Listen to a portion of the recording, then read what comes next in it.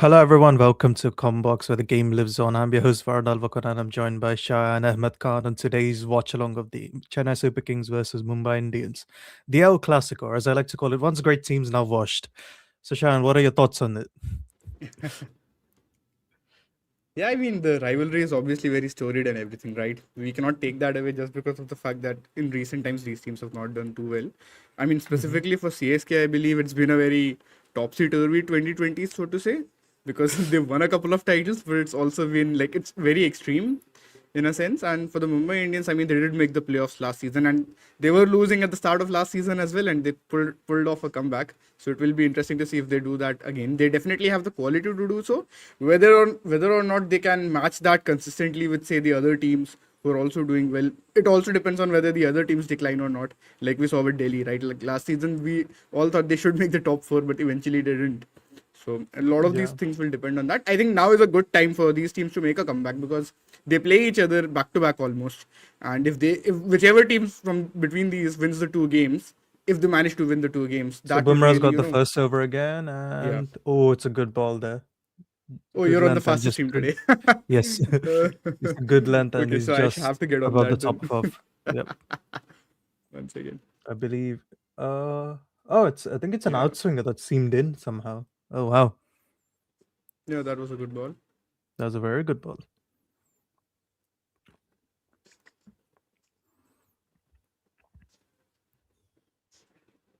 So there's no Matt Short in the 11 anymore, and obviously I think Karthik Sharma has Hmm. come in for Ayush Matre, and we have Jamie Overton at number 7 in your batting lineup, which is Yeah. hilarious. It's a They pretty don't. They poor haven't played ball though. Urville, have they? Right.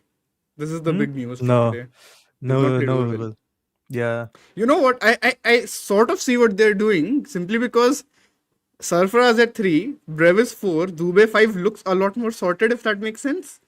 no. I get what they're trying to do. I just don't like whatever the hell is coming after that because you can't have Jamie Overton and at 7 and Noor Ahmed at 8 in big I 2026, man. agree with that. That is, like, there is absolutely no doubt about that. Yeah, But they're I doing think, the GT thing on there, like GT and RR thing.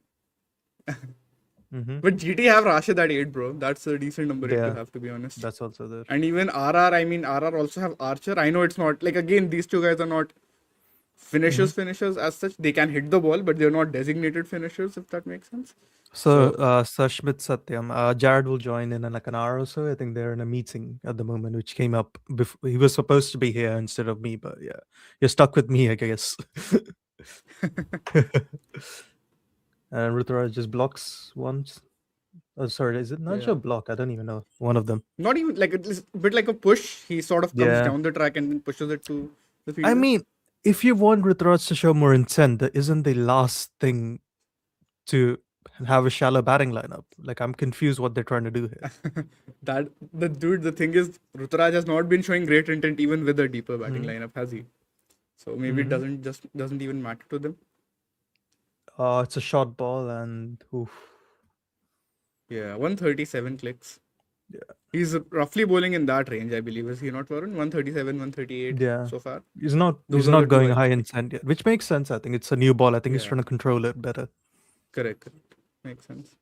And Bumrah with the new ball is also, I feel like it's a situation now that they just have to do it simply Mm. because whatever they were trying before this was not working. They tried Bolt, they tried Chahar, they tried Hardik himself. None of these things were working for them as such. So I think it's good. You give him the new ball, give him two at the start, and then see what happens after that. You can manage the overs, I feel. Because now it's a desperate situation for Mumbai, right? It's not no more a case of them, you know, Yeah. being able to use Bumrah as a luxury wherever they want him to. But So Mumbai's got 4 overseas, so Jax hasn't come back into the team. Any thoughts on that? Is it just that they maybe like he's just come into the team, so they want him to could get be that, used yeah, to it yeah, yeah. more, take a bit more of a breather? Yeah, they still haven't got Rickleton back either. I mean, they're going with QDK, who did make that 100. But to be Hmm. fair to Rickleton, he also had a great knock in the first match, if you remember, versus KKR. The run chase where Rohit and him went nuts. So, I mean, uh, I don't know if you were backing Rickleton, maybe you should have backed him. But then it's also hard to drop QDK after he's made that 10, I guess. So, and that will be interesting. But you have to play one of them anyway. You can't play both And of them, it's so a that's good fine. length ball again. Yeah, good solid ball. Yep. Mm. 137.9. Again, as we said, he's not going full all guns blazing in terms of pace, which is not needed either. He just needs to bowl on the right line and length. And they're just showing up his stats, right? He's bowled 32% in the good length and 18% back of a length, which they obviously call short, and that annoys you a lot. Yeah, and Himanish as But well. yeah, but exactly, yeah. But you get the I point that think I'm they making, showed right? versus That GT it was 77% in the good length, which is great. oh Oh, wow, that's a good yeah, shot by Samson. Yeah. Bumrah just yeah, misses his that's a length classic shot. and his length as Yeah, well. Pretty he shit does ball go a and the bit worst back part of as it. well, just Yeah. under 140s. Yeah. Mhm. Just under 140s, good shot. This is also a matchup which they were showing on the screen, right? This has favored Bumrah historically, especially in terms of the scoring rate. He's not gotten out Samson as many times, but Yeah. he's not let him score. Oh, it's a no ball. Oh wow, And it's a crazy, free hit. Oh, bro. Wait, they're already showing the ad on my TV, bro, and even on the stream. Oh yeah, yeah. Now it's there. Now it's there. mm. Nice. Let's see what happens.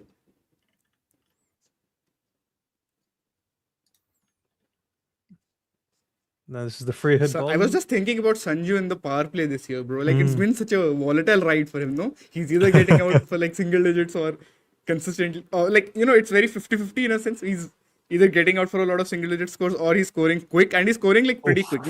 Not Arya or Abhishek quick, but like he's getting you to 190, 200 strike rate pretty comfortably. That was Ooh. quite the ball to bowl for a free hit. Yeah. Fucking hell. 143. This Might be time his best ball you this could season, see. and he's a dot because of a free hit. I feel like Yeah, he's bowled 7 a of the better ball first than that, over. bro. Yeah, Sometimes there's 7 also of that the. thing, no, where you bowl a good over, but you bowl a good Mhm. ball, but it's so Yeah. unplayable that you don't even take a wicket off it. I'm sure there must be some of that as well. So Singer called it perfectly. He's like, Bumrah's free hit is the most obvious 0 of 1. Like, he's not wrong.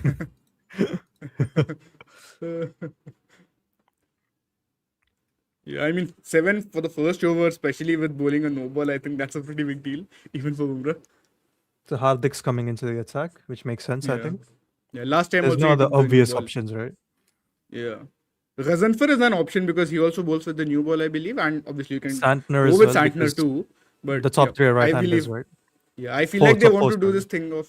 Yeah, I feel like they want to use them in the middle overs like the last game and get an Mm. Ashwini in after maybe 1 over or 2 over, depending upon how Hardik goes. Because And if so you remember, this is Hardik in the last game, he went for 18, but he got the wicket of Butler. yeah, So, and they come back I for mean, 2. net positive, I think, for me, that over. The question is, would You you give remember that? Bumrah a second over in the power play? Yeah, I would give him another one, bro, for sure. Mm. I don't know if I would give him a third. That would have to depend on the match situation at that point. But Yeah. I think looking at Mumbai right now, you have to give him over 1 and 3 for sure. But the counter is looking at CSK in his recent form. I don't think you need to give him 1 and 3. No, I get that, but what if they make the most of it? I mean, Samson can get on a run, can he not? We know what he's He capable of. can. I think if Hardik gets a wicket, I wouldn't give Bumrah a third. The third over, sorry. You don't need to at that point. Let's see, let's see. Yeah, I think as I said, it might depend on the situation, but I am Yeah. tempted to go with Bumrah for the second over as well. Just give him a, like an opening burst. Yeah, good bowling this by Hardik. Yeah. Just going for the channel outside off. Yep.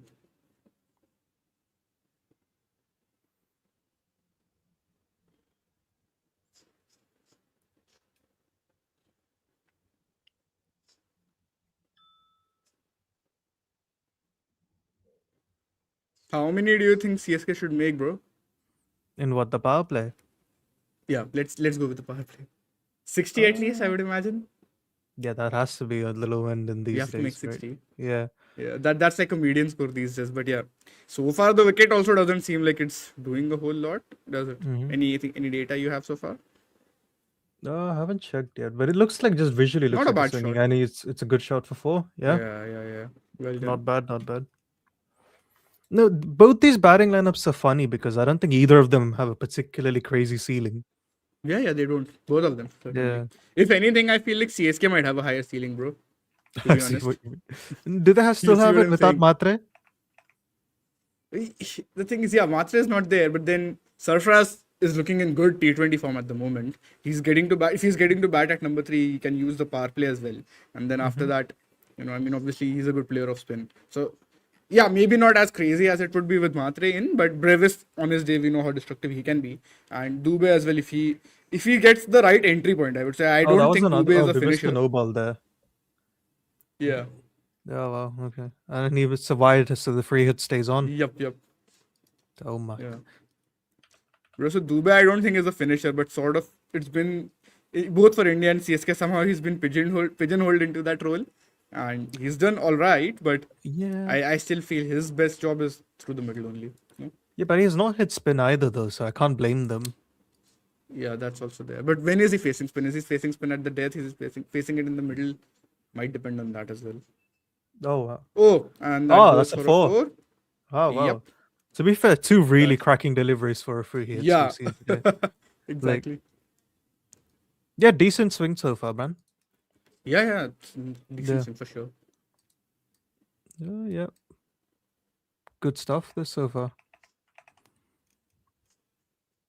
What do you think about the seam so far? I don't feel like there's been a whole lot of seam. I mean, with Bumrah, you naturally get some of it, but Yeah, there's been a couple, but nothing too crazy. yeah, nothing too crazy. Exactly.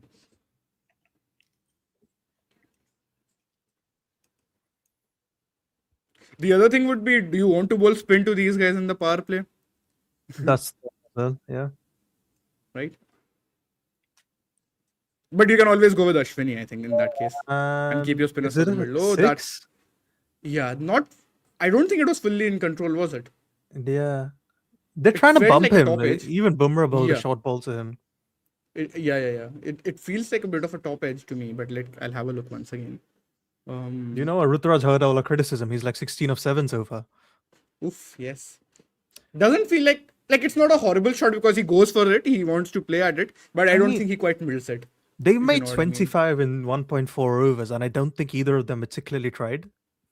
So To be fair, he did go for that slog across the line. No, not a slog, like a bit of a pull of Hardik, the one which said was a good shot, and then the one that went for an edge, couple of no balls, and I think if Samson you're hit a good Hardik, shot. would you bowl another short ball because he wasn't completely in control there? Or he doesn't bowl the short Probably ball. not. But I know against he was not Ruturaj, in you want to control. bowl length, don't you? Yeah. Usually. Yeah, I assume Ritu is a good player of the short ball. I mean, I don't remember Yeah. the numbers off the top of my head, but I feel like he's got that game in him. He doesn't get troubled a whole lot by that. As you said, good length is the way to go with both of these guys. Yeah. I think his Do you good think that's length make- holding up this season as well for 2026? I mean, he's been a bit shit versus everything, so probably.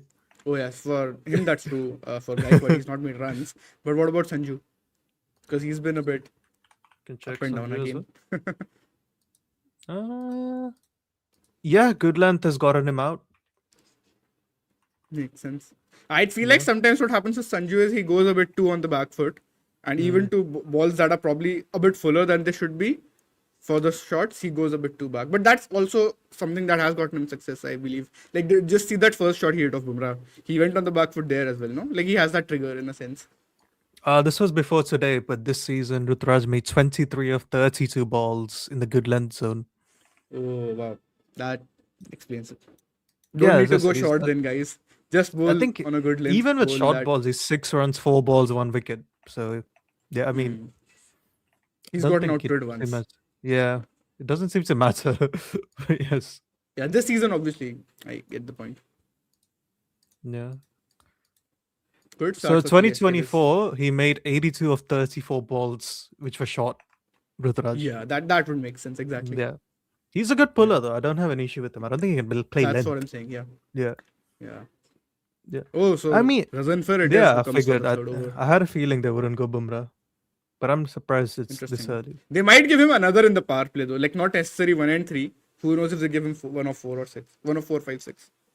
Burrito is saying, why are they not bowling on the stumps to Samson? I feel like this happens inexplicably to Sanju, where it's like every bowler forgets to bowl at the stumps to him. Do you remember the West Indies game where like Himanish was like, for fuck's sake, why are they not bowling at the stumps? Yeah.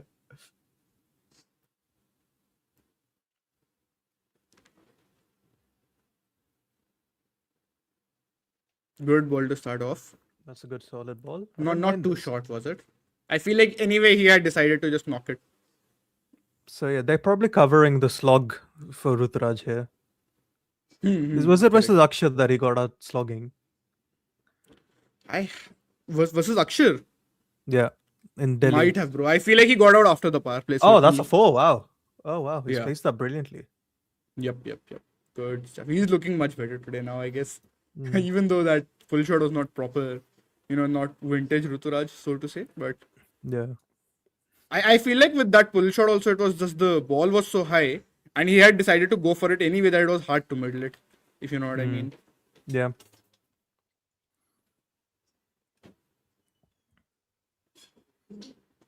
Again, Dave, CSK have made 30 in 2.2 overs, which I can't make sense of. Exactly. And a gentle single there, which makes sense.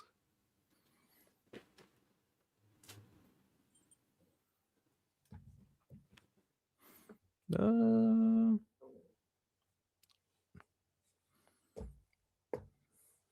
so who would CSK's impact sub be? I assume it's Matt Henry if the batting is decent.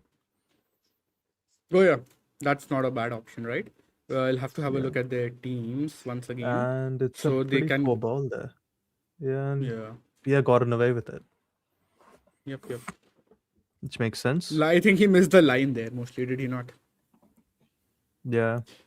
Yeah. So So we they have have the Prashant option Wade, of Matt yeah, Short, Matt Prashant Veer Henry, short. Akil, and Urval. So yeah, Yeah. which They makes can sense. go Akil as well, I think, if they need that. Yep.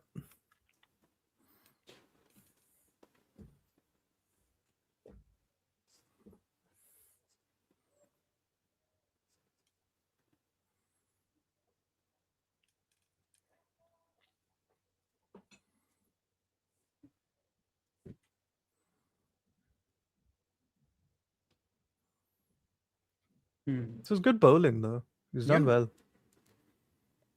I feel like he's mostly kept it on a good length itself, except Yeah. for the one ball that he missed his line a little.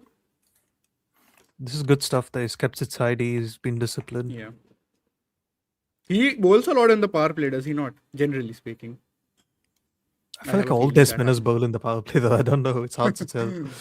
That is also fair, bro. Oh, wait, it's high in the air. And And it's he's gone, yeah. out. Oh, fantastic bowling this from Gazanfar there. And Ruturaj is gone for 22 or 14 and by some distance his best innings of the season. Yeah, that certainly. At least he went out with intent. We'll give him that. And it's always a bit hard when you're out of form. And Mm.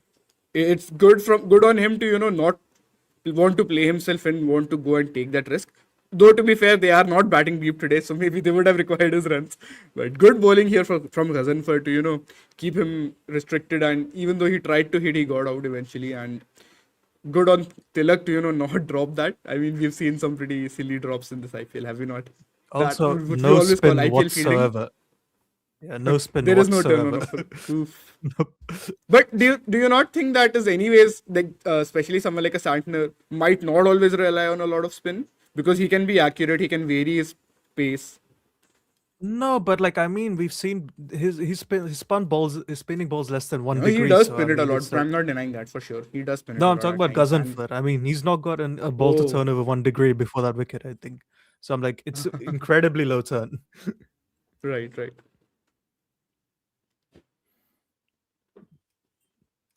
Yeah. So Today there was Sarfaraz is also in some there. news on Dhoni and Rohit possibly coming back, right? Yeah. But neither of them are back, I believe. Neither of them are in the impact subs, are they? Yeah, Rohit's also not in.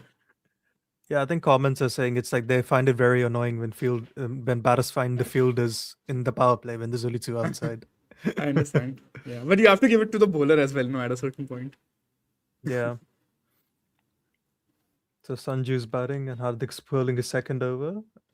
Yep. Decent ball.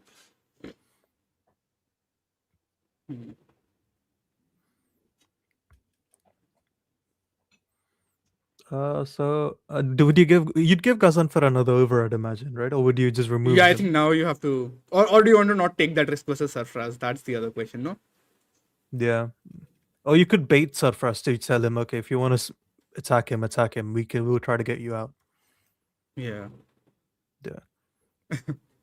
I find it difficult to judge whether Hardik is an attacking captain or defensive captain. He's so random at times. Bro, his captaincy I've never really understood, to And a be honest. solid front foot block from Sanju Samson there. So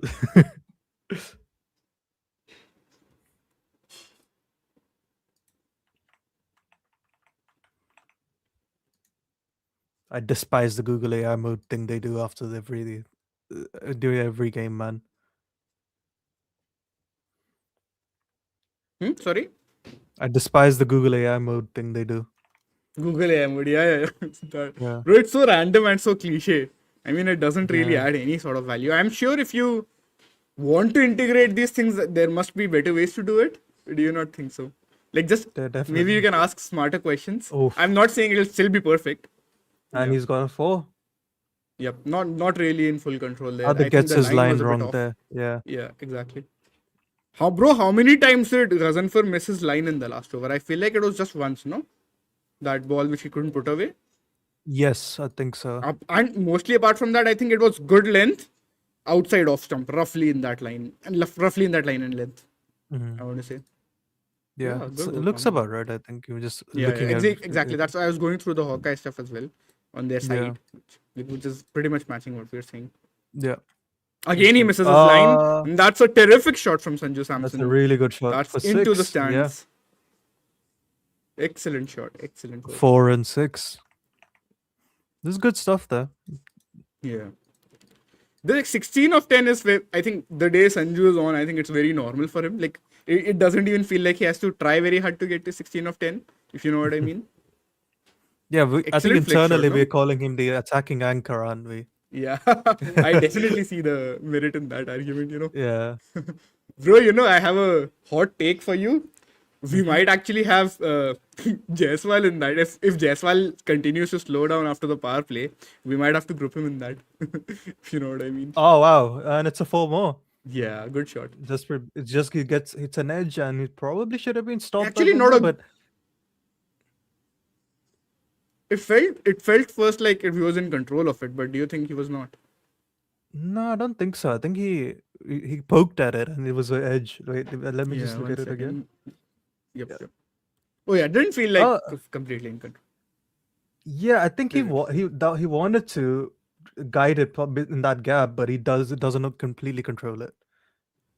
Yeah, or like there's no way for us to know for sure because his eyes Yeah, are there. It yeah. feels like he's going there, but what if he wanted to hit it more through covers or something? You But why is know what I Bumrah mean? fielding there though? Oh yeah, that's also bro. They've often used fast bowlers in that area, not in the IPL in general, not I think just it's Bumrah because you don't anymore. want them to put a lot of workload on their legs, right? I guess. But what if you get a catch there? Like that's always That's the a thing, yeah. hotspot of, in a sense, no? And there was That I he don't bowls think another that's short anywhere ball, and close. they're giving it a wide. Yeah. Yeah. Yep. Was that the third No, it can't be in the the third. over? I think no, must be the second bouncer of the over. Oh yeah, I'm sorry. Correct. Third would be the no ball, no? Third would be a no ball. Yes. Yeah, sorry. What is happening there? They're Okay. just checking. They're just reviewing it. Yeah. Ah, This this felt is in really good. control. This is good. This Yup. is very good. Bro, really cool It's a shot. Wow. gentle. It's the Kane Williamson nudge to third man for a single, except this was a 4. That's what this was. Bro, Really good shot there. This is like the equivalent of that shot he played of Jimmy Neesham, except that was of a fuller Yorkerish ball in the World Cup final. Do you remember Yeah. that shot? Which Jared also mentioned it in the piece that he did after the World Cup final. That was a very, I think that was a much fuller ball. This is obviously more good length-ish, I want to say, and he's just guided that beautifully. Also, 2 dog shit overs by Hardik though. Oh yeah, definitely. Mm.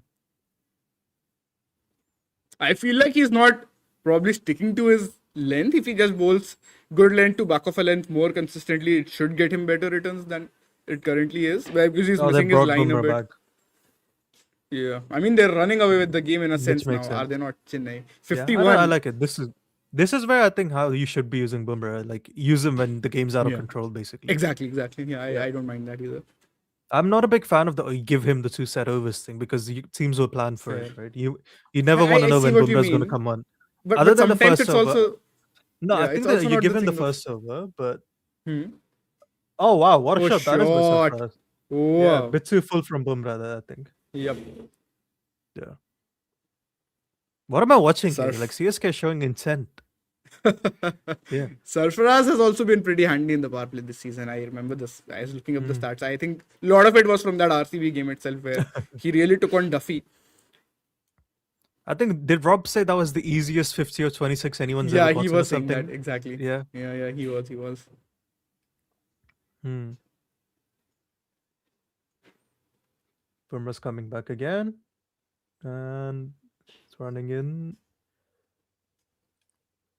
It was a back of the length ball. He just guides it third man for a single.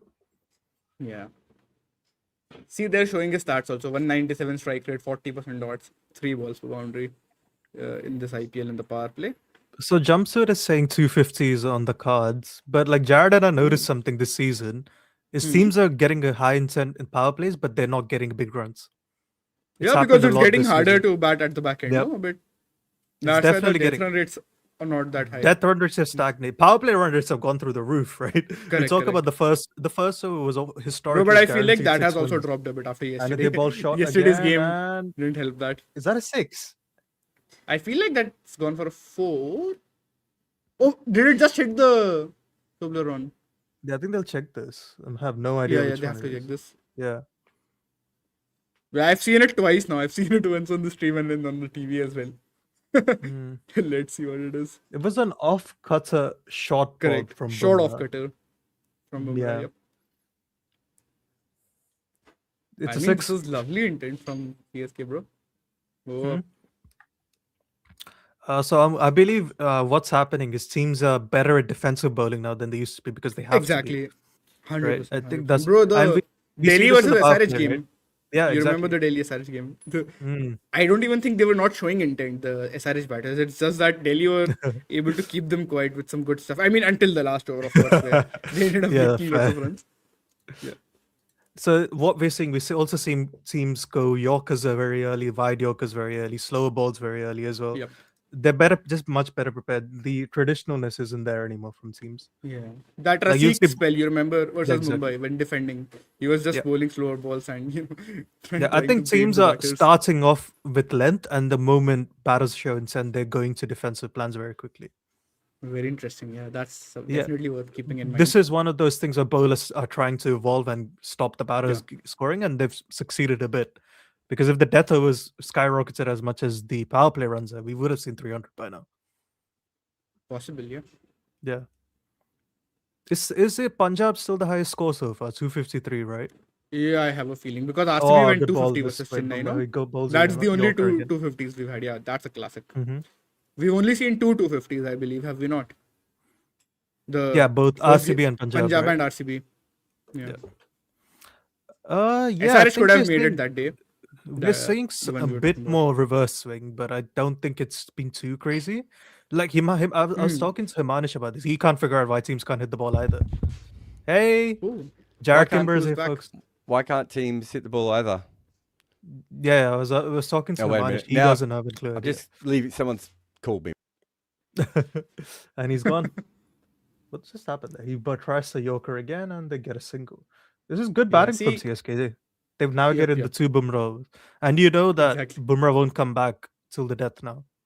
Yeah, this is See, good stuff that's my from them. main And issue with him bowling 2 overs in the power play. You can't use him again till the bro, death. but then the issue is they would have smashed like 20 runs off the other guy who would have bowled now.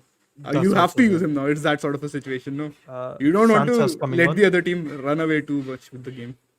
Yeah, Santa's come on now. Also, I think that we were just talking about defensive bowling in the power play, right? Bumrah just exhibited that in the last end of that over, just bowling the Yorkers. Bro, for some reason, Siraj has been excellent in the power play this season as a Yes. defensive bowler. He's not I think taken wickets. he started off He's badly, right? And he's gotten better as the season has gone on. might be. I don't think I've had a look at that, but 6.93 roughly was his economy, I believe. Only Shami, I think, was less than him, and he's played on some tougher wickets as well Yeah. for batting. So they have a. I don't even know. Why do I try to name fielding positions? Yeah, and that's a 4. Yep. It's a loft. Is that a lofted sweep or a slog sweep? It's a slog sweep, is it not? It's a slog sweep for 4, yes. It feels like a slog sweep to me. You're a slug sweep. Yeah, so Jared, we were just talking about teams not being able to make big runs after good power plays. We should do a video on that. We should do a video on that. We should do 2 videos on that. We should do multiple videos on that. Yeah. Video We should do a essays. TV series on that. It's actually. Oh, It's, this is uh, hit in the air at the deep mid And that's a wicket. 4. Yeah, another no 4. deep mid Yep. wicket there. It's one of the it's very rare this happens, but we're miles ahead on our coverage. Like we've got videos already made for next week, right? Like not well, I should say from our side of things, not from the producers. Probably still have to edit it, but you know what I mean. Like we're so far ahead. Like today, I was like, great, everyone's going to hear about the ball lock, and I was like, oh no, they're not. It's supposed to prove failure this week. I'm a week in advance of everything else. Yeah. No, I think the footmarks has going up this week. Yeah, the footmarks has, but the other video has. The actual main video has it. The main yeah. video has it, yes. Yeah.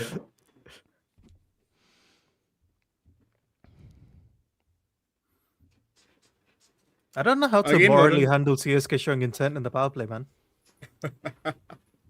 Well, when you've got such a deep batting lineup with Noor Ahmed at 8, why would Yeah. you not want to do this?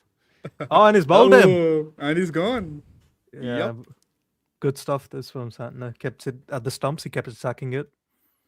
75 clicks. Not ball. The really I- Return. I wonder how many of his wickets this year he's got with this really slow deliveries.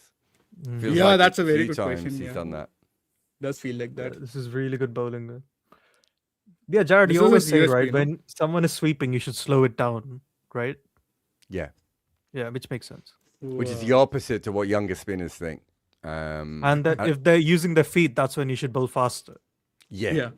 Okay. if they're coming down to you, make it harder for them to make the decision. But if they're sweeping, it's I know it sounds weird, but it's actually, if you're a really good sweeper, you should be able to sweep like medium pace, even medium fast at times. Maybe not to start your innings, but Oh, when you wait, get in. Shivam Dubey time. Oh, Let's hello. go. Oh, wow. I like that. This is fun. So what did Gaikwad end up with today, guys? 22 22 or or 14. 14. I mean, is that for him? Like, he might get a nosebleed from scoring that quick. Yeah. He did get a nice gentle free hit though, which I think, what was it? Did he edge the Yorker for 4? Yeah. Yeah. Correct. Yeah. Was it him that got the free hit when it was an LBW shout, or was that like That's it would have that been? was out- Samson. That was Yeah, Samson. in the first over, that was Samson. Yeah. So he got the other free hit, right? Yeah. Yeah. I was trying to remember. I was on a meeting, and if those people who are watching that who were on that meeting are now watching this, I was listening to every word you said, but I Yeah. was also looking at the cricket. Yeah, because Jared respects you guys so much, he's only watching one game when he would have watched 4 games at the same time. I was only watching 2 screens. I mean, that's not even a lot for me. That's not a lot at all. Bouncer! that's a from bouncer. Mitchell Oh my Sander! God. Oh, for fuck's sake. Hello. So what have we got now? Shane Warne, Krunal Pandya. Haley Conor Matthews. Pandya, KS Ahmed, Shy the Freedy, Haley maybe? Matthews, Jared. Haley Matthews is a good one. Who'd you say, Varun? Shy the Freedy, has he bowled bouncers? I don't know if he ever bowled a bouncer. He certainly bowled quick enough to bowl them if he wanted to. If you got a Shahid Afridi bouncer on these Hawkeyes here, it'd be 200 miles per hour.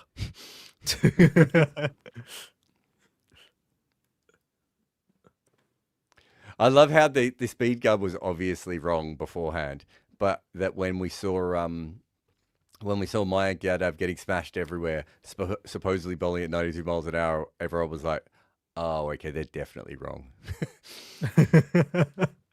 Lots of speed variations in this over, though. Like, that's the USP with Santner, right? Always mixing it up, Yeah. knowing how to keep the batters guessing. The ability as a spinner to bowl your best delivery while changing the Getting it. speed on it is it really is hard. Yeah. Harder for a leg spinner than a finger spinner, but certainly hard for a finger spinner as well. Yeah, Santner's very good at that, isn't he? Like Exactly. with high pace variations. I think we looked at it once, didn't we? He has like 3 or 4 different distinct pace groups that Yes, he can bowl. for the test stuff Yeah. back in Whereas, 2024.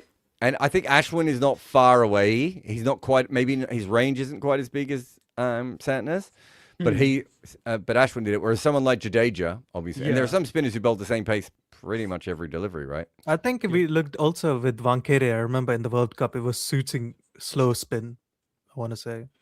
Or was it the other way around? Yeah, it was one of those. I can't remember at this point. Yeah, he's bowled well. He's got a wicket. Let's end it there.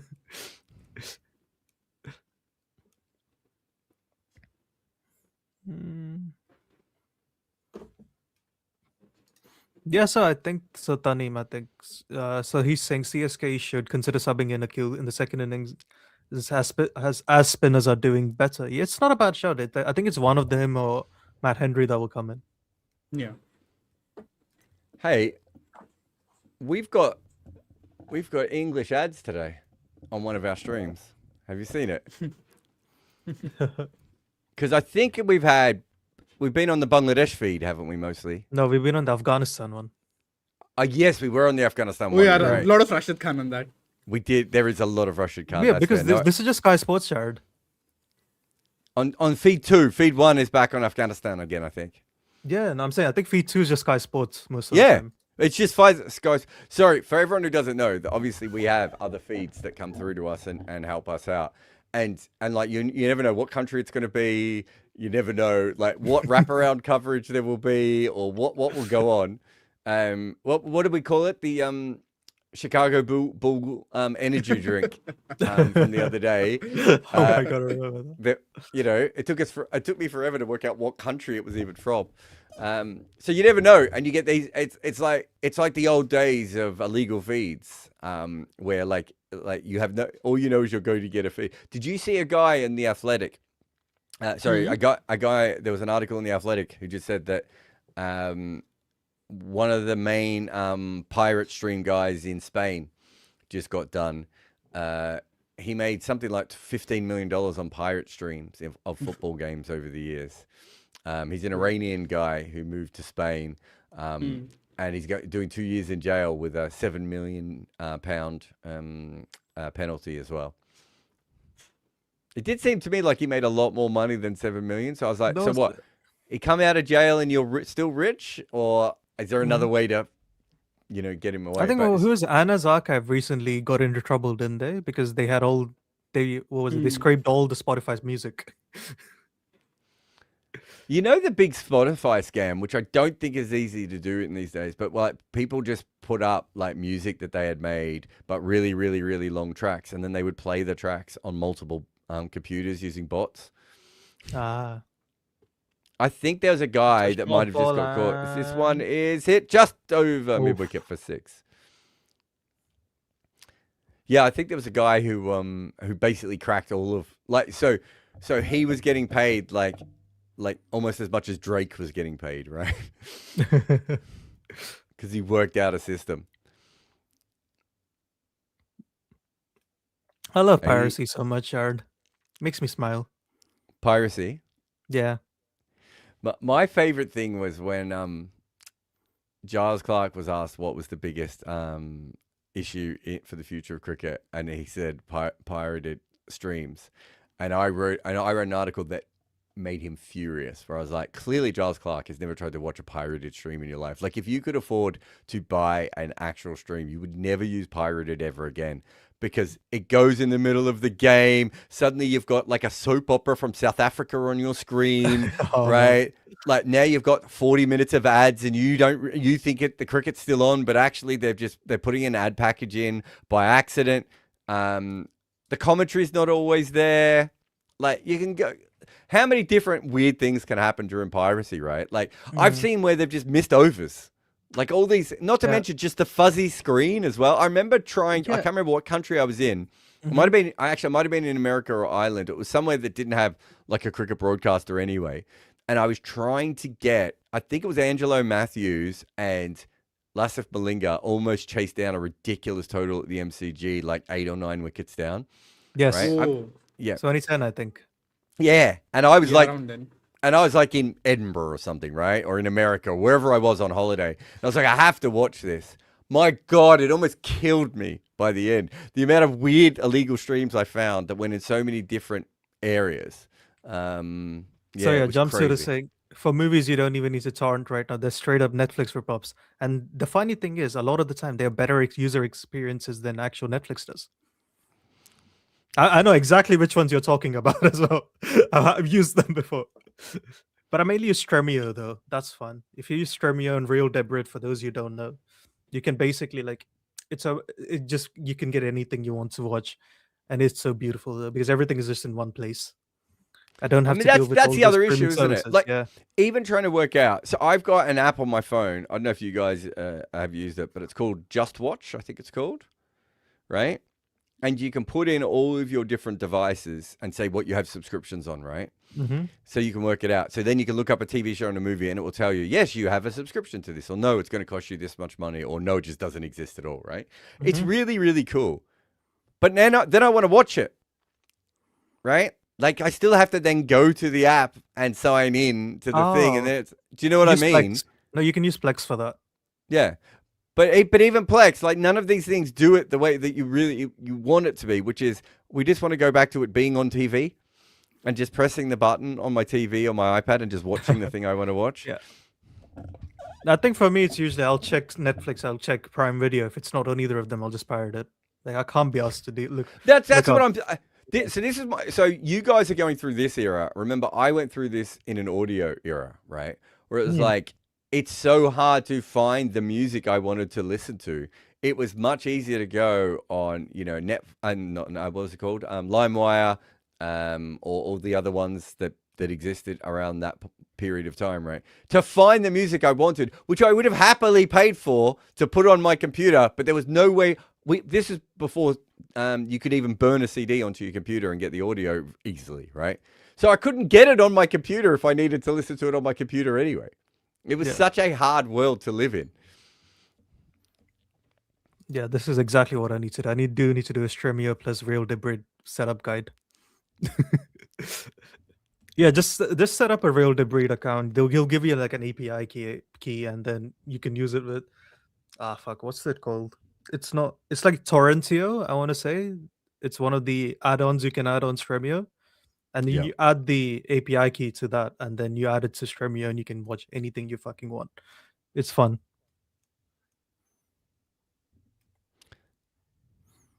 So it's just so hard. Things are just so hard when they don't need to be. Yeah. Oh, did you ever use Napster, Jared? Yep, Napster and LimeWire were Yeah. the two main ones. And there's a third one. I can't remember the name of the third one. LimeWire kind of took over Napster. I can't remember what the difference was. I'd have to go back and check. But it's actually kind of funny now because I have my kids have an iPods, right, with like, just gigabytes of music on them, and I would say that almost none of that is music I ever bought, right? It would all be from Napster or LimeWire or wherever, right? Like that's where it would have been from. But I also owned 1,000 CDs, right? So it's not like in some cases it was easier for me when I had a laptop and I didn't have a CD burner, right? Because in those days having a CD burner was quite the setup. It was easier for me to actually buy a CD and then download the LimeWire and have it on my computer as well. Nice. Yeah, that's one of the things which, like, I think it's the common saying, isn't it? Like, piracy isn't like a money problem. It's a service issue, isn't it? It's if there is an easier solution, people will often go to it, right? I think if you look at video games, the piracy rates have dropped a lot because of Steam, because people find it much easier to download games on Steam than they do go on pirating, and because gaming has been so shit, piracy has gone back up again because games have become too expensive again. It's fun. Yeah. No, and all that that's why I've always had these discussions with people. I was like, you have no idea how hard, like, especially when the world went global with the internet, but you couldn't buy things everywhere, right? So you come into a situation where you are really struggling to like get the thing that you need, right? So Australia, and this would happen for anyone in India as well, is like you might get the main album, right, of something that you want to listen to, or you might get the main DVD, but do you get the DVD with the making of documentary? Do you get the DVD with the director's commentary? Do you get Ridley Scott's, the great cut of Blade Runner? Right? No, you don't get all those. You just get the very basic one that they sell, and it's like, but I know the other thing exists. I'm on the internet. I can see it exists. I just want to watch Ben Affleck drunk. Take me through that movie where he was where he was a space miner, right? Like, that's all I want. I know this exists. I've been on forums where people are talking about how Ben Affleck spending 2 hours drunk slagging off his own movie is the best director's commentary you'll ever hear. How come I can't buy this thing? I don't know what movie that is, by the way. Someone else might know Siddharth is what it saying, oh, wow, he's bowled him. and Wow. Dubey is gone. Yeah, Gazanfar's bowled him. Yeah, nice. What a So game he's Siddharth- having, bro. So Siddharth Yeah. saying, pirate big studio games and buy the indie ones. Yeah. I don't discriminate, man. I pirate everything. I'd even go a step further of, like, if you can, whether it's games or music or movies or whatever, there's the best way to support people is usually buying the merchandise and everything around it, right? So, like, if you love a band, one of the best things you can do is buy a T-shirt of the band off their website, right? Like that, there is such a good way for being able to do that and everything else. So I think, like, little things like that are really, really cool and help those things, subscribing to them and everywhere else. But yeah, we're not saying you should pirate. We're saying the world should be better. No, I'm saying you should pirate. That's exactly what I'm saying. Yeah, but the quality is, there's always a drop off, right? No, you're just not pirating well, Jared. Come on now. Yeah, I've you been need to improve pirating. it. I've been Yeah, you need to pirating get better. before you were born. Yeah, I'm I knew aware. Jared was Like, gonna and you're say not that. pirating it well. That's what I'm also saying. Yes. So What Brad says logged has in. he faced Gazanfar much before? The Revis? Dubey. Oh, Dubey. No, I meant Dubey. Like, is that an issue that we know anything about? I can't imagine. I he wouldn't could. imagine they faced each other much, but they can. Yeah, do because stuff. India hasn't played Afghanistan recently, and Yeah, they didn't play in the World Cup either, so it can't be that much if they did play. yeah, exactly. Mm. Have they played each other in the IPL is a question, no? Yeah. No, not apparently. I don't think I can see it. Because I'm just going through, like, there was a few deliveries there as Brevis plays a ridiculous shot, first ball out to deep cover. Oh, stream one back on again. It is, but it's really tetchy. Because I know how to stream to do this stuff well, but it's still a shitter version than it is on my Oh my TV, God. Varun. It did go off, though, a couple of times. Yeah, I'd rather stick to Steam 2. God. Okay. Yeah, he just didn't look very comfortable against Gazanfar, really, I didn't think. Yeah, I think Gazanfar has probably been Emma's best bowler so far this season. Yeah, easily. Yeah. And it's gently nudge. This is the Sanju Samson thing. He'll just gently nudge singles before 50. I've noticed this a lot. The amount of times Yeah, he's on this like happened in 44 the of 19 and he'll last end game, up right? 50 of 26 is crazy. Yeah, it does happen. Yeah. Yeah, I've also noticed this. Does anyone at the end of the year really look at 50s? You know what I mean? I Like, used it's to, I think. like hundreds I get.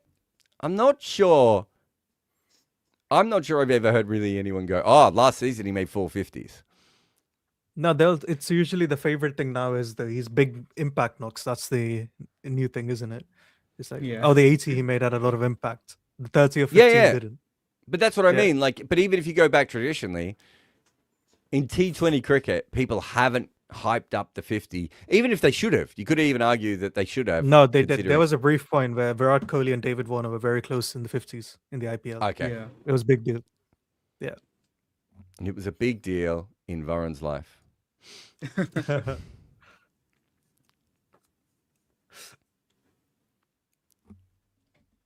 Again, so it's we have a that super gentle chat. nudge. Yeah. So from Rohit Samson. Kumar Jha is saying Sherf Rutherford, for his own sake, should refrain from posting about Churchill while playing IPL, and Lalit Modi should not refrain from posting such Goenka memes. I have no idea what either of these things are about. I know the second. I have no idea about the first. I What am going happened to there? have to Google Shafane Rutherford Churchill. I mean, Lalit Modi is acting a bit like a heartbroken teenager, is he not, Jared? The way he's going Yeah, after it's a going weird up. one. So I contacted him before the IPL because we wanted to do a project with him as well. And I mean, maybe just everyone was contacting him, and he didn't get. They got back, but they didn't end up going ahead with it. And he might not have wanted to sit down with me as well. To be fair, by this stage he knows me well enough to know I will poke him. Perhaps more than Michael Vaughan might, but. I got the feeling it's more, I think when the IPL comes around, Shyam, what happens is there's a little bit of FOMO with him, right? Well, basically, you see this a lot with founders, right? I can't remember who it was, but there was a company recently that had a founder, and every time there's a big announcement for this company, this founder comes out and does another podcast, right? Because he was kicked out. And I do think there was an element of that with Modi where he's like, I know everyone's about to talk about this. Brevis just smashes Santner back over his head for 6 here. Yeah, and I do think there's an element of that's a part of it. But also, my guess is, looking at all the people's podcasts he's been on, a bit like me, I think everyone's just contacted him as the IPL starting, right?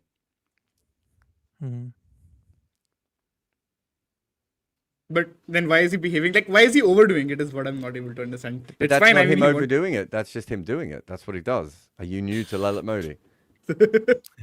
I mean, I did hear This was a man who asked the camera people to film him at grounds and then would have a phone on each ear at the same time. What the fuck is... What have you seen recently that suggests he's overdoing anything? So apparently Rutherford posted a Churchill quote on his story.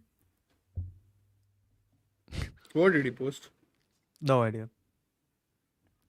I understand why that How would do be Churchill insensitive. quotes go down in, I don't know, let's say the Bengali region of India? That's what I'm saying. It's very insensitive for that part of the world, right? Yeah.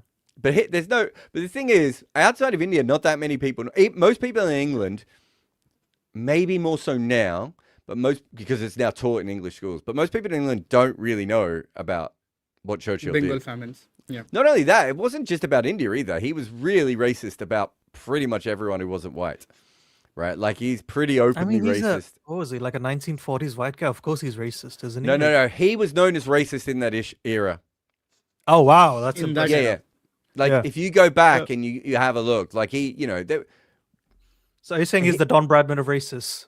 he was on the wrong side of a lot of things that he didn't... Yeah. The thing with Churchill is because he never shut up, a bit like Lalit Modi. He's we have his record of being on which side of everything. So that there's a lot of fascinating historical people. We don't know what they thought about things that were happening, right? And then we have the people like Churchill who just couldn't shut up, couldn't stop writing articles. You got to remember, most of Churchill's life was actually trying to get into power. He was actually a very unsuccessful person at many times, right? So he was in and out of power over and over again. So he was always, he was on all the podcasts before there were podcasts. Dewell Brevis hits this over long off for 6. Just for a minute, I thought, that's too wide, mate. You don't need to play that. It's too wide and too slow. And he went, yeah, it is. But I'm going to hit it over 6. I like that. Jared, this is the step hit, no? Which he often does quite a bit versus spin. I don't know like if that it even is. with the Can you do a shallow step hit batting when the lineup. ball's that wide? They're But still hitting it. You just see his feet movement, no? Once. I just think it's the hit. It's not even the step hit. Okay. It's just Yeah, swing. actually, he doesn't quite need to step out much. Yeah, he just kind of waited for it, didn't he? Yeah.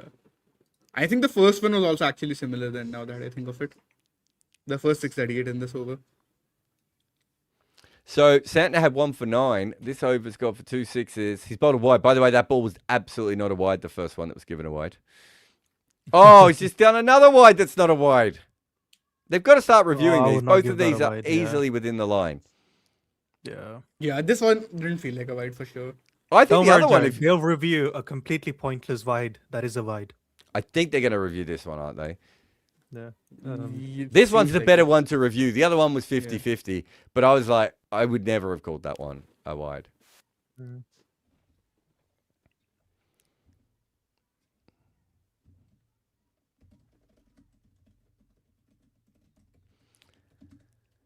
I think Santa's getting turned. He's just bowling too full, I want to say. Bit too wide also, no, for that ball, last one.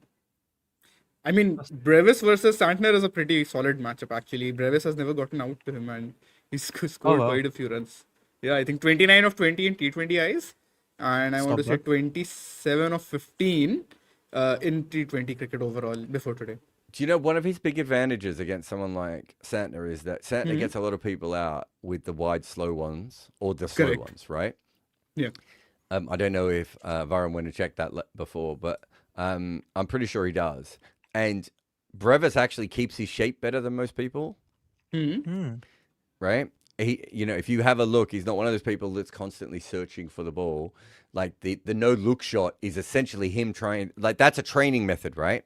That's what you were taught when you were young, is to wait as late as possible to play through the ball and keep your head down the whole time, right? And that's what he does. And so you can take the pace off it, but he's not going to chase it. So he should be better against back of the hand slower balls. Is that dropped? I think it was just short of Santner at point. You should be better at against slower balls and against slower ones from spinners because of the fact that you are taking, because you're waiting for the ball to come to you. So guys who go out and try and hit slower balls, guys who go out and try and reach for the ball, like maybe someone like Virat Kohli or Kevin Peterson or whoever else you want to put in that list. Correct. Back of the hand slower ball should be an issue for them, right? Because you have to keep yourself in your structure for longer. And it's really hard to do that for a back of the hand slower ball or when a spinner goes really slow. Makes sense. So not as many this season, Jared, but last season, yes, he was getting a lot of wickets bowling the really slow balls. And this is, oh my God, I thought that was going to be out. Brevis has just pulled this off Ashwani. And I was like, well, this is going to be caught. And then, who is that out there? This is stopped, no? Sort of. Was it Dheer? I think it's Namindir, yeah. Yeah, it is him. It was mistimed. It was clothed a little bit off the stop. And it looked like he was just going to run in and catch it. Oh my God, he's lost the ball, hasn't he? Oh, wow. Oh, yes, yeah, he was doing this. He actually ran backwards. If he'd stood where he was, it would have almost hit him on the ankles. If he'd stood where he was and taken a small dive forward, he just takes that, doesn't he, guys? He doesn't even need to be running at the end. And that's a 4. Is that 50 or 26 balls, is it? Yes, 53 or 26. There we go. Varun has been on Like 50 watch clockwork. for Samson. Yeah. And that's like clockwork, yep. Yeah. Can we find a Signs of metric that tells us which players are most likely to score singles between the score of 45 and 50? Yeah, it must 40 be. to really. 50. Actually, no. What we would want is we want true strike rate for between 45 and 50. 40 to 50, in fact, I would say, Jared, to be honest. I think people, you're still going to hit a boundary early in your 40s, aren't you? I don't know. It depends from batter to batter also, I think. Like, it's hard to generalize also at a certain point. But I see what you're saying, I guess. Sorry, guys. I'll be back in 2 seconds. Go for it. Attacking anchor Sanju. I mean, he's anchoring at 200. I'd take that, to be honest. Would you not? Yep. It's so predictable now though that he will get 6 singles. He's got this between template. 44 and 50. He's got a very set template of playing when he's playing well. So it's either this or he's going to get out in like the first 10 balls. This is exactly what Sanju Samson is. Bro, even you remember the KKR game where I think Sanju slows down a bit even in that innings. He was 23 of 13, I want to say, in the power play. And then he finishes 48 of 32. Some good bowling as well, I think, from KKR. The spinners had started to find some form again. I want to say so. Good control percent for him today. I mean, it seems like 86% of the balls he's middled. Yeah, it's been relatively well controlled. I don't think that's usually an issue for him though. True.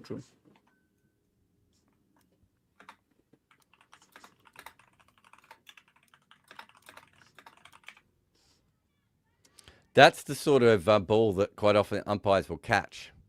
Hmm. Because when it sort What of if an comes to umpire you, catches it by mistake? have you never seen that before? It's happened I before. I can't remember it. Maybe I would have seen it, but I can't remember it right now. Oh, Brevis Oh, up wait, and is that over. out? This could be That's out. gone. Oh, Go it's on. out. Third. Wow, yeah. Yep, Finally, yeah. The short ball has finally worked for them. it has. It has. Now they've lost, I want to say 4 wickets. So this will make things very interesting, right? After that power Who's play. left? So Karthik Sharma, isn't it? Yep. They've got Yeah. Karthik Sharma, and then they'll have Overton, of course, coming in to that. I mean, the other way to do this could be you sub in Prashant Veer. Yeah. He also gives you bowling, right? Yep. Yeah, that's the rationale I'm going with. What's their bowling if, let's say, they can't sub in another bowler? They can still open with Mukesh Chaudhary and You still Kamboj. have who's the Yeah. you have Overton is your fifth bowler and Dubey is your sixth bowler currently. So Overton and Gurjapneet can bowl in the middle and death. Same for Noor Ahmed. And Kamboj can also come back, right? So So if they Yeah, bring I- Prashant Veer, he'll be the sixth. He'll be the sixth yeah, bowler. and if Dubey they will be bring him in, seventh he'll bowler. be the sixth bowler, correct? Yeah, it's not a bad. They also have the option. option of Urvil. Yes, they can Surely bring What do you they say? bring him in now. Like, If they have to do it, they have to do it now, right? But wouldn't you just be better off bringing Short in that situation? Mhm. There's no this situation which situation- Irville makes sense now. Because if you bring in one of the, there's two spinners as impact subs, right? Yeah. Yeah. And they can both bat. Agreed? So surely Veer at more this than stage in the Phil, but innings, yeah. you just go, let's bring in one of the guys who can bat, who can also give us bowling. Otherwise, Yeah. Irville had to be used early on. No, they had to start with him essentially, right? Is what you're saying. Well, I mean, Or- they should have started with him, Yeah. but yeah. Gaikwad should have been dropped. that is a very I Rob mean, yes, Barron but I coded mean, take. they wouldn't drop it, right? Yeah, we were saying right, Rob Barron has been ahead of the curve. Yeah, I mean, I saw a tweet which was like really praising Rob for. I mean, someone put out the whole clip of me and Barron on that chat, and I was like, oh, I think it's a bit of a hot take, but Barron is like, no. I would have said 2 years ago that you build around him, but right now game's gotten too fast and all of that basically, and lots of people were very disappointed with it. But then I think after a couple of weeks, everybody was quoting it like, yeah, maybe he was ahead of the curve. I saw one tweet at least for it specifically, which was addressing that. So Yeah, no, he'll be told he's ahead of the curve. It's easier until some- than I think it's easier said than done also in a sense, because like at a certain point, Jared, who is CSK's best batter after say Samson? Brevis? Yeah, Safraz or Brevis. I mean, Yeah, this on is talent Sarfar's privilege. first. I mean, good this IPL season it's been Overton. That's also there. But you get what I'm saying, Jared. Sarfaraz has just got his white ball stuff going right for him since the start of the last match. So, like November onwards. I'm saying quality wise, even if we ignore Gaikwad's form for now, he's still got to be up there for their batting talents, is he not? So it's easier said than done, I think, to just drop him, because You don't I drop know him, you how trade much- him away like I was saying weeks ago.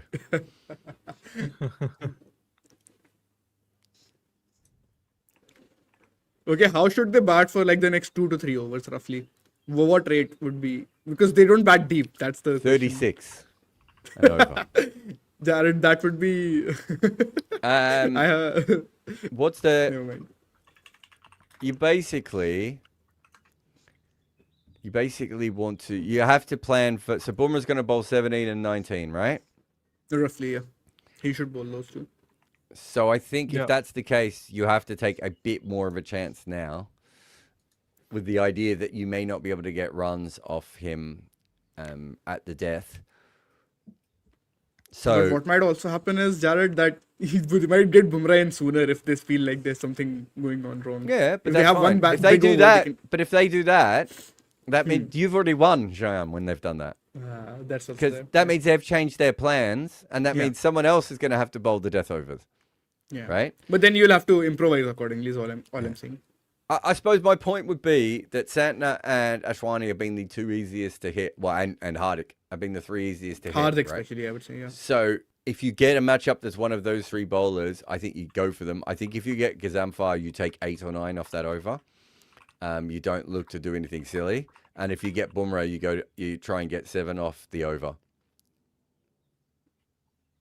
So Vignesh in our chat is also saying, will they not sub Karthik? I hope it's Vignesh. It's one of the Triumph Studios guys. He's saying in our private chat that will they not sub Karthik out once he gets out and get Veer into bat?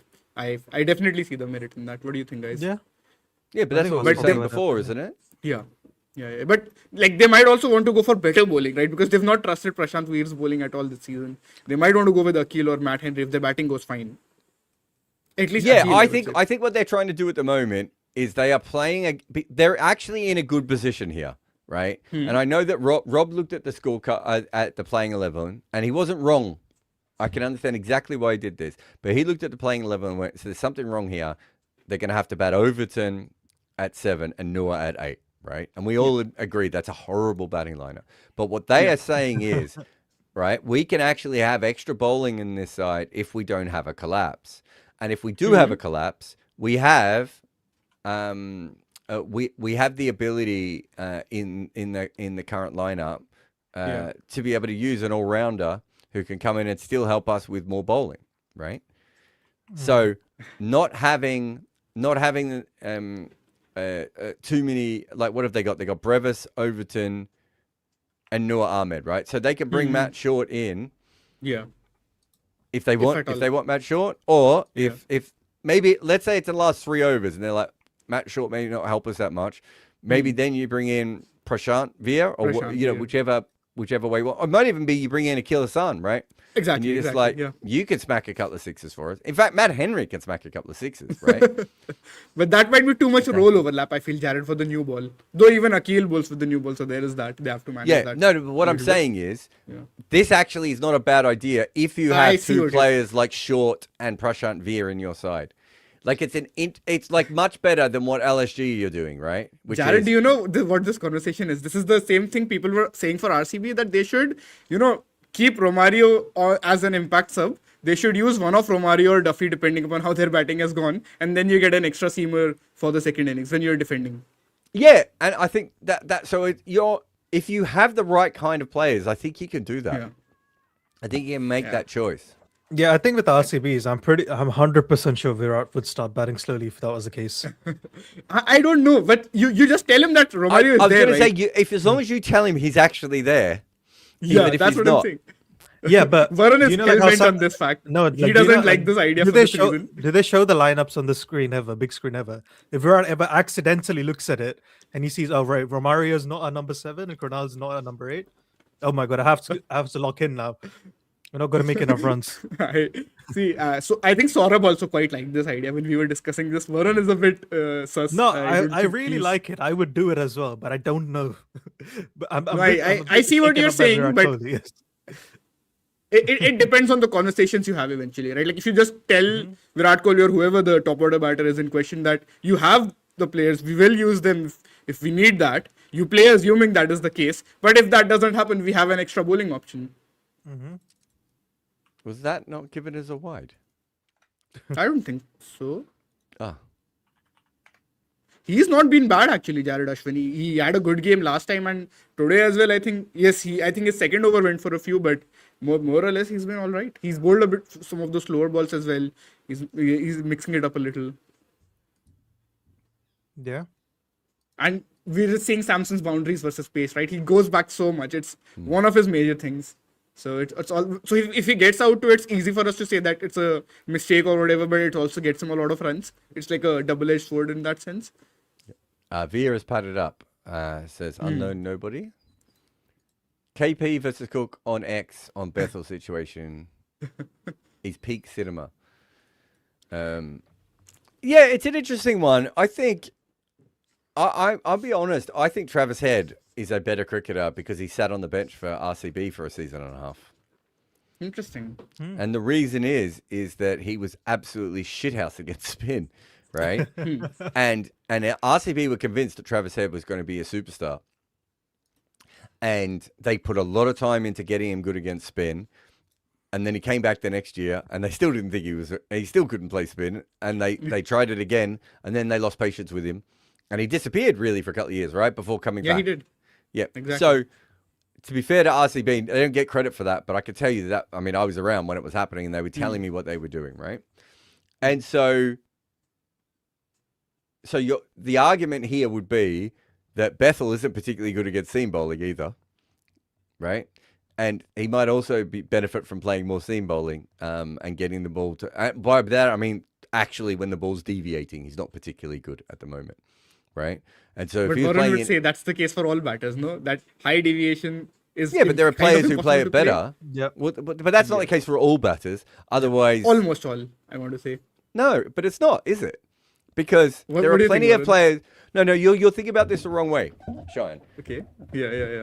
This is where your brain doesn't click into the right mode. In your brain, it's like, if the ball's seaming this much, someone can't play.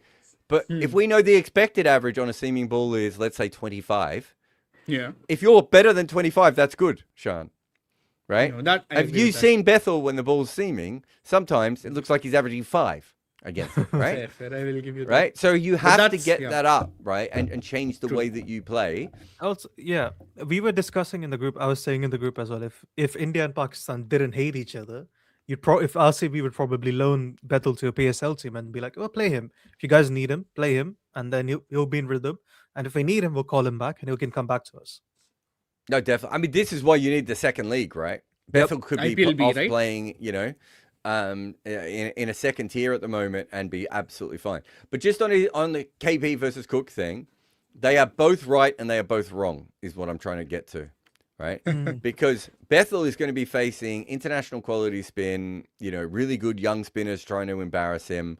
He's going to be on turning wickets. He's going to be on lower wickets. He's going to be on, Asian pitches in general. Yeah. Every day, right? In the nets. Yeah. If he was in England and he got picked because he doesn't always play, he didn't always play that many games for his first class team. But if he's in England, he's going to be playing on, actually, it's quite dry this year, but early season English wickets have a little bit more juice in them, right? Correct. And the ball's going to be nipping around a little bit and he's going to be learning there. He's going to be doing that in game situations. So maybe you would say that Cook has a point. But he should also, and also remember with Bethel, he's a very unique player because not all of his development is in England. Oh, yes, Right? exactly. He comes from the Caribbean, right? So you could make an argument that for a normal English player, it wouldn't make as much sense to be playing in England. It'd be better for you to play in Asia, but maybe with him, you'd be like, actually... Also, by the way, unrelated, I have the true strike rates for people between 45 and 49. Oh, Okay. Yes. let's go. So for this is for guys who have been in 45 to 49 minimum 10 times. The worst true strike rate is Jaiswal with minus 26. Ooh, I did not expect that. Yeah. Interesting. I think you're I can see it. Whacked minus a 21. 6 over long off here, by the way. Yeah. Yep. It's a good shot. What was it? Rahane what with is minus Rahane? 21. Minus 21. Okay. Hardik is minus 16. Sai Okay. Sudarshan is minus 15. We have Partha Patel with minus 10. We have Rahul Tripathi with minus 7. What? Vincent de Kock with minus No, 3. now I think you're making these numbers up. Now Jared is triggered. What was it? Yeah, then Actually, we have minus Sachin. 7 Everyone for else was minus Tripathi. Minus 7 for Tripathi might just be because by that point in the innings, he's already tired from swinging and missing at so many balls. Yeah, I see that. Quinton de Kock was negative. Okay, who's the big positives then? So we have Klaassen with a true strike rate of 128. The one true Miller thing. with 122. Sehwag with 109. Dhoni with 109. And Adam Gilchrist with 101. Wow. So where are our sort of KL Rahul, Virat Kohli, Yeah. and David Warner type guys? Exactly. Let me find Kohli. Closer to par. I Kohli would is guess 0.4. So he doesn't far. change. That's nice. Yeah. He's that- good. He's good. He's pretty neutral at that. I mean, you could argue that once he's already scored 45 KL runs. is 11. Yep. Plus Warner 11? is 38. Yep. Oh, nice. Okay, so I am now thinking though, Sean, Hmm? if you've already scored 45 runs and Yeah. you've been batting for ages, shouldn't you already massively be in Oh, the that's a plus good shot anyway? again. As this It's a is six again. incredible. Kartik has just played a better what? shot off center. Yeah, that's a great Another shot. 6. Jared, do you know what I'm thinking? This might be the case of, say, Virat or anyone who's like at 40, 45 at the end of the power play or just after that. You can't be It's 45 also- at the end of the power play. Why not? Virat, well, of Yeah. 18 balls, Of 20 balls, he can be, right? If he's had most of the strike he can. I think get it's to more. 40. I he's think getting I want close you to the go back death and have a overs. look how many times he is 45 at the end of a power play. I'm going to say it's not many, mate. Not 45. Okay, 45. I'm saying let's say at 7 or 8 overs, but 35 to 40 is very much possible, right? With the way he's playing right now. Maybe Yeah, right 35 to now, 40. but this is his whole Not career. back we're in the looking day at. though. Yeah. Yeah, not back in the day, of course not. That's true. Man would have got a nosebleed scoring that quickly back in the day. Yeah, back in the day it was opposite, right? Are Like, he you was saying really- are you saying that some players will naturally slow down at the beginning of at the end of the power play? I think so. Partly, yes. It might be the case. I don't give a fuck, Cheyenne, because they should still be fucking slogging because they're on 45 and they're the set player. You know what I mean? Like, You shouldn't. even if I'm you're just saying- right, I still think they're wrong to do that. Is what I'm saying. I'm not saying you're wrong. You know what I'm saying. Like, I'm trying to say what might be the case. I'm not saying. I whether don't. it's right I or don't wrong. think there is going to be. I think Abhishek Sharma's the only guy who's going to be around 45 regularly. At the start At the end of the thing. power play, yeah. Yeah, No, but just because you were it's thinking hard of it to from be- 45's point of view. No, you're like, if let's say the guy is at 35 of 20, which is very achievable for like most good players, is it not? Yeah. They can go from 35 of 20 to 50 of 30, or even like a 50 of 32, which is like, even for Kohli in his current avatar, it is very much possible for him to bat at that pace, right? He can just be like, oh, I had a good time in the power play. Now I can knock it around for a bit, maybe hit a boundary in the middle, and then again after the 50, I can pick start up my hitting. 50 and then bat properly again. It's still you're Oh, by still the saying way- the same thing. No, I'm not Rahan saying Ahmed you're has wrong. replaced I never Ben said you're Duckett, wrong, by the right? Yeah. What was that, Varun? Rahan Ahmed has replaced Ben Duckett for Delhi Capitals. Sorry, who? Rahan Ahmed. Rehan Ahmed. Oh, that's interesting. Yeah, we have a super chat on that. Sorry. So Chaser is saying, "Hey guys, sorry the super chat went black. My question: how do you rate Rehan Ahmed as a T20? As a T20? Why are you identifying him as a T20? Why is he not a Test or an ODI?" So Delhi Capitals signed him today. Stark returns on May 1st. How does that shape their odds going ahead? Can Was they it play him? Rayan Ahmed? It was Rayan Ahmed born in Pakistan, by the way. I'm pretty sure. He's from Pakistan. I'm pretty sure there was a period where Originally. the reason I'm bringing this up is because of visas.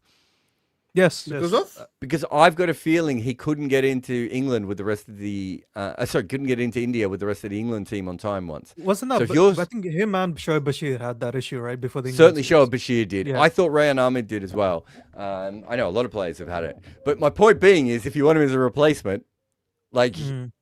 you, good luck getting his visa expedited. Thoughts on him as a T20 player? I mean, He's had a couple of good seasons, has he not, Jared, in T20 cricket? Now with the bat as well.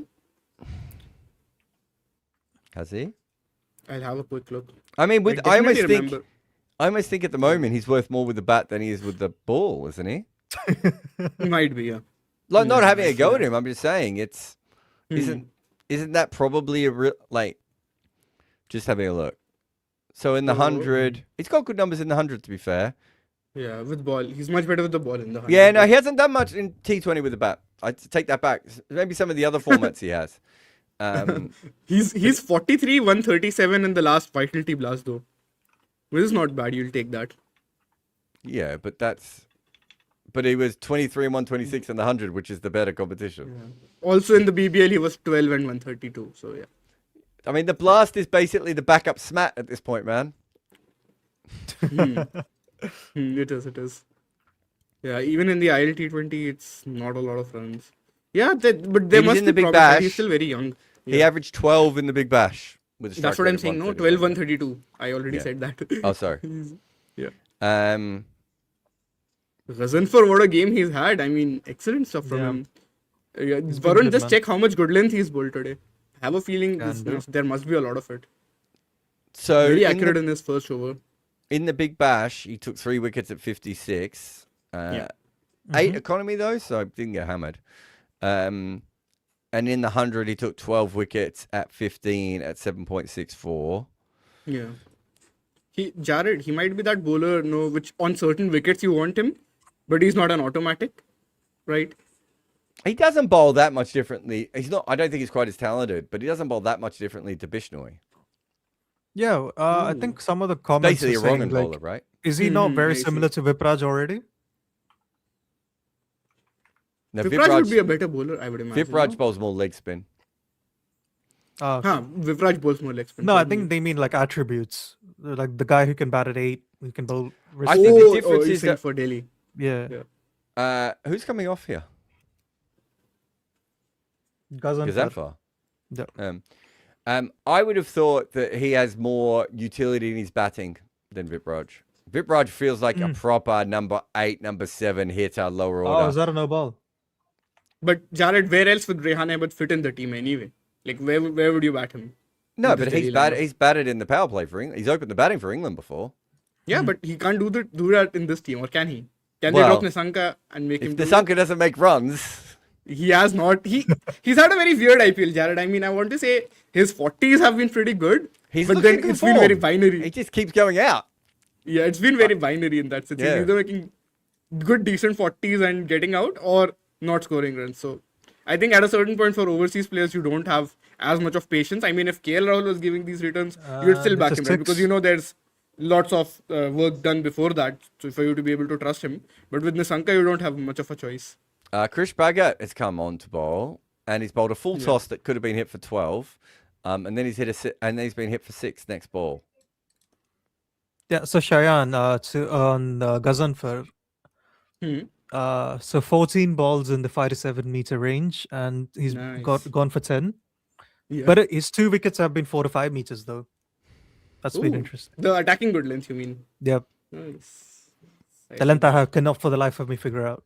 So in the last 5 overs, maybe even now, all we've had is singles Oh, and that's a good sixes. shot. That's a really Ah, good That's a Samson! classic. I was in the middle of telling that really good Yeah. anecdote, and you fucked it. Up until that ball, in the last few overs, all we had is singles and Or sixes. sixes. For how many overs? 5. I don't know. I stopped counting when Dickhead hit the 4. shot. Beautiful. But that's really good placement, though.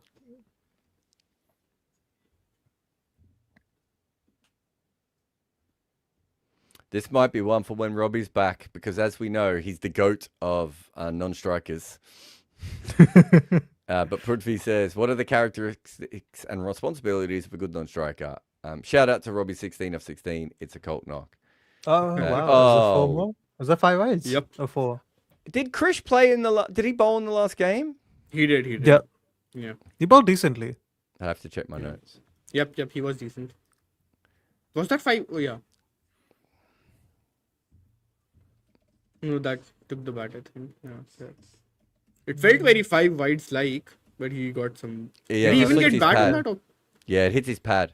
That's a Yeah, but pad. they've given that as Oh, 4 wow. runs, is what I'm saying. Yeah, I'm not sure he hit it, but... That exactly.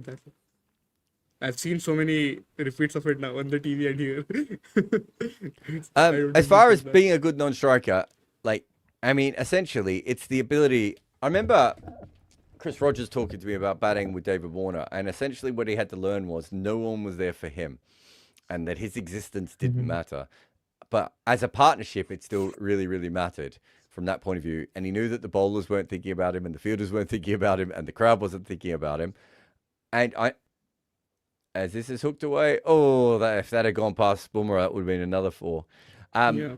So I think there is an element of understanding sometimes that the other guy is going, you know. I've been lucky enough a couple of times in my life to bat with someone who is just going, and it's just like you just have to take yourself out of it and be like, my job is to get a single every ball. Exactly. Right?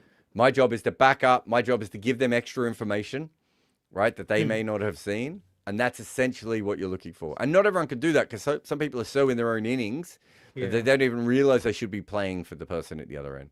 Yeah. Jared, This is Cummins, the right? Sachin and In the Dravid thing, right? Sorry? Yep. I was about to say This is the Cummins Sa- during the Maxwell innings as well. Ah, that's a great one. Yep. I was saying the Sachin and Dravid one, Jared. The one where they tell each other Yes. what's going to happen, with which, like, are they going to bowl, which side of the ball is shiny and that sort of stuff. Yeah, all Versus that New sort of Zealand, I would stuff. say. Really simple, right? And I know it might seem like, everyone should do that, but like we've got great stories of Jeffrey Boycott not doing that, right? And we've got other people who are in their own heads sometimes. And so if you have a look of that, of that ability, like you're striking and you get a single, and you go to the non-striker's end now, this is a thing that was really from Australian cricket that has now gone through all cricket. The non-striker will say, that last one swung away, or That one's, seaming back, or he's bowling the slower balls here, right? That wasn't always an automatic thing if you go back and watch cricket. So you should do all those. What do you guys think is a good score for Chennai here? 409. Based on their bowling? No. What can Overton defend, Varun, is your question. I mean, He's been bowling the best well this bowler. season, Jared. He's been their best bowler. That's the joke. And he's actually been good, yeah. So the joke is he's been their best bowler, so what can he defend? Don't explain my joke back to me, Cheyenne. Varun also said the same, Jared. Yeah, You were- don't explain my joke back to me, Varun. Yes, now that's more like it. I tell my children off when they do that, Cheyenne. When they go, what about him? It's like, you still did the thing that was wrong. It doesn't stop you being wrong, pointing out that someone else was wrong. But it gives The me market satisfaction. says 207. I think 207 is an interesting score. It's a flat pitch. But, are we that confident that Mumbai's just ready to roll through 207? I think they can chase anything between 200 and 220. I don't mind them. I think it's beyond But that. but It's beyond comfortably? that. I think they could if they get on a roll. Okay, so the market is assuming they're going to make 207, and they are a 55% chance of winning. And I think that's fair. Okay. That's fair. That still means CSK's 45% chance of winning. If you get that over 215, Chennai probably become favourites here. Yeah. 217, 218, maybe even a little bit further. So it's Prath SM is saying, is the elegant boundary batting the new awkward in T20? Feel like leaving runs on the table, even if not. I'm not sure what he means by that. What does that mean? I think So, he's like, saying he like means if you're just playing those elegant shots, those classical batsmanship where you're just like driving the ball for 4 or just flicking And- it away for a 4. Or is it and getting singles, getting ones and twos, Yeah, that sort of okay. thing? I Again, guess, but it depends yeah. on the efficiency, ultimately. Yeah.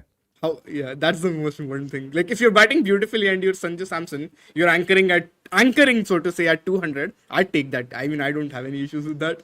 I mean, there's always a time in a Heinrich Klaassen innings where he starts weaponizing cover drives, right? And it would be hard to say that he's not doing it in an elegant way.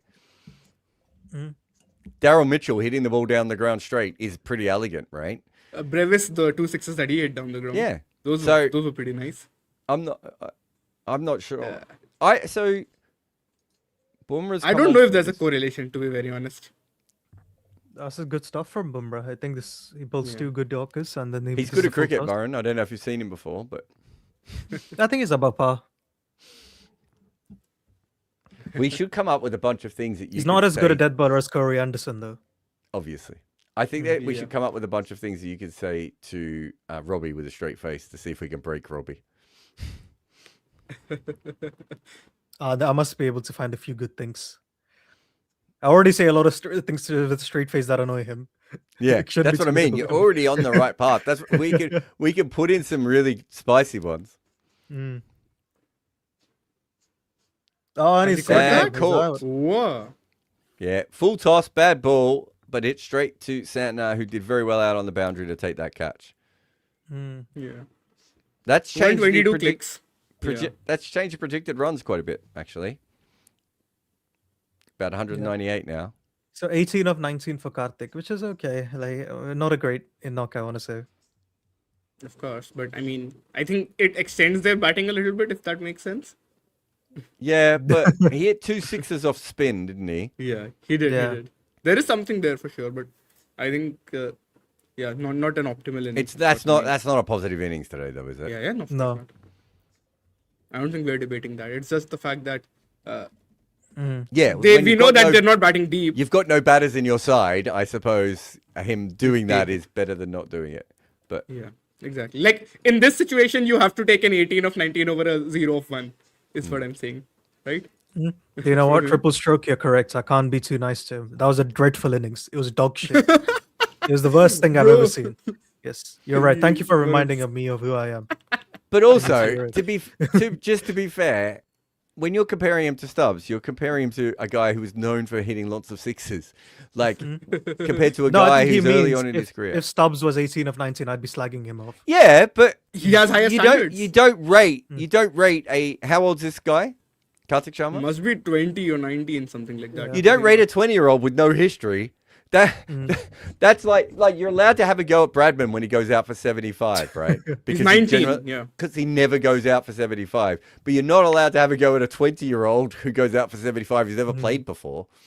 Yeah, exactly. So It's the Prith has a expectations, super- right? Yeah, that's true.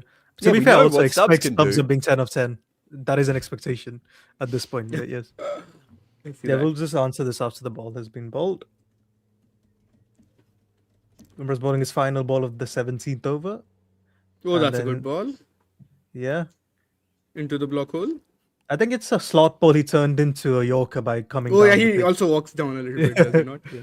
So Prith is saying this is the scenario where not having an extra batter is affecting the batters. CSK have slowed down a lot since Karthik. Their last main batter has come in. Yeah, fair. This is what Varun was saying, and Jaron and I were not on the same wavelength. No. What we were saying is, are they doing this to get themselves more bowling for later on, where they think they can still get the total that they're looking for? That if that's the case, that they're playing a bit of a risk. But if Overton goes out here or Samson goes out here, they can still bring in more batting with a little bit more bowling, right? I don't think they slowed. I don't think they specifically slowed down. Like it was singles and sixes. I think they were looking for boundaries and didn't hit boundaries. I don't think that it was because they were not looking for boundaries. To be fair, Jared, they have slowed down a bit since the power play, have they not? I mean, they were going at Yeah, 12s, now they're But as we at know, 10. that's a very common thing for all teams. Yeah, it is. I'm But not there's denying but that. there's two different kinds of slowing down, isn't there? There's intentionally slowing down, and there's trying to hit sixes and fours and not hitting them. Those are very True. and people never differentiate agree. between those two things. I would say that Karthik Sharma was trying to hit sixes and hit two of them and didn't hit anything else, Okay, right? fair. And and that's not him slowing down. I want to look at their partnership now. How much did they add together as a pair? So they went at 43 of 35. And Good shot Samson by was Overton, 24 of yeah. 16. what's a wrong ball with this field, I want to say. Oh, yeah, true. To be fair, it's a good shot from a giant man who's not always known as the most skillful hitter of a ball. Jared, I think by the end of the season, Overton is going to be the MVP. You've slagged him off so much that he's not going to stop before getting it. Slag him off. I said he was he should be playing in a better team. It's the opposite of slag him off. Jared, I'm just trying to rage bait you. You took the bait. Speaking of rage baiting, how can we rage bait Robbie? Tell him Samson is an anchor. Samson bats too slow. Yeah, that's good. That's good. Maybe that's one way to look Yeah. at it. He'd be like, you remember the group chat in the T20 World Cup final, Jared? And Varun was like, oh, Samson is slowing down here. And then Robbie just sends a voice note. And I think that Yeah, that gets was like funny. 8 or 9 laugh reacts in our group. Must be the highest. Yeah, it would be high, right up there. Yeah, that was really funny. I love that Robbie never reacts to anything in that group except for Varun. Yeah. I told you, man. I have there's something about me. Yes. And, Oh, wow, what a Oh, brilliant he's hit placement this that through Varun. covers for 4. But I Yeah. tell you what, off the bat, I was like, that should be caught. Oh yeah, I did. I think I know him a bit during the Miller Stubbs debate. That was fun. Where I was talking What about was slow this about? starters. I think Robbie was like, "Well, you can't look at batters as slow starters." I'm like, "No, of course you can look at batters as slow starters." Yeah, he's not right there. Yeah, I can tell you, though, Stephen Fleming feels the same way from experience. exactly. Well, it's like, well, See, cricket feels the doesn't same work. way All as I well. was Robbie. saying is you don't need a whole team of slow starters. You want a combination. That's all I was Yeah, saying. that's what We I know, was saying. Yeah, we you know can't- who starts everyone quick can't and we be know slow. who doesn't. Yeah. I was like, Yeah. that would affect them. Robbie was like, "Well, no, cricket doesn't work that way." I'm like, "What do you mean by that? I'm confused." So Prithvi saying T20 cricket feels like the closest to a video game. There is a meta which keeps changing, and most teams follow that meta. If they don't follow, they usually suck. Explosive power play, wide Yorkers. Nice, I like that. I don't know anything about video games, but I like that comment. It's not particularly wrong, that comment. Like, I do think there's a lot of merit in it, in that. Yeah. And I think you see this a lot. You do see it with Test cricket, though, as well. And you did used to see it with one-day cricket, which is essentially what happens in professional sports is someone is successful and then everyone follows that metric. Yeah. So there's a really funny thing happening in college basketball at the moment, Mhm. which is everyone is trying to get their center to be a point guard like Joker, right? And it's like okay, that makes sense, but it's like it's also, and you see it even in the NBA, like Andre Drummond, when he was drafted by Detroit, I'm not even sure he could pass the ball.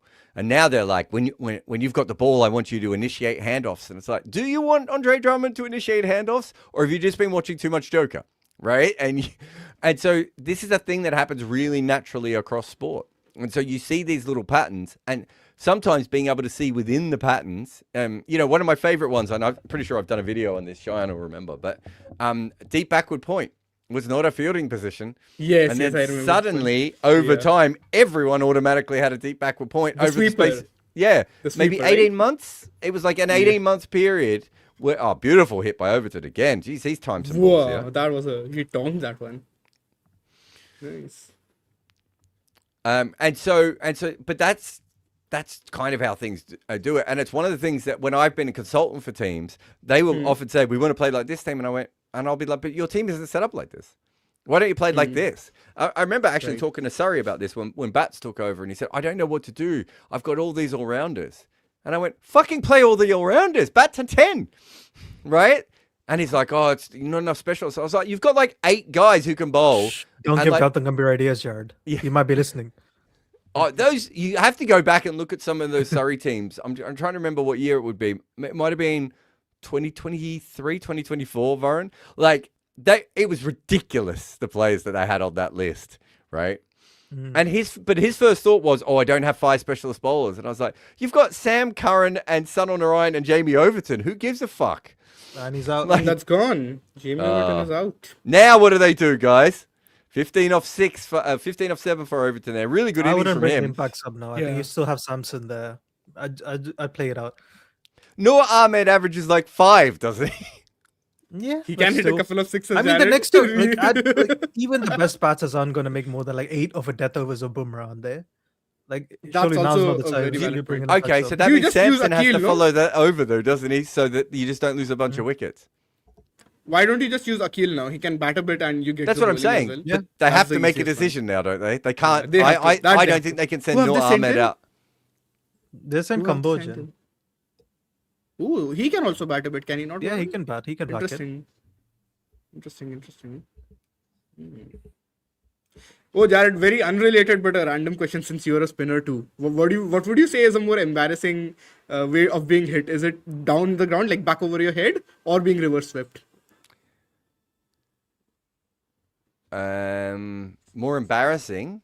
Yeah, like for me, whatever little I've played, whenever someone would hit me back over my head for like a 4 or even a 6, that is the most embarrassing. But I was like, how dare you do that? No, I wouldn't say either. I mean, as a spinner, I wouldn't think that's just.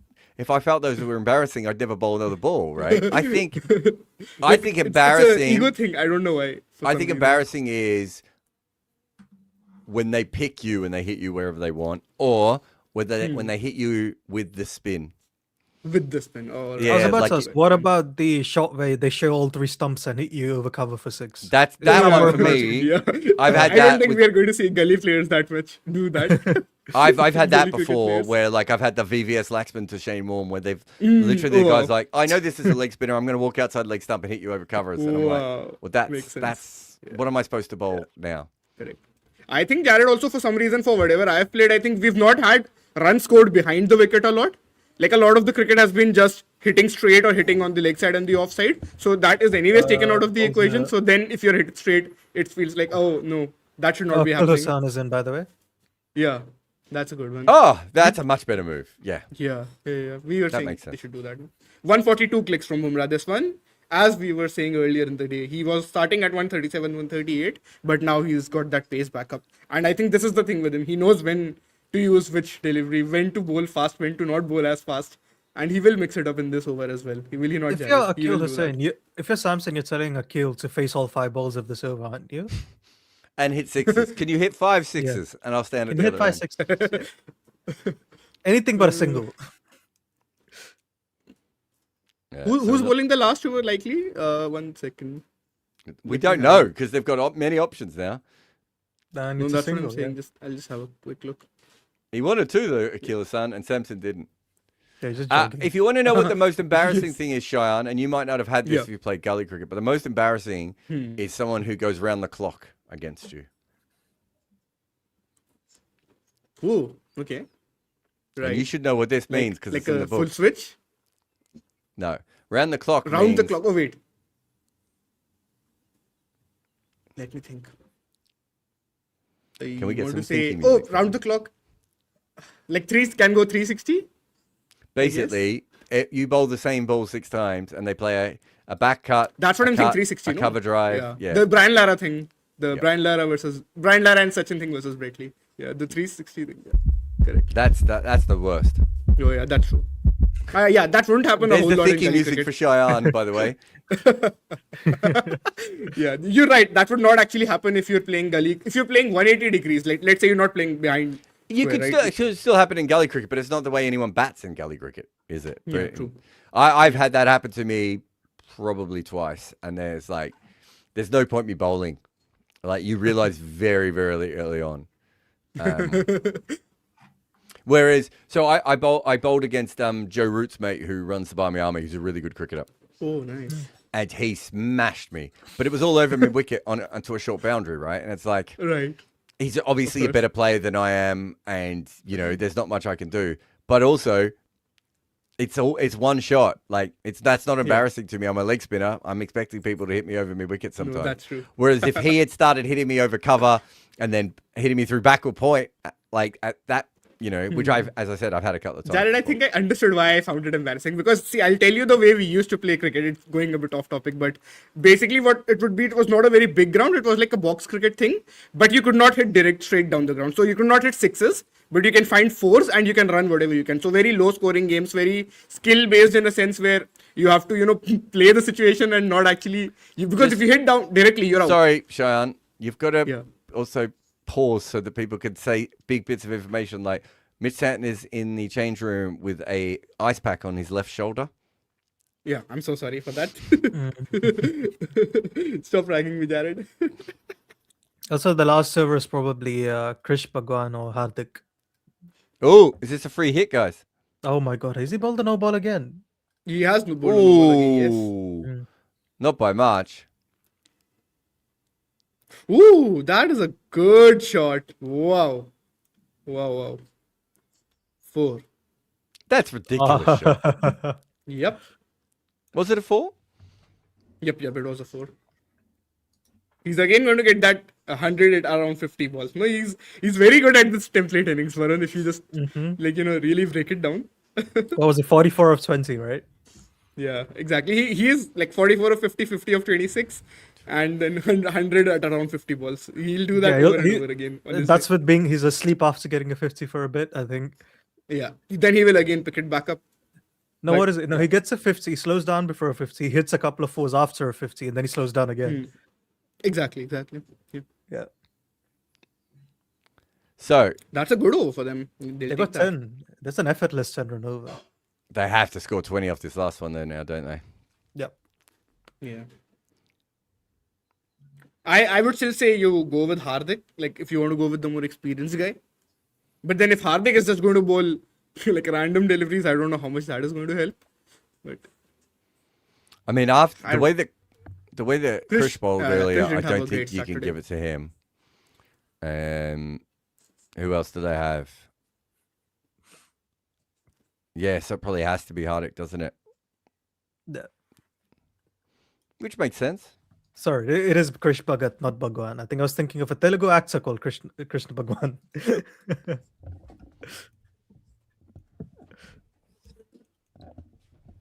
It is Krish, though, who's bowling. It is Krish. Oh, wow.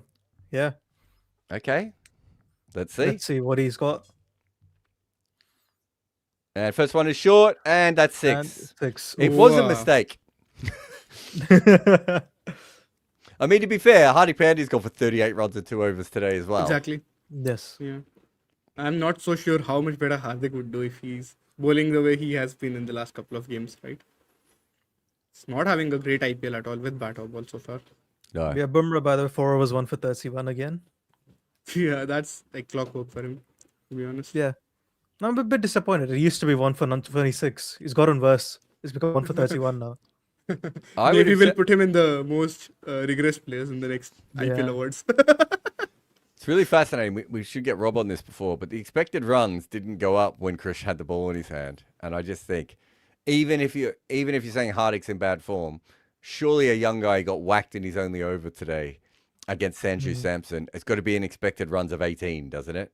16, 15 and a half if you're being friendly, right? Like, and I don't mean that as if he's terrible. I just mean that has to be the expected runs, and it is not. I don't think what the market was expecting. It is now.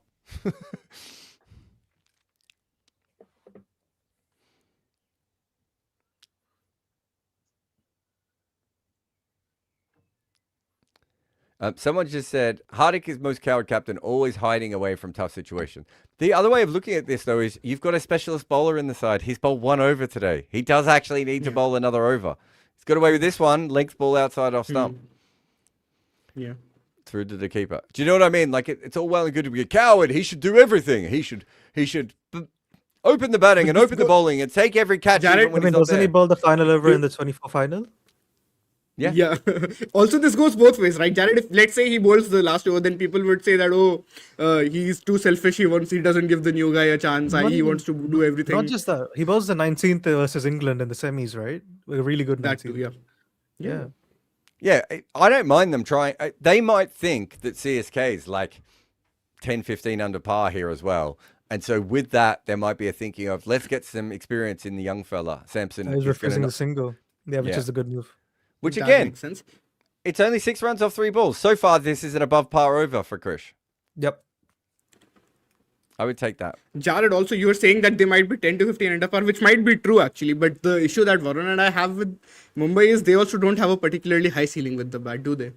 Especially with Sky not being in form. If Sky is in form, then that changes things quite a bit. But if Sky is not anywhere close to the level he was last season, I don't think they have a high ceiling, Jared. Like, maybe they can make 200, 210, but yeah, it's not a very high ceiling. I'll be very honest there. Yeah. A lot of people telling me that Krish is an all-rounder. He's a potential all-rounder. Oh, He's what a playing this shot side. that is. Oh, that's a over good cover shot. for 6. Yeah. He's a potential all-rounder, guys. You're not an all-rounder when you average 17 in professional cricket, right? Do you know how many young players I've seen who show batting promise when they're young and end up as Ryan Harris and Jofra Archer, right? Nice. That is not... We're a long way away from that. He's playing Mitch as Johnson? a specialist bowler. Where would you put him? I can't remember a young Mitch Johnson, actually. There's been Morne Morkel played a good innings for South Africa, and everyone told me he was going to be an all-rounder. Tim Southey, Yeah. his whole career, people were telling me he was an all-rounder. Chris Jordan, Yeah. the best example. Oh, yes. I have had some of that as well. Late career Chris Jordan finally being like, now I will become an all-rounder, and then we'll see what you will do. Also, speaking of that 6-over cover, Samson is really good at scoring fast on the offside. Is he not, Jared? We remember we did that during Yes. the T20 World Cup. Like, it's one of his major strengths. He comes in again, it's a full toss, and he doesn't No get it single again. away. He Oh, doesn't. there's a fumble, Yep. they don't take a run. Makes sense. If you are watching this watch along from Afghanistan, and you have the ability to send us some Chicago Bull Super Cola, me and Varun will try it.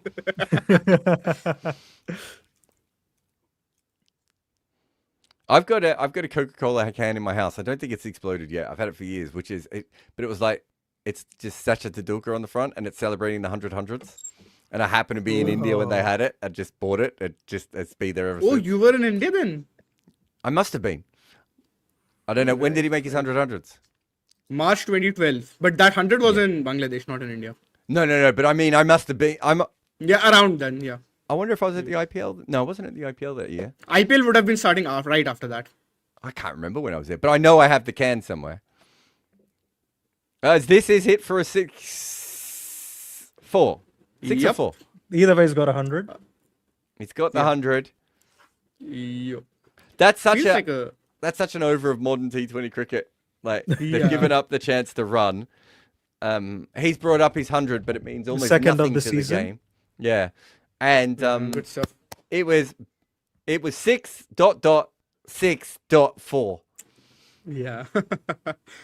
Exactly. But Ridiculous. really good innings from Sanju this, I think, to be very honest. He's anchored at that pace, right? That's the thing that we keep talking about with him, that he's batted He through the doesn't innings. accelerate, right? With him, it's the constant velocity thing. He's always Yeah, at 200. exactly. It's not like a Gaikwad or a Kohli where they'll go at like 50 or 42 or 100 or 55. With him, it's more like he'll be at the same pace almost all the way through with those two dips, right? Just before the 50 and then, as you said, for a bit more after the 50. And He's got 5 Like, IPL but- hundreds. Bloody hell. Okay. Just two having a already look, for guys. CSK.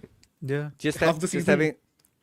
Just having a look, guys. It's almost 50-50 here in the chance of winning. Mumbai is 53%. Actually, they've just gone up a little bit at the end there to 54%. I think that's fair.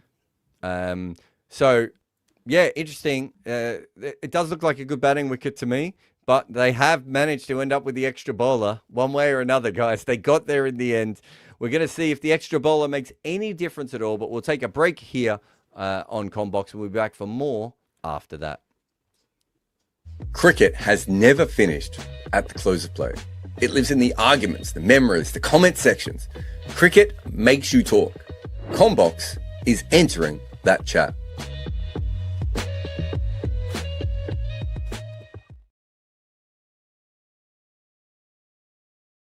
In a club game, which is almost impossible to do. But I have been obsessed with batting my entire life. And so I put that into my new book, The Art of Batting. Being that I'm not very good at that skill, I decided to talk to other people who were. So I hit up as many contacts as I could just to talk about batting. Rahul Dravid, Brian Lara, AB de Villiers, Kumar Sangakkara, Ross Taylor, Susie Bates, Nasser Hussain, Ian Chappell, and so many, many, many more. I wanted batters to talk about how they and their friends made runs, because that is the art of batting.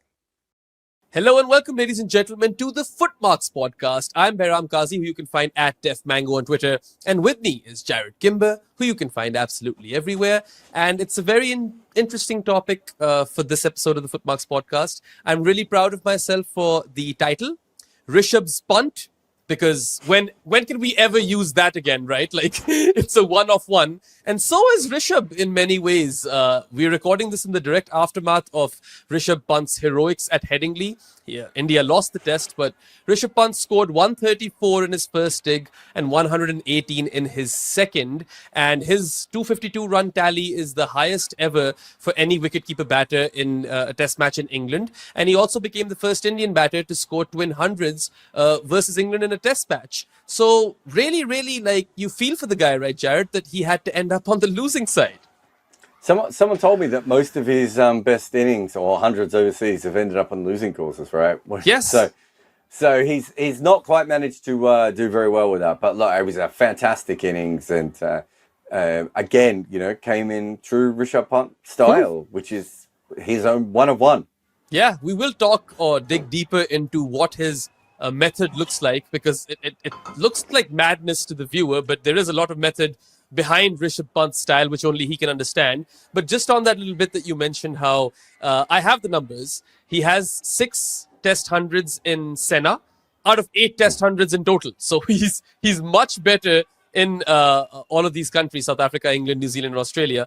And he's averaging 44.44 with the bat in test cricket. But out of those six away tons, which have come in 5 test matches, I think India have lost 4 and drawn 1.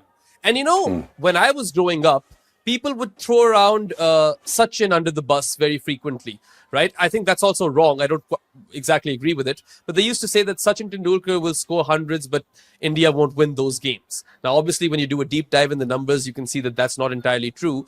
But Rishabh Pant is the opposite, isn't he? He is a match winner. He is supposed to win you those games. So this is quite ironic that they've never won those test matches. I think it just tells you everything you need to know about the fact that bowlers win your test matches and batters don't. I think when it comes down to it, that is essentially what those stats tell you. And I think about Rishabh and about Sachin, that's what we're learning from those. So yeah, it is weird, but that innings that he played could have been match winning if India had just taken, if Bumrah had just bowled a normal spell, they probably win that, right? Yeah. I mean, had India taken those catches, Yeah. had Shardul not played, potentially Kuldeep would have played ahead of him.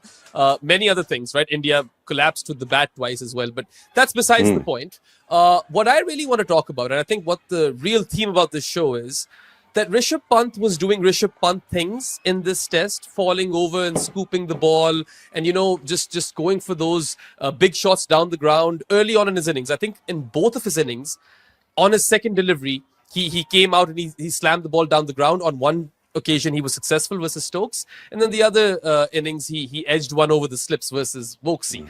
But then again, it's not like he was just going on and on as a Mad Max and it was all vibes based. Rishabh Pant left a billion deliveries. He was in the 90s for an eternity in his second dig. And he also has those pokey shots and those, I don't even know what you call those stops, like drop stops. It's a weird way in which he defends the ball, isn't he? So it's a real mix of everything.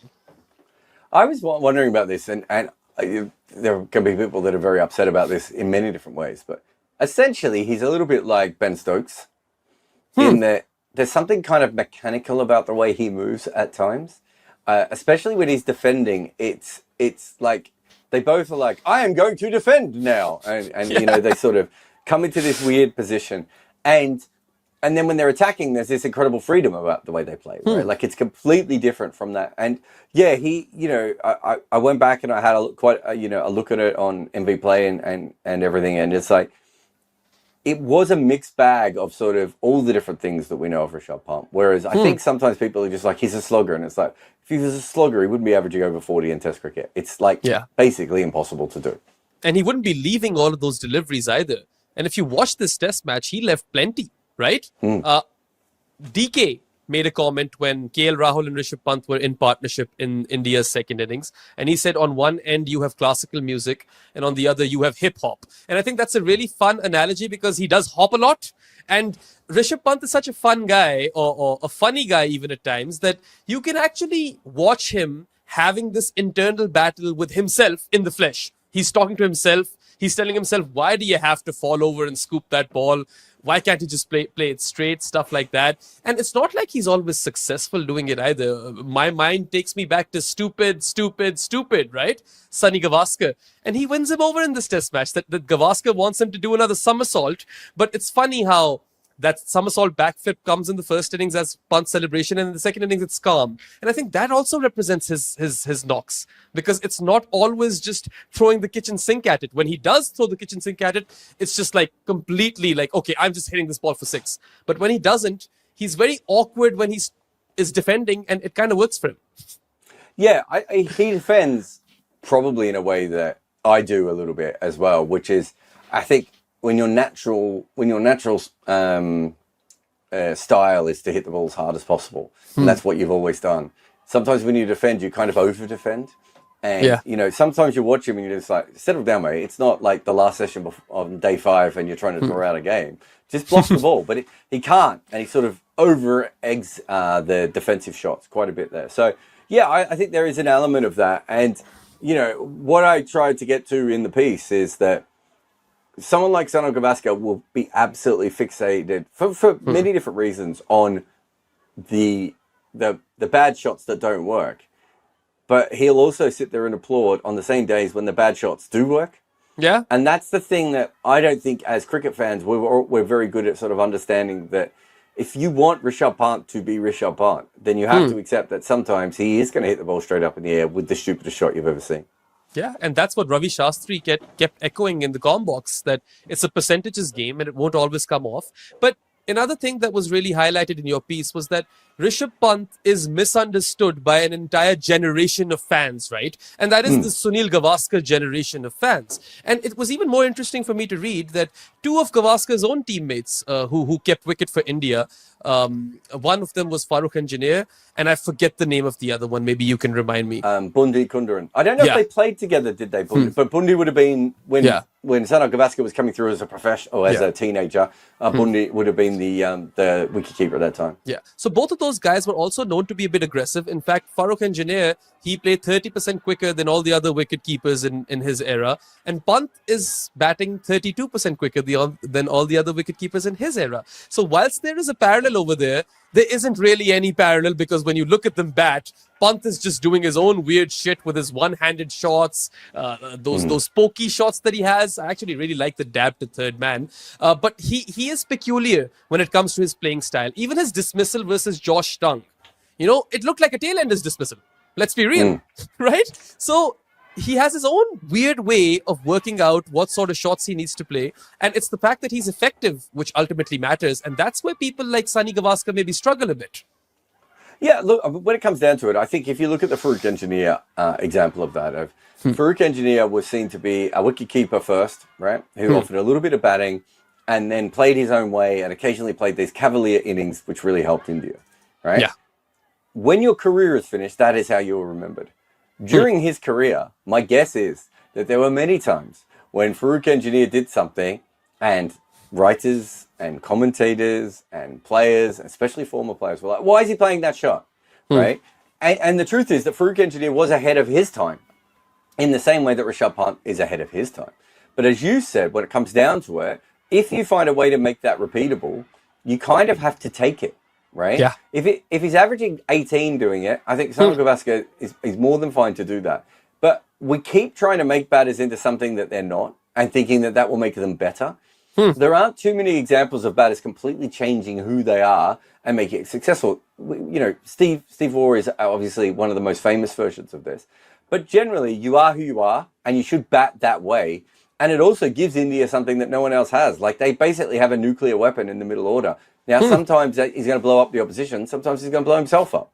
Yeah, he can self-implode at times. And that's what we saw in that Australian test match, right? Where he just a ball ago was almost dismissed that way. And then he does get dismissed that way. And then that's where Sunny G he definitely loses it.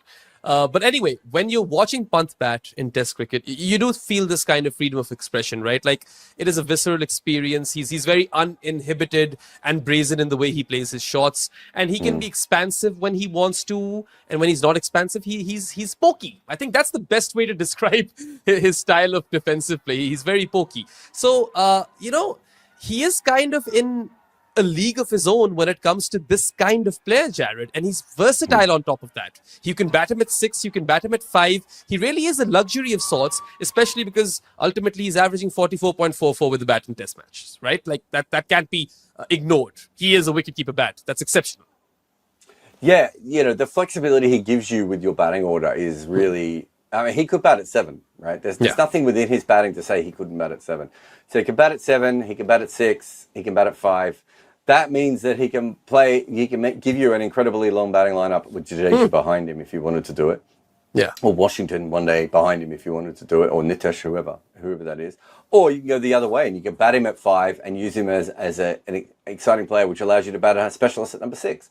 There's a lot of versatility to his usage that not all players like him have.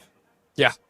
And, we were talking about Adam Gilchrist and kind of comparing the two together, because they're both really attacking or aggressive batters who completely bat the opposition teams out of the game most times when they click, right? I can't say the same for Pant, because every time he scores 100 in Sena, India don't win.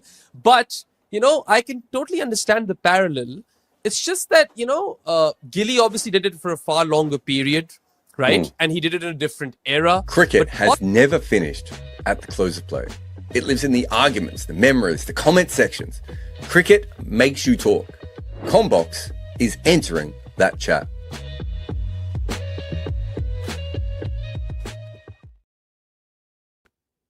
Boom, boom, boom, boom. Rob Barron is in the house. Foreign and Shine are back with me as well here on Combox. Rob Barron's going to give us all of his opinions right now. Sure. Why the hell are Mumbai decent favourites for this game? They should be 90% chance to win. Is that what you think? I think Chennai are absolute definite certainties to win this game, and I can see no other outcome. So we actually thought it was around, I thought 50 to 55 was about right for Mumbai. Okay, fair enough. I thought there was a little bit in the pitch. I don't think they bowled, other than Bumrah, obviously, always. I don't think they bowled that great. Santner didn't look particularly good to me. I thought, maybe. Sanford was very good. Who was, sorry? Ghazanfar was really good. Yeah, he was. But Chris Bagat wasn't, and Hardik was too scared to bowl instead of him. Rob, What did you guys Jared. make of that? I was okay with that. If the guy's in to be a specialist bowler, he's got to fucking bowl to death, doesn't he? Does he? Do we have to hide him? Don't you want to know? Don't you want to know if someone's good or not, Rob? Isn't them? But I thought he bowled a fine over at the death, actually. It was okay. Yeah. Why is Hardik not bothering to do the job himself, though, like after he got whacked in his first over? So what I was saying is I felt that they looked at that and went, they're a little bit under par, which you don't agree with, of course. But I think they thought that and they were like, we can get some experience into a younger player here who bowled a really bad over earlier on. I thought his comeback over was good. I mean, if you're going to be a seamer in the IPL, you kind of have to bowl at the death, don't you? It went for 16. It wasn't great. It was all right. I had it as a 15.5 run line. Okay. I mean, I kind of get it, but if there were two bats there, it would have gone a lot more. It would have gone more than 16, wouldn't it? I don't disagree with that. I don't think he bowled a bad over, though, I suppose, is the important thing that I would say there. Fair enough. Okay, so other than slagging off Hardik and saying that Chennai will win by 55 runs, what other opinions do you have? I am looking forward to Namandir building on what he did last time because I thought he was really, really good up the order. I thought his 50 was excellent. Yeah. And kind of got brushed under the carpet because Tilak was so good. The 50 was in the previous game, though. He got 45 odd in the last game and looked good. Yeah. What other opinions do I have? The biggest bookmaker in the world thought that Malawar was due the same number of runs as people like Sanju Samson today. So, or the same number of boundaries, which I had quite a strong argument with. I don't know how good Malawar is, but I don't think he's as good as Sanju Samson. I don't think he's as good as De Kock. We shall see. He may prove me wrong. It's difficult when you don't know about people. You can't go, well, he's definitely rubbish, but you can't put somebody in who's played one and failed one as like really good. You can put him in as average if you want, I think. Brit says, why does nobody now talk about hitting with or against a spin? I swear they talked about it so much before, mainly every time Sehwag was batting. Spinner opening the bowling, by the way. Oh, hello. Well, we'll talk about it now. Yeah. Akil, yeah. Does he even count? He's basically a slow medium swing bowler. I was going to say the same thing, yeah. If he looking to get the kids LBW or bowl, won't he? Because he was LB last time to the pace. Yeah, to answer the question, isn't it because it's just more normal now? Yeah. Like, are we all surprised if Abhishek Sharma is hitting one spinning in over covers for 6 anymore? Fair. Good first delivery from Akil. Hit into the covers, no run. I feel like with Danish, what's happened is that he scored lots of runs at first-class cricket level, but he's not actually played professional T20 cricket. Yeah. So it's a bit confusing, I think. We don't know how to rate him yet in T20 cricket. Why? Because we've not seen anything. He's looked like a proper player domestically in the This one is swept in the air for 6. That is not a good delivery. That's just leg side pie and Quentin gobbled up. Bad ball, bad line.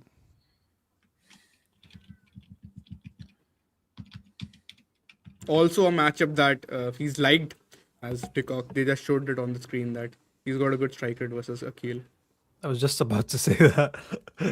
No, it's like all the commentators will be happy. They're bowling a left-arm finger spinner to a left-handed batter. And he gets hit for 6.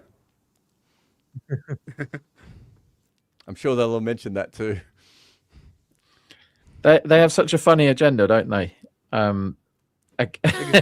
Like really broad strokes against anyone who has the audacity to like look stuff up. Yeah. How dare you do research and then act on it? Yeah. What was the big The one? thing of is, the Jared, IPL? I'll tell you what What's the big issue one? is. What was the big one, Rob, with in England when it was and everyone's sick and tired of experts. and then COVID happened, and they didn't listen to the experts, and more people died than needed to in England. The thing is, right? Oh God, yeah. I mean, England is a country, obviously run almost exclusively for many years by complete idiots, but they either ignored really, really important data that could have saved loads of lives, or interpreted the data extremely badly.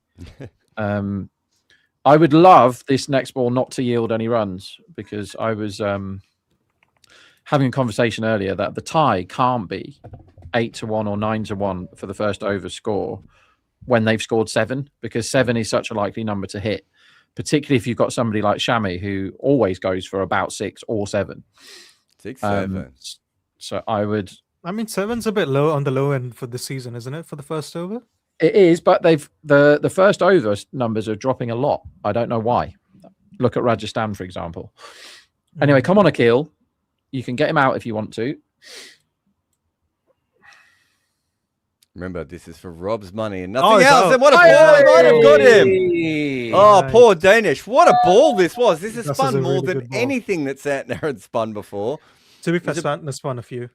Yeah, but I don't think he spun it much further than that. He certainly didn't No, I do mean- it with a brand new ball, Varun. Yeah, that's also there. No, he didn't over the. I think there's some. Also, like when minus was the 6 last time you degrees saw for that, Akil Hassan actually spin the ball that much? That was See, that proper is more turn. surprising than I think of all of the things. You're right. He's given up the slow medium pace, and he's just come in with a beautiful delivery, and that's ripped. He's done well. He's actually done well to edge this. It's a terrible shot in the end. He was just groping at it in the dark, you know, like you know. See, Varun that on is a the sort first of thing a date. good first-class batter should be playing, isn't it?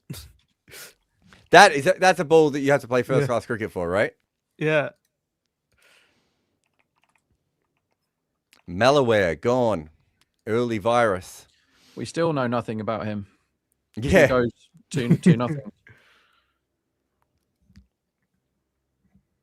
Okay, the ad that they're showing right now, the 25 GB ad. Did you guys see it?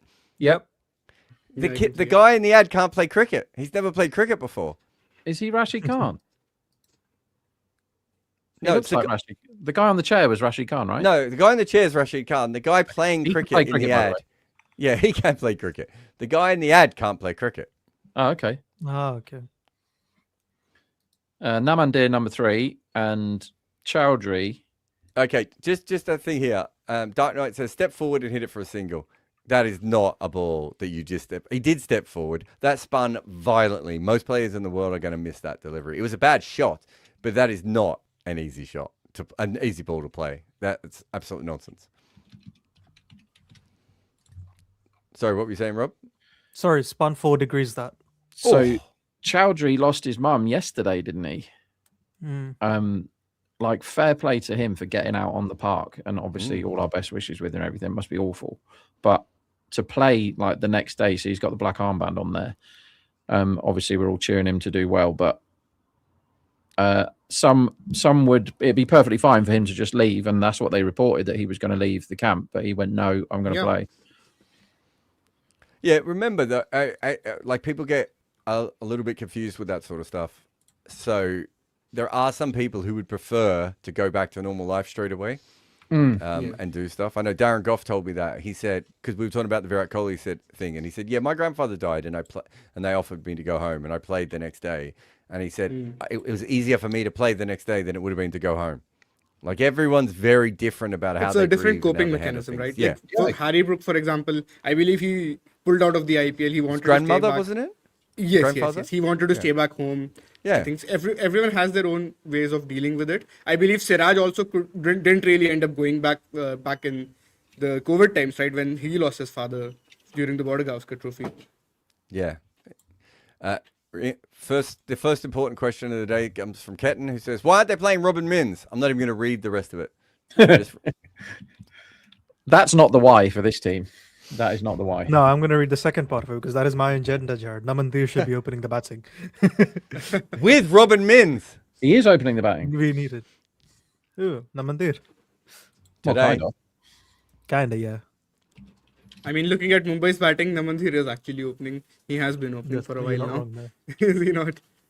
Oh, Is that- Did that What just happened hit him? yeah, it's just, I think it might have hit him in the chops. Did you see Rishabh Pant kept getting hit in the face yesterday by the ball? It was really funny. He got a good one in the face, didn't he? One right on the end of the nose, which amused me, and then he got another one later. Well, why that one was funny and we can laugh at it is because of how slow it hit him as well. Yeah, like It 1 wasn't mile like an hour. it kicked up or anything. It was One of them. Yeah. It's like the ball's coming for your face now. I think what is it like? If you play 4 dots in a row, it's like your 50% chance of a wicket. Oh, Oh. Chowdhury goes through, Aaron, and what a man! Quinton de Kock is gone. Just drag that His job back on, done. maybe. Yep, that's a Goodbye, job, man. baby. Off you pop. Yeah, I think I was just about to say. I think it's if you play 4 dots in a row, it's a 50% chance of a wicket on the 5th one, or Yeah. something like that. That's amazing. Can you find actual stats on that for me at some point, because that can enormously help with gambling? No, I did at some point. and That's why I remember it. I think it's if it's 3 dots. What I he's think it's saying like is send it to him 33%. so he knows, so he can then factor it into his model. Right. It's a great shout out. I So just assumed you knew that, Rob. we've had you calling a wicket right there. Jared called a wicket on the exact ball yesterday. I did it the day before. So Cheyenne, pull your finger out. Seems like it's time. I'll do it at the back end when they're all going to slog and lose wickets anyway. Guys, I'm just going to drop off for a bit. I'll be back in a little while, about half an hour. Bye. All right, bye. Bye. Love to know what he does when he disappears. Could be absolutely anything, that man. Could be proposing on the suicide bridge again. Yeah, if you've done it once, why not do it again? Oh, what else is there? Directing a porno? Very good start from Chennai, who are now Surya's in not early. second favourites to win this game. 72% Chennai, by the way, lads, Hmm. from 45%, 46% at half time, which seemed a bit crackers. Rob, what do you think is going wrong with Sky this season? Because last season he made loads of runs. We know for India he was a bit too slow last year, and then again this year he found some form, then had a bad World Cup, and now again he's not scoring runs in this IPL, And he right? just hits a To be fair, he beautiful started off well win. today. That's the That's a shot shot. you would expect It's a from pie, an in but- from Sky. But yeah, what do you feel has been going wrong with him basically? I think, honestly, I think it's a combination of a slight lack of form, possible plans from some of the teams that he's played for, in that he hasn't been going from ball one, which I think is his natural game. I think his natural game is to score quickly from the off. And recently for India, he's not been doing that, has he? He's been getting sort of 15 balls Getting of stuck. knocking it around for him, and then he tries to go, and that doesn't suit him at all. Bit of the Puran thing, which you've been saying, right? Like the moment he tries to attack, he gets out. He's nowhere near that. He's nowhere near that. Not as bad, yeah, not as bad. But But in I also theory. think that Father Time might be catching up with him, because he's 35 years old, right? So that's an age where Fair. in T20, it's not traditionally an age where you think, a batsman's gone now, but T20 is fast and furious, and going from ball one is not an easy thing, right? I mean, we I also would like- see What you're that a saying- lot with old batters anyway, Super right? Where chat. they'll go from being best in the world and drop off immediately. We see that with Sachin, don't we? Where Warner 2011 also World Cup. something similar in T20s, I guess. Yeah, Sachin goes from like the being India's best batter in 2011 World Cup to not making Yeah. like a replacement level batter almost instantly, true. doesn't he? So sorry, to answer Sanchit Tiwari's question, doesn't every ball have a chance of 50% wicket? It's either out or not. No. So you're thinking of what you're saying is completely different, because with every ball you can have a dot, single, 2, 3, 4, 5, 6 wicket wide on a ball, right? You have to stick. So the chance of a wicket is not 50%. What I'm saying is, if there's 4 dots, it's either going to be 50% chance it's a wicket or a 50% other. That's completely different odds. Yeah, don't be gambling now, Sanchit. We need to have a chat about percentages before you start gambling. But yeah, it's if you think that, then normally every team would be all out inside 22 balls, wouldn't they? Is there a wicket here? What the hell has just happened? I completely missed that. He's holding his nose. Samson is the second man to be clean bowled in this innings, going for a wild sweep across the line as I was bigging him up. Yep, and I was really looking forward to watching him bat. Same. And Varun. And All yeah, of good our night, agendas Irene. are gone. Yeah, I'm disappointed. That is a bold. Yeah, what happened there? He had the VVS Lakshman surprise Pikachu face there, Namandir. That's a good Or the one. Virat Kohli one. No, that's more surprise. The best one is Ben Stokes.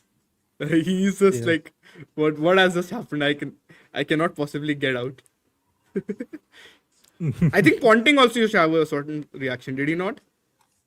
I'm not sure if I'm familiar with Pant Singhs. I need to do I some feel like research he on had it. some sort of a reaction.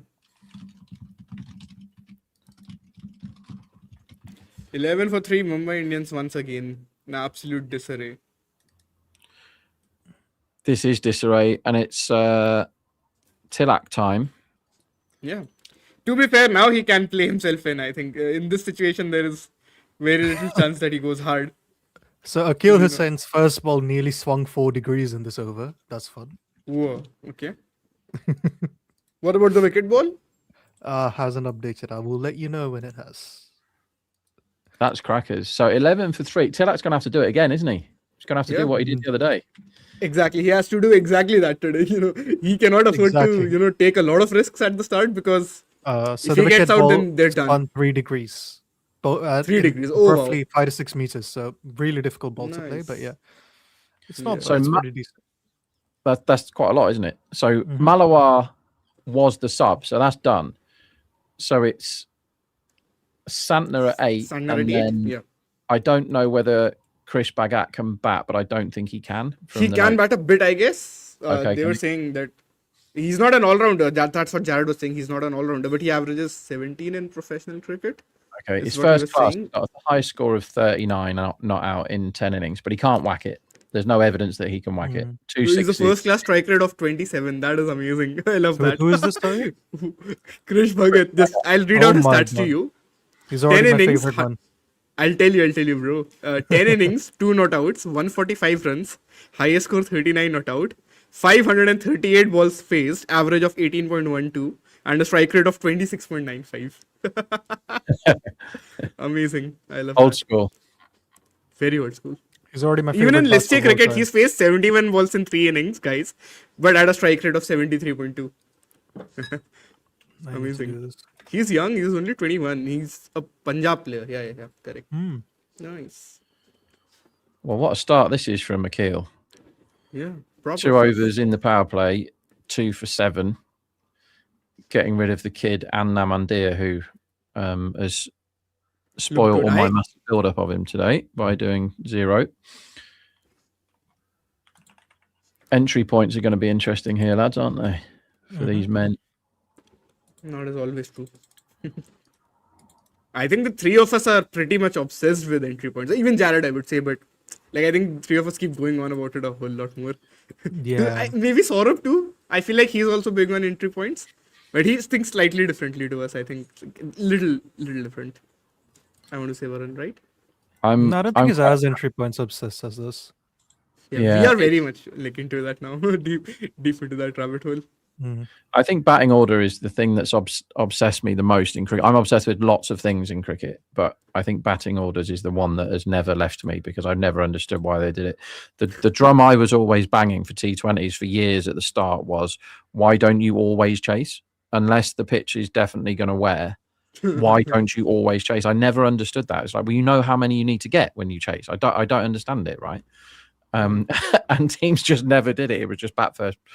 And then it was only about Varun, 2 or 3 years ago that they thought, well, the right answer here is that we must chase. Is it just that recent? I have a No, it's feeling older by than default. that. Like 10 years. I want to say 10 years ago. Yeah, I don't exactly. Yeah, I understand feel the same. No, because I in think- Owen Morgan's England, there was a period where every toss they Okay. won, they decided to bowl first. Yeah, maybe it's him then. See, proper gambler, not understanding what the odds are. It's actually chasing has gotten so bad right now, the winning toss and chasing, that Jared and I were discussing at one point that surely at some point you idiots decide to bat first willingly, because it's not like it's 80% chasing and 20% batting first, right? It might be like 55-45. So I think it's last 6 or 7 toss winners in the IPL have lost the match. So the decision making at the toss perhaps hasn't been great, but it's hard to know, isn't it? Yeah, I don't think we can look at it like that. It might just be your team is bad. I mean, look at Lucknow. Also sample size as well. It's not enough. Yeah, and sample sizes, exactly. I mean, I for think example, that- Punjab haven't lost a toss this IPL, have they, Rob? And No, SRH they- haven't won a toss. They've They lost got it. every toss. The definite bad decisions were Rahane bowling with rain, versus Punjab. When there was Rahane rain. batting with rain about. Correct. Yes. Yeah. Absolutely mental. and they would have lost that game if it didn't then subsequently rain properly. And I also think he made a bad decision 2 games after that. Can't remember the game now, but only those ones have stayed in my head, that what Rahane's been up to at the toss. Also, I think historically it made sense to chase because we were an anchor-led sport, right? T20 cricket. And it seems first always left runs on the table because these idiots kept making 50 or 45 batting first and kept patting themselves on the back, right? Yeah. Yeah, I mean, you just know what to do, right? Like, that's the easiest way to look at it. But it might not even work for all teams, all styles of play. Like, let's say you're a very batting first heavy team who just loves to, bat when there's no... Like, we have the Steve Smith versus Virat Kohli conversation, right? Where Smith is the guy who wants an open canvas and Kohli is the guy who's going to be very mathematical about it. He's going to be like, yeah, I have to chase 160, 170. This is how I will break it down. This is how I will get it done in the 19th over, right? Or you can have the Dhoni method, as we always say, the Dhoni Bevan method, where you take it to the 20th and then... there's the other argument is when you're playing a team of hitters who have a high ceiling on a good batting pitch, it makes sense to bat first than bowling first. Exactly, that's what I'm saying. Like a Sunrisers thing, right? It's like, that's exactly what I'm getting at. If Sunrisers are on a road, they could get like 280, 290 and end your life. Right, you're better off batting first, getting like 250, 240. Good shot, that one from Sky. That's a really good shot. Well done. Though, to be fair, you don't want to be losing every single toss, Varun. That's still true, right? Like, you still want to be chasing in certain games. That's very true, yes. Well, I'm amazed at their record, bro. Like, they're 4 wins and 3 losses, I want to say. Sunrisers right now? Are they not? 4 and 3. So. And they haven't won a single toss. They've lost every single toss. Yeah, 4 and 3. Yep. And Punjab are 5-0 and the no result. Yeah, and miraculously, I think they won 3 of them on the back of bowling. I don't know how they've done that, but yeah. Oh yeah, that is also true. Exactly. Especially the CSK game, right, where they defended. That's definitely on the bowling, I would say. Net run rate is going to be a thing, guys. This could actually be, if Chennai ice this could be a huge win for Chennai. Oh yeah, certainly. So they have to make sure then to not do the thing of, we've won the game already, let's bowl some pies. I mean, that's also easier said than done. I mean, I feel like sometimes when the steam goes out of the game, the batters also know that we can just take more chances. Yeah. Would you keep Akil on here? Would you have kept Akil on? They haven't. They've gone Cambodge. I would have because I don't think both of them like slow left-armers. Exactly. Yeah, I would have kept on. Yeah, I would. Because Akil does all his best work with the ball in the power play. And he's going well. He's 2 for 7 in 12 balls. And he's got 1 off 5 Tilak to bowl at. I definitely would have kept him on. I was looking at Cambodge's numbers, which has been superb in this competition so far. He's taken lots of wickets this IPL. He's taken lots of wickets clean bowled, as well as his first ball is a bit of a throwdown, which has gone for a couple. He's got a staggeringly high percentage of his wickets bowled, and it seemed like a bit of a bold day, or certainly is this innings. There was a couple in the first innings, weren't there? Sarfraz and Dubey both got bowled by spinners. And now De Kock and Namandir both been bowled. So that would make it just that's 4 bowls, but 3 from spinners. Correct? Or unless I'm missing something obvious right now. You're right. You're right. Yeah. Oh, this reminds me about overusage. Rob, how would you use Bumrah? Like, what overs would you give him ideally? Like, let's say for today, do you think they used him fine? Or now that I've seen Bumrah bowling a couple of times in the first over, so I was listening to the telly, which I rarely do these days. I was listening to the telly earlier, and Danny Morrison was saying you should bowl Bumrah over number 1 if you've got him. Previously, I'd have said you don't need to, because over 1 they tend to not go for it. But now teams go for over 1. I agree. So he said you should bowl Bumrah, because what you don't want is they score 16 off the first over, and then you kind of have to bring Bumrah on as your catch-up bowler, rather than you bring Bumrah on as your attacking spearhead and go, right, we're going to get straight into you. Here's the hardest bowler to face in the whole wide world. Game on, right? I 100% agree. And when he said it, Danny Morrison, I just nodded in my head. I was like, yeah, this is what I think now. So I think bowling Bumrah as a massive slash over the cordon, or It's Where the also hell- Rob. Bolt has not been in form. Cheher has not been in form. They're both out of the Yeah. team as well Correct. now. So we Correct. might So as well just give that's the the new other ball to thing, right? Bumrah. So they, Yeah. they had two on paper, historically, very good first over bowlers. You got Chahar with Exactly. Meg Swing and Bolt, who's the best Yeah. first over bowler ever. Ever. But Yeah. they're both old and shit right now, right? They might come back. They're both really good, so they might come back. But this tournament, they've looked old and they've bowled rubbish, particularly at the start. So if they're not in your team and Bumrah over 1, I agree. Whether he bowls over 3, then I'm not sure. Depends. Like everything else for Bumrah depends, and I don't think it should be that he bowls over 1, 3, 17, 19, and that's what you do. I think that should change every game. It's like, well, this guy, we really need to get him out now, and if we let Sanju bat, face 12 overs without Bumrah bowling any of them when he's batting really well, that's a really bad idea, right? Try and get him out earlier. Correct. And when he did come back on, what did he get, a wicket and went for 2 or something? Like he's that good a bowler. So I don't think that there should be a set menu for that guy. It's a la carte every time, and it's just like, yeah, let's go. But you need a good captain to do that, and I'm not sure how good Hardik is. Oh yeah, I completely agree. So Rake Jake I've has a been on super chat this- for us. He's saying Chowdhury to Tilak might have been the most good-looking bowler to bat combo this tournament has ever seen. No homo.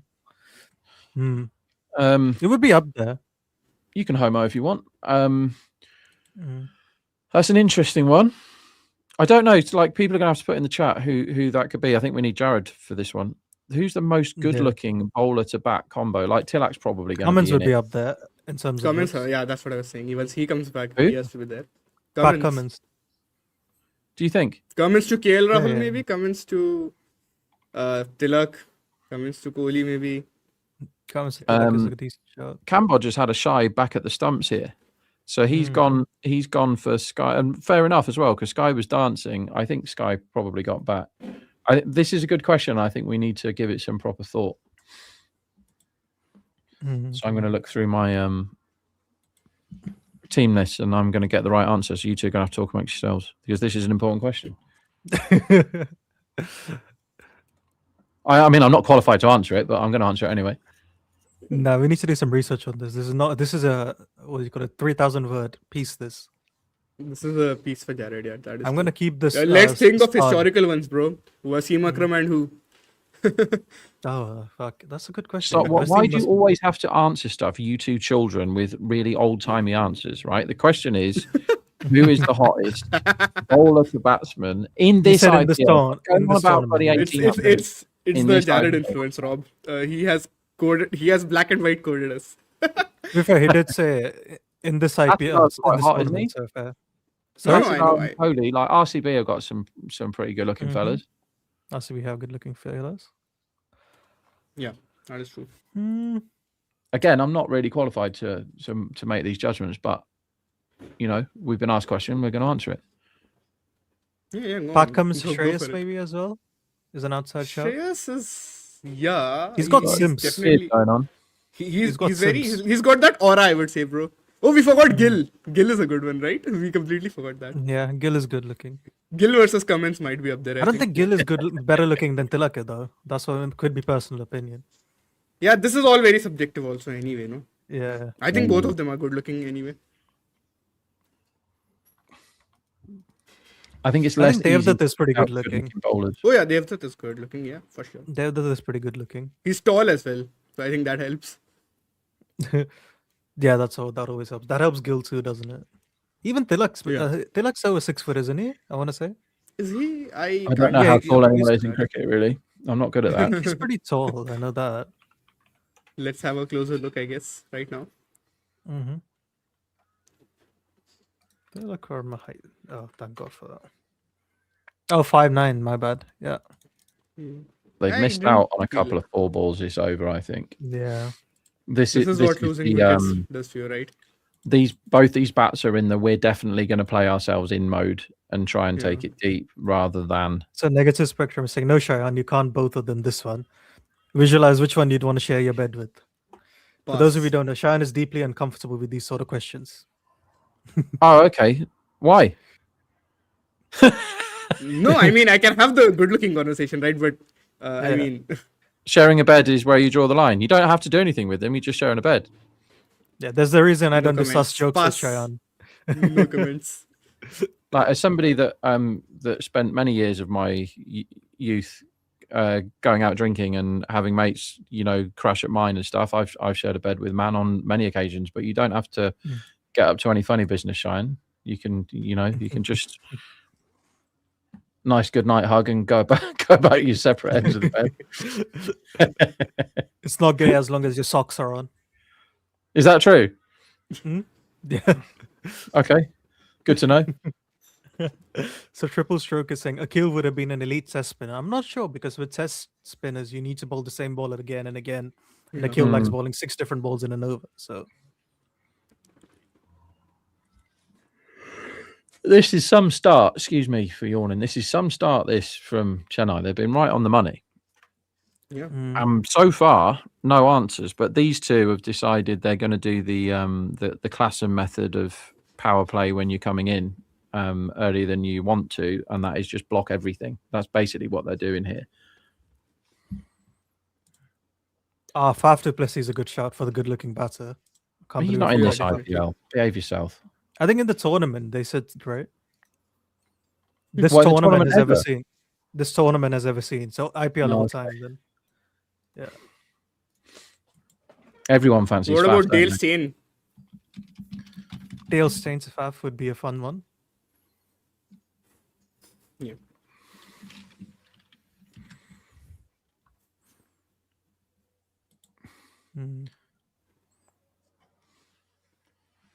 No, but is Faf good looking, or has why? he just got a great body? That's what I'm always confused about. No, I think he is good looking. I think he's quite good looking, but I think there's better people with better faces than him, if it makes sense. That's Pandey's the good looking subjective bit, dude, right? Pandey is good Manish looking. Pandey's good looking boy. Agreed. Manish Pandey, yeah, that's a good one. Mm-hmm.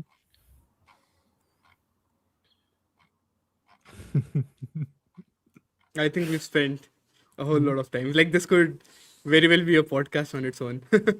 I mean, Hetman would be up there with the booty per square inch metric. He has got some junk in the trunk, that boy. There's no question about that. Hetty Bumbalati. Yep. They win this 1 in 8, apparently. Oof. I don't mind. So I've been very pro Chennai with my betting today. Yeah, And I Temba don't- obviously tops the booty per square inch convo, doesn't he? Temba, I don't know. Yeah. Like Hetty's got a shout. Yeah, but I think Temba's got like for the he's not very tall, and he's the dump truck that Temba has is remarkable. Okay, fair enough. I'm going back to the betting thing. I'm diving away from my bets now because I think 1 in 8 is fine. So I'm closing my Chennai performance. Well done, Chennai. I still hope they win because it would help all my other bets.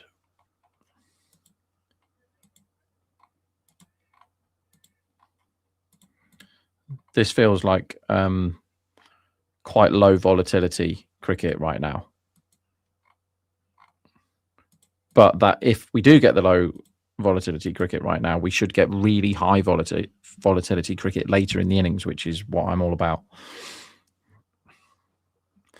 As Tilak blocks again. To be fair, Amur, like when you're watching Temba, it's hard not to notice the booty.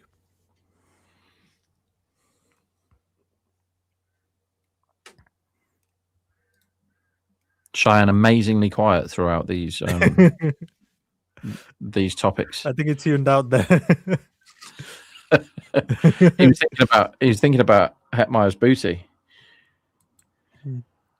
I think there might be a picture on your wall, like top right, where your eyes keep going, Cheyenne. Another block into the covers. I don't mind 6 wicket. I don't mind boring cricket as long as what then follows is ultra exciting. Because quite often when you get this holding pattern nonsense and they're just like block, we have to stay in the game. We've got to block, we've got to take the ones, and we got to like bore everyone. Quite often what happens then, as soon as somebody plays the big shot, it's caught on the rope and then they're dead. But with these two, you think like they can do this, can't they? They're both good At enough. their to best, live. they can. I don't know if they Well, can do it. Tilak in their reeled current form. one game ago. Yeah, Tilak, I mean, he just played a great knock. I am not denying that. But with Sky, you kind of need it to happen from both ends, do you not? To chase this down.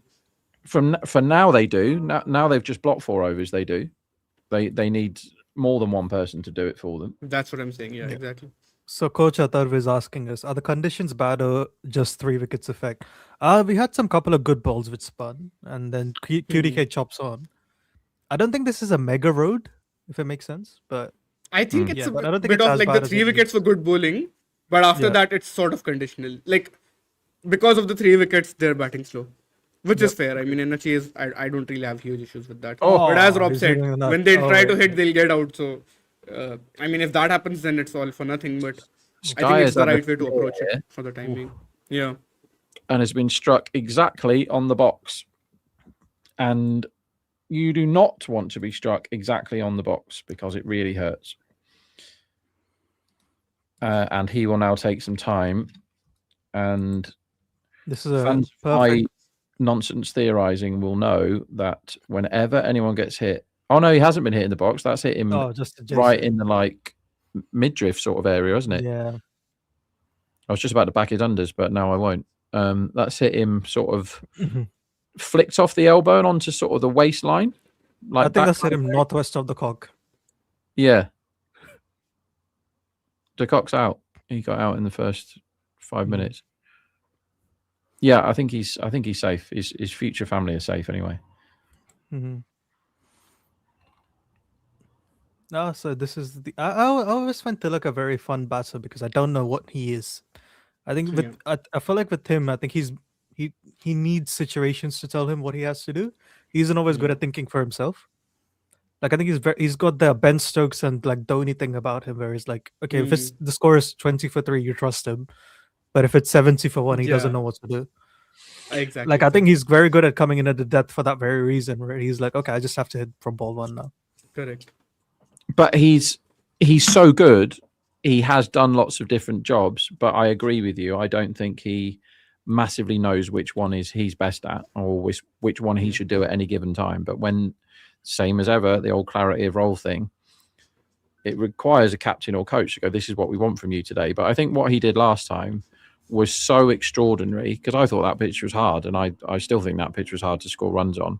Yeah. And what was he, 19 off 22, and then like 80 off 25 or something? Just absolutely ridiculous hitting.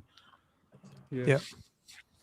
I mean, should do they 23, can afford to I go think. at 6 and over for a bit, this team, but they can't afford to go at 2 and over. Oh yeah, that is certainly true. They'll still need I want to say 60 runs at the 10 over mark. That would be a decent target to aim for. Yeah, but So even that then, would be worth that would the be last like boundary. 15 and over for 10 overs with an out of farm Hardik, and Rutherford who needs like 10 balls, isn't it? Yeah, exactly. 13 it's balls into boundary. You've got to go for one now, surely. Oof. As he blocks again. He's also bowling well, to be fair. I think like he's just hit that good He's length. bowling the good length, yeah. Exactly. Cambodge has been different class this season because he's had to change his role because of injuries and no Ellis really. And it was it you, Varun, that said at the start of the season they're trying to turn him into a death bowler? Yeah. But I think he's been quality. Yep. But you're right. That's the Good Yeah, length. he's been ball. good. Not much you can do with that ball. If you want to hit that ball to the boundary, you have to take quite a high Exactly. risk. That's what I'm saying, yeah. And you can't, like, it's not very easy to drive Oh, on I the off see either, it. Rob. Is that the LBW nuts shouted, again? I'm going to have to see because he does not look happy here, Sky. Oh, I think that's just clattered him on the knee, Yeah, exactly. It has, because I can see it twice. It's on the stream and on my TV as well. He's just getting battered. That's an excellent over from Kamboj. Wow. Superb. Really well done. he's also Varun, got how the many ball good in lengths this over. was did he bowl in this spell? I think it's In this over, just sorry. outside. I think it's bowling at the 8 to 9 meters, so just outside the range. Fair. Yeah. Makes sense. Not far off Goodland, but yeah. Yeah. But also, like, I don't know what even is good length anymore in the IPO because I think it should be 7 to 9 meters because, like, Okay. 6 to 7 meters is a bit like the 4 to 5 meters of fast bowling at this point. Right. I see what you're saying. Yeah. It Chowdhury's feels like falling he's out gone there. at a couple of 8 to 9, and then one of them is slightly. Yeah. More So than the that. Okay, no, fifth this is ball the fifth was 7 to 8 meters. Sorry, I was looking at Has the. Mumbai won yet, guys? Nearly. Hmm? Chowdhury's bowling out here. Nice. Oh, Oh, that's a good Third thought. ball has been. Yeah, now that Surgically- Jared, this was the question we were waiting for you to answer. So so Rake Jake is asking us, Chowdhury to Tilak might have been the most good-looking bowler to bat combo this tournament has ever seen. No homer. Your thoughts?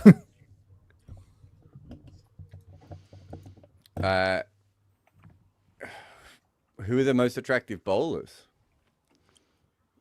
I think we Who's had Kyle- Pat Cummins. Who has Kyle Jamieson bowled to? Is Kyle Jameson more attractive than Pat Cummins?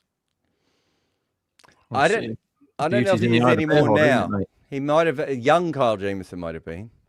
Hmm. You don't think he's fit anymore? He doesn't look the same. So you don't fancy him anymore? Because you were always quite hot on him, quite sweet on Kyle Jameson. What, you weren't hot on Kyle Jamieson? Not my type. No. What's your type of man? Why does every watch along end up with me being asked that question?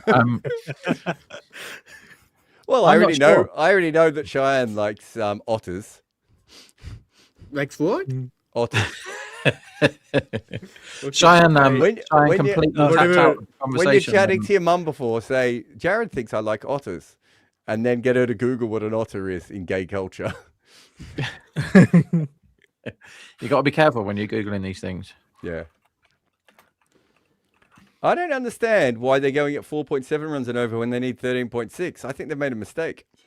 Mm. Well, There's another they four. elected to go zero risk for every single ball, and just now, which as Chowdhury's bowling a fourth, is looking like not the best plan of all time. Also, Yeah, I mean, since Converge I've sat was- down, all I've seen is Mumbai time fours, guys. Yeah, they're going. They're going. Yeah. They've changed gears slightly. So in the But last still- over, Converge was bowling a lot of wobble balls that were actually seaming, which is impressive.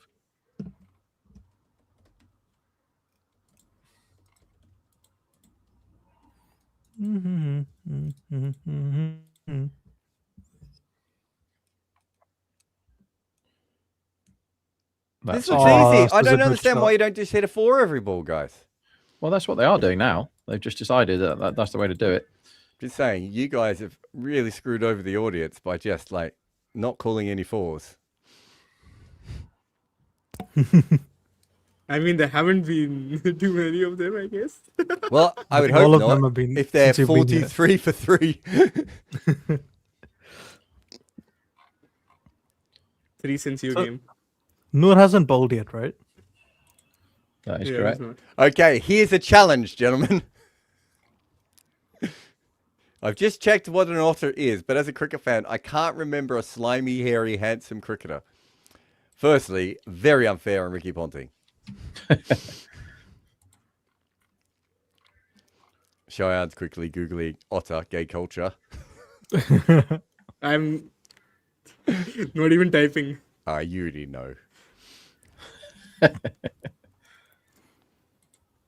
Am I the new Akshay? Are you guys going to keep ragging me? It's not ragging you? That's No, I not think you're ragging too normal you. to be Akshay. I guess. Were you raised as a girl? No. Have you decided to be engaged with someone and then refuse to use the term for engagement? And fiance. Whilst wearing a wedding ring. When you're not yet married. So he's engaged, refuses to call her his fiance, and wears a Yeah, I wedding heard ring. that one. A lot going on I there. heard that one. It's a lot to unpack. Also, I'm pretty sure he was going to direct a porno at one stage. He said he Tell wanted. us He didn't say I anything. thought Glenn Maxwell as well. I thought Maxwell and Ponting might have been two of the most Mm. otter-esque people.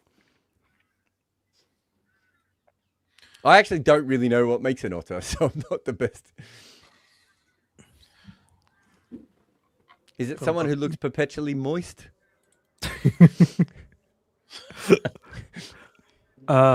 Who's the most Sorry, a moist gay or cricketer, Varun? bisexual man who is lean, slim, or athletic in build, but also quite hairy. Who's the hairiest cricketer? Yeah, Ponting's a good shout for that. Ponting's Yeah, arms Maxi's- are really hairy, aren't Maxi's they? a good shout. And him and Maxi, they've both got Yeah, really yeah. hairy arms. Trying to think who else. I can't think of too many others. Feels like Robin Smith would fit that bill quite well. So someone said Daryl Mitchell, and I was thinking him, but he's not. He's too big to be an otter. You got to be Yeah. slight. I'm not sure he's hairy enough. He's quite hairy, Daryl Mitchell, isn't he? Robin Smith. That's Again, hairy old isn't Robin Smith got big shoulders? I assume Yeah. as an otter, part of the advantage of being an Oh, otter Ganguly's a good shout. Ooh. Almost in it. Chop on here. I think it might be a choppy-on kind of pitch, you know. Yeah, see it. And this is timeout. Choppy on pitch. Yeah, this is just Rob talking himself into betting on bowls again. Well, if I'd have bet it all day losing today, I'd be miles in front, wouldn't I? We've had 4 already out Yeah. of But you won't have another 9. one once you do. 4 out of 9.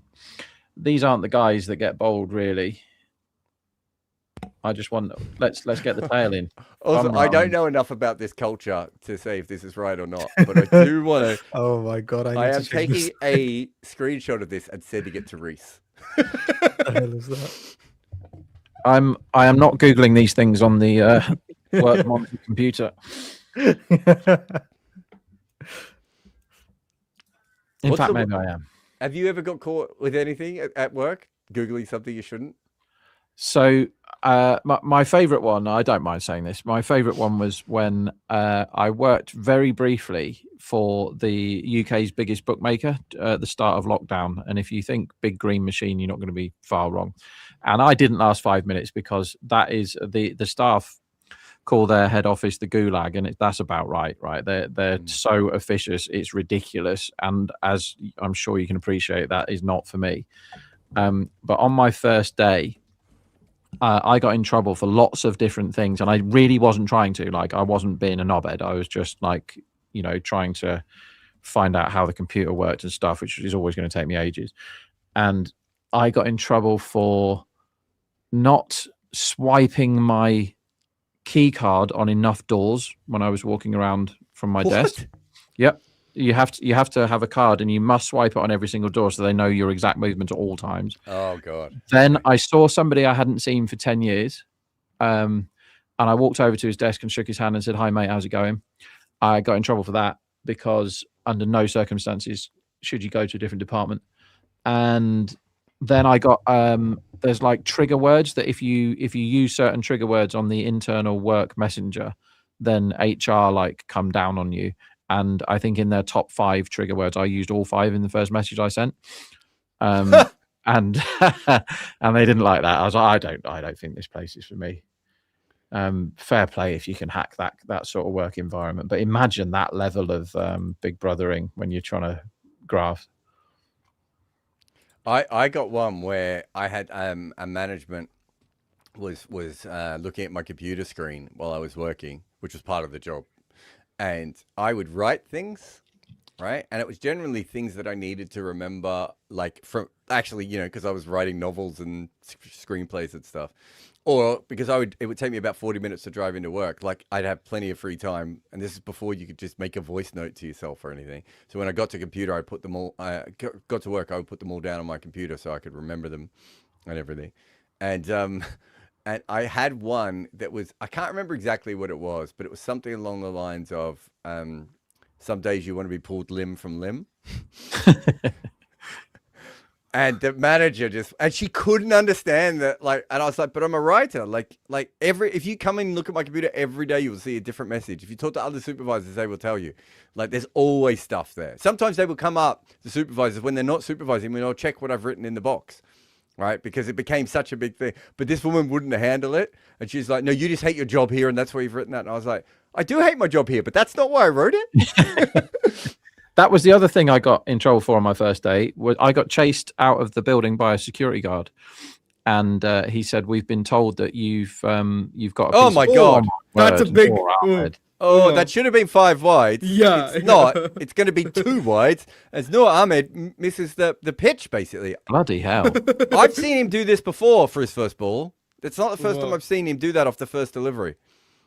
I mean, Interesting, that was like me bowling. That was really Is that bad. due? That's I was the just about question, to isn't ask. it? That's I what think we it's gotta look due. for now. He Must went be. straight to the towel after that. Due watch. Yeah, I think it is. Yeah, I got in trouble. So the security guy chased me out and said, "We heard you've got company property on you," and I said, "No, I haven't." He said, "I'm afraid you have. We've seen you on the camera." I was like, "What have I got?" He said, "You've got a piece of paper on you." And he said, "You're not allowed to take anything out of the office." And I said, "Look, it's my first day, and I made notes on how to like turn the computer on and stuff. And I promise I will not remember that tomorrow. So I need the bit of paper that tells me." He said, "No, you can leave it in the office, and you can come back to it tomorrow. You're not allowed to take anything." I was like, "Jesus, okay then." Maybe that's the way of like, I've never had a real job, like a proper one. Maybe that is what people have to do in their real jobs. There are some. I don't think you could take a piece of paper out of what's it called? Snow leopard, lizard, Star lizard. star lizard. Yeah, I'm sure of that. Like, Oh my god, getting into star Yeah. lizard. Jeez, that was ridiculous. I mean, I've got mates that have worked there for many years, and they don't really talk about it. So they must, whatever the repercussions are Yeah. for disclosing what goes on, in that place, must be quite bad. Like, someone must have done it and got, their head on a spike or whatever. Neil says, how does smoking affect batters? It improves batting, pace bowling. It makes you swing the ball more, and footballers, it makes you score more goals. Okay, good to know. I mean, I would assume it eventually has something to do with your lungs, which is not particularly good. I think there's scientific research has been taken that proves that smoking isn't particularly good for your lungs. I'm sure I've heard that before. I'm no doctor. Now we're getting the important messages, Cheyenne. It's because we were talking No. about who's the hottest cricketers for 15 minutes. I'm not upset. I mean, I don't have anything to add. I just like forced myself to speak. I can't do that, right? You don't know who the hottest cricketers are. I gave like 100 names. What more am I supposed to do? You didn't, you great big liar. I did. I've just thought about it though, and I've been thinking about it non-stop for the last 10 minutes.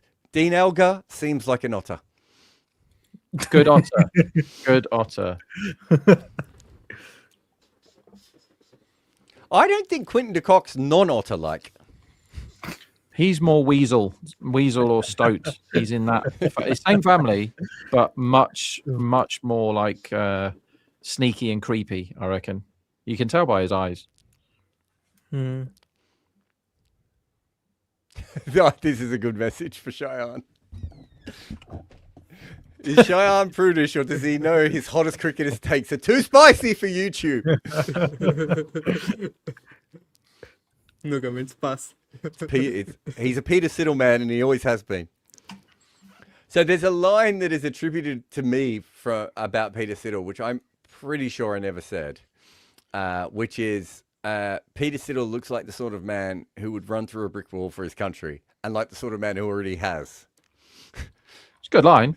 Yeah, and I'm really sure I didn't write it, but so many people, I've like had people come up to me at cricket grounds and go, that Peter Siddle line. I was like, I don't know it was me. Beautiful straight drive here for 4. Yeah. Nice guy. I I mean, might it's a be able very to harsh find- line on Peter Siddle, isn't it? That his face looks like he's run through a brick wall. There was one line that you wrote, Jared, and I have had a go at you for some of your editing, which has been utterly appalling when you just put scorecards in your books that have the wrong numbers in and stuff. But you have written the single line in all of literature that made me laugh the most. I laughed for like 5 minutes when I read it. I'll try and find it now. Yeah, some of the editing on those early books. I won't mention the publisher, but it's a bit up and down. It was actually weird. We went through the recent book because they wanted a reprint, and it shocked me how few errors were in it because I've never had a book where that's happened before. It's very you, though, isn't it? Well, at least now, it's actually easier now when I deal with a publisher because I can tell them I'm dyslexic at the time. And so they might need to check. Also, I'm pretty sure one of the books, Rob, wasn't actually, I don't think they sent the right copy off. Oh, nice. Like Peep Show when they do Business Secrets of the Pharaohs or whatever it's called. I wasn't a Peep Show guy. Sorry. Well, that's ridiculous. Someone's just said Abhishek Sharma. Are we still talking about otters? I can see Overton. that, you know. Yeah, good one. Well, how did you Finally. thought of that? He's playing in this game. Hits the pitch hard, first ball, and it's 4. This pitch looks pretty good now, guys. I know there might be a little bit of dew out there, but geez, it's sliding onto the back good. They've gotten a lot of 4s. Yeah. Since I want to say the 8th over, right? Yeah, the Mukesh over. Since the moment I sat down, I think is Yeah, the official exactly. timing. Exactly. I sat down and they were at about 3 runs and over, and I've just seen Yeah. boundary after boundary since then. That is true.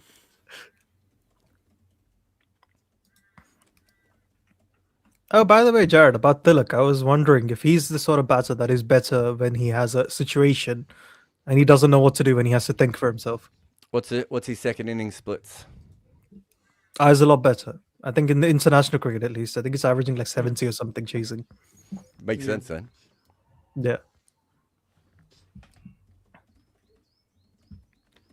Is he got the Ben Stokes and Dhoni or Bevan thing of he needs context? He might. I mean, you'd have to look at all T20 cricket, wouldn't you, to get a good idea, rather than just one format or another. That's a good point. Yeah. I'll try and look at List A cricket as well, see if there's a pattern there as well. It should go over as launched over cover, 1 bounce 4. So in don't want T20 any more he's at 39 and 153 in the first innings and 57 and 135 in the second. I think that makes complete So in the sense. IPL, it's similar in both innings, so that's odd. Oh, fair. Yeah. What about for Hyderabad? 1 second. List A cricket, he's better in the first innings than he is the second innings by 17 runs. Oh, wow. And for Hyderabad, it's very similar actually. So it's 48 and 155 in the first innings, but 48 and 138 in the second innings. So his strike rate goes down, which I think could be targets and everything. Yeah. But the point being that it's not actually a whole lot different in other cricket. Just in List A, it's gone up in the first innings, and in T20 internationals, it's gone up in the second innings. I found my favourite line from all of Jarek Kimmer's writings. It's really good. You're talking about a guy.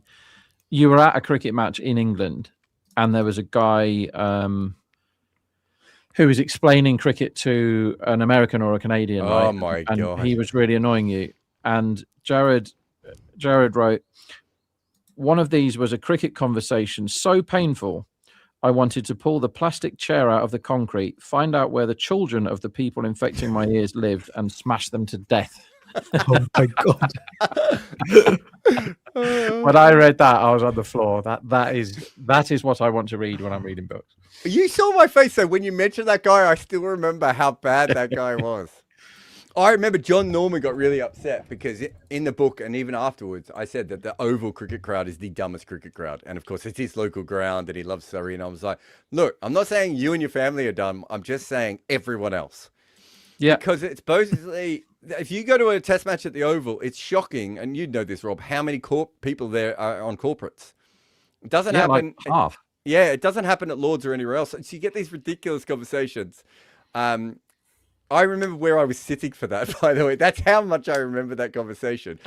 And then later in that test, there was a guy in front of me who was again explaining cricket to someone else, again, another corporate. And he was saying to her, Graham Swan's changed ends twice. He can only change ends 2 more times, and then he's not allowed to bowl again after that. Wow. And I went, I love that. no, that's not right, mate. That's not right. I've never heard that before. And he said, no, it is. That's actually one of the rules of cricket. And I went, well, they're laws. And he went, but that is one of them. And I went, it's not. And he went, oh, well, we'll have to agree to disagree. And I went, it's the only time I've ever done this in my life. I said, guys, I write for Wisden. Like, I can tell you it is not. I don't know how you might have misunderstood something at one stage. I'm not having a go at you, but it's really important that we end this conversation with you knowing that this is not a law of cricket. And he went, okay then, and just sort of shrugged his shoulders and turned around. It's funny. Yeah. What would you say, Jared, is the smartest cricket crowd then from the test matches you've been to? Ooh, it's a good question. Ireland, Malahide. Oh, wow, that's a good one. Not just for tests and for one days, because everyone who's there is an actual cricket fan. That's Yeah. true. Yeah. Exactly. It's That's- really noticeable when you're in the ground how much they know and follow cricket. They knew loads about Irish domestic when I was there, and I knew nothing. Because I lived in Ireland for a couple of years and obviously went to Stormont a few times and Malahide. Belfast is a very fun place to watch cricket.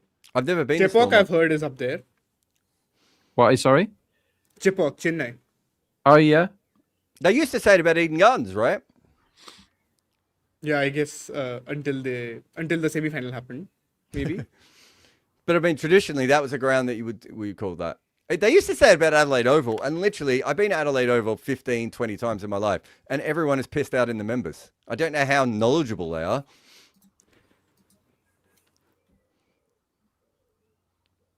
Oh, this is a good question. I'll take this one. Prudvi1207 says, would you rather have a batsman with true strike rate of +2 against pace and spin, or someone who has +6 against one and -1 against the other? Also, can you see T20 batting hyper specializing like baseball? Oh, it's a good question. I actually think it depends on the team structure, right? Like, that's the most important thing. If you have a team where you already have all these different roles of players, you might as well go with someone who is more balanced. But say KKR, for example, they really desperately need a spin hitter. So they would rather take someone who's a bit weak against pace, but really someone that can up their spin hitting. Is it not? Yeah, I think that's And what fair. about the baseball bit, Jared? Any thoughts on that? It's hard to do it without substitutions, right? So I think it's all, with baseball. There's this is it over cover again for 4. That was a very good shot. Wow. I actually think it's very hard to do it in cricket because every pitch situation is different, right? And every game situation is different, whereas baseball's Exactly. not quite like that. So it's a little bit different. But if you had substitutions, you would definitely have things like that in cricket. Yeah. I mean, you could argue it already, right? Like, Dhoni is not there to hit sixes, is he? Right? Yeah. Certainly. Sachin Baby's job was literally to run hard for the dude at the other end. This is limped down the long on. Collected it well there. Was that Yeah. Rutu? Yeah. I think I want to say so. it was Rutu. Yeah. Good know, work. Lizelle Lee and Rakeem Cornwall are not exactly David Warner, are they? Right? Like, so we What? already have a lot of specialization within cricket. I think I'd take 6 and 1, -1, because +2, -1 isn't that much lower than +2. I think you have to get the essence of what he's Yeah, saying. I He's understand what he obviously- means. Yeah, Yeah. but yeah. Agreed. Prudvi's an otter, so he gets it. Nah, I always love my extremes. You're an extreme man. Everyone says that about you. Of course. So these two, really, really good, amazing bats, are batting as if they're going to knock these runs off, but they need 130 or 54. How much have they made in the last, I want to say 4 overs? That's the thing I'm interested in, because it does feel like the tempo has gone They were up. 30 after 7 overs, right? It's They've 49 and scored. 5, isn't it? So they've gone for scored about 10 runs in the 48. last. 48 They've in the made- last four. Yep, exactly. 48 in the last 5 without losing, in the last 4 without losing a wicket. And That's they've done that without taking, maybe Huge that risks. one where Sky stepped out a bit is a risk, but they haven't the really Tilak taken one, maybe the one that goes for a 4 in the last over. The one he They, hits on the they are outside. chasing Slight this like risk. they think they will get it easily. Yeah. They Yeah. did this versus RCB too, right? If you asked Sky what percentage Higher target, chance he no. had of winning this game, I think he would say 50. Yeah. And it's 14. Yeah. And Akil is bowling again. Akil Yeah, should have very bowled interesting time to get him back on. Yeah. all of his overs in the power play. Even though that's not technically possible, he should have done. Who's the Give me some only more names international- of Who's the only players. international cricketer to bowl 2 overs in a row, guys? Oh, that's a good question. Somebody just not realise. It was no, he did it on purpose, and the umpire didn't realize. Was it a? It must have been like before lunch and after lunch in a test match. Yeah, it was. Yeah. It was. There was around a break. Ah. I can't remember if it was a rain I break like or an actual break, but yeah, Feels like the sort of thing Warren would do. it's a Warren-like person, but it is pre-World War II. Is it a spinner? Oh, Is I it a don't spinner? know that. If it's Jared is Well, not a spinner. no idea. I don't know if you call him a spinner. I think he was a slow medium Sid bowler. Vance? Sid Vance? No, No, not him. Okay. it's that kind of era, maybe slightly later than Sid Barnes, but they would have crossed over, these two guys. Clary Grimmett? No, Clary Grimmett wasn't funny enough to do stuff like that. Okay. I'll give you that. great name, Clary Grimmett, though. It's a guy who's not That's a good name, yes. Yeah, it's a guy who's not specifically known for just bowling. He's more of an all-rounder. Oh. And comment said Aubrey Aubrey Faulkner? Aubrey Faulkner, no, again, Aubrey Faulkner would have felt so uncomfortable. It wasn't W.G. Grace either. But I would say it's a guy who's very similar to kind of a combination between Aubrey Faulkner and W.G. Grace of another country. I would, Okay. what is you're just saying random words at this point, Jared? Exactly. I'm confused now. It was another guy who was known for his body size. In fact, his nickname mentions his body size in it. Okay. Uh-huh. And a very important person in another cricket culture. Some people may say he was the godfather of Australians being arseholes in cricket. And I say that because I've written Warwick Armstrong. Warwick Armstrong. Yes. What's his nickname? Sean, do you know? That I can't remember, but I know he was a huge dude. That I know. Oh, another beautiful shot over the covers. I don't know his Quite nickname. I right. didn't look Oh it up. wow. That's Yeah, only he was called the Big Ship in the days when you're allowed to Oh. apparently just openly body shame people. But he did all sorts of crazy things. Like I'm pretty sure he got bored during a game and went off, got a newspaper, and came back out and read it like in front of the batter to show him that that he was being boring. And the best one, Rob, he changed the cricket laws forever. I think it was Frank Woolley, the young Kent all-rounder, or it might have been Les Ames. It was someone who was making their debut. And Warwick Armstrong was going to bowl the first ball to this guy. And he bowled, I think it's something like 17 minutes of warm-ups on the pitch next to the play. Like he just kept warming up like it was taking him forever to get ready. And this young kid's like, is he going to bowl to me? Like, doesn't he have to actually deliver a ball to me? And Warwick Armstrong just kept doing it as long as he could. I like it. Do you know the thing that I was genuinely world class at? I may have mentioned this before. Genuinely world class at in sport is time wasting. I think I was an all-time Not great catching. at time wasting. Because I was the goalkeeper in football, right? And you're in a privileged position to time waste because in Yeah. 99% of all football matches I played, they didn't have ball boys, right?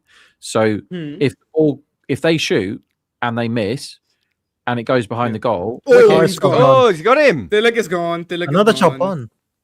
told you it's a chop on day. Did you back it? No. Oh no, hang on. No. Tiny. It's the fourth method of dismissal. Yeah, I put that bet on about 100 hours ago. Oh, nice. Hey. Hey, We actually, this is the first time in history that I've been on air and a bold bet has actually won. nice. Oh, by the way, Mick Douglas has said Alex Moore for New Zealand also bowled 2 overs in a row. I wasn't aware of him. I thought Very Warwick good. Armstrong was the only one who had. Very good. Interesting. Same, I would imagine, before a break, after a break. Like a big break, of course, lunch or tea. It Or have- even end of It'd have day, to be maybe. something happen, wouldn't it? Yeah. I'm interested to look that up.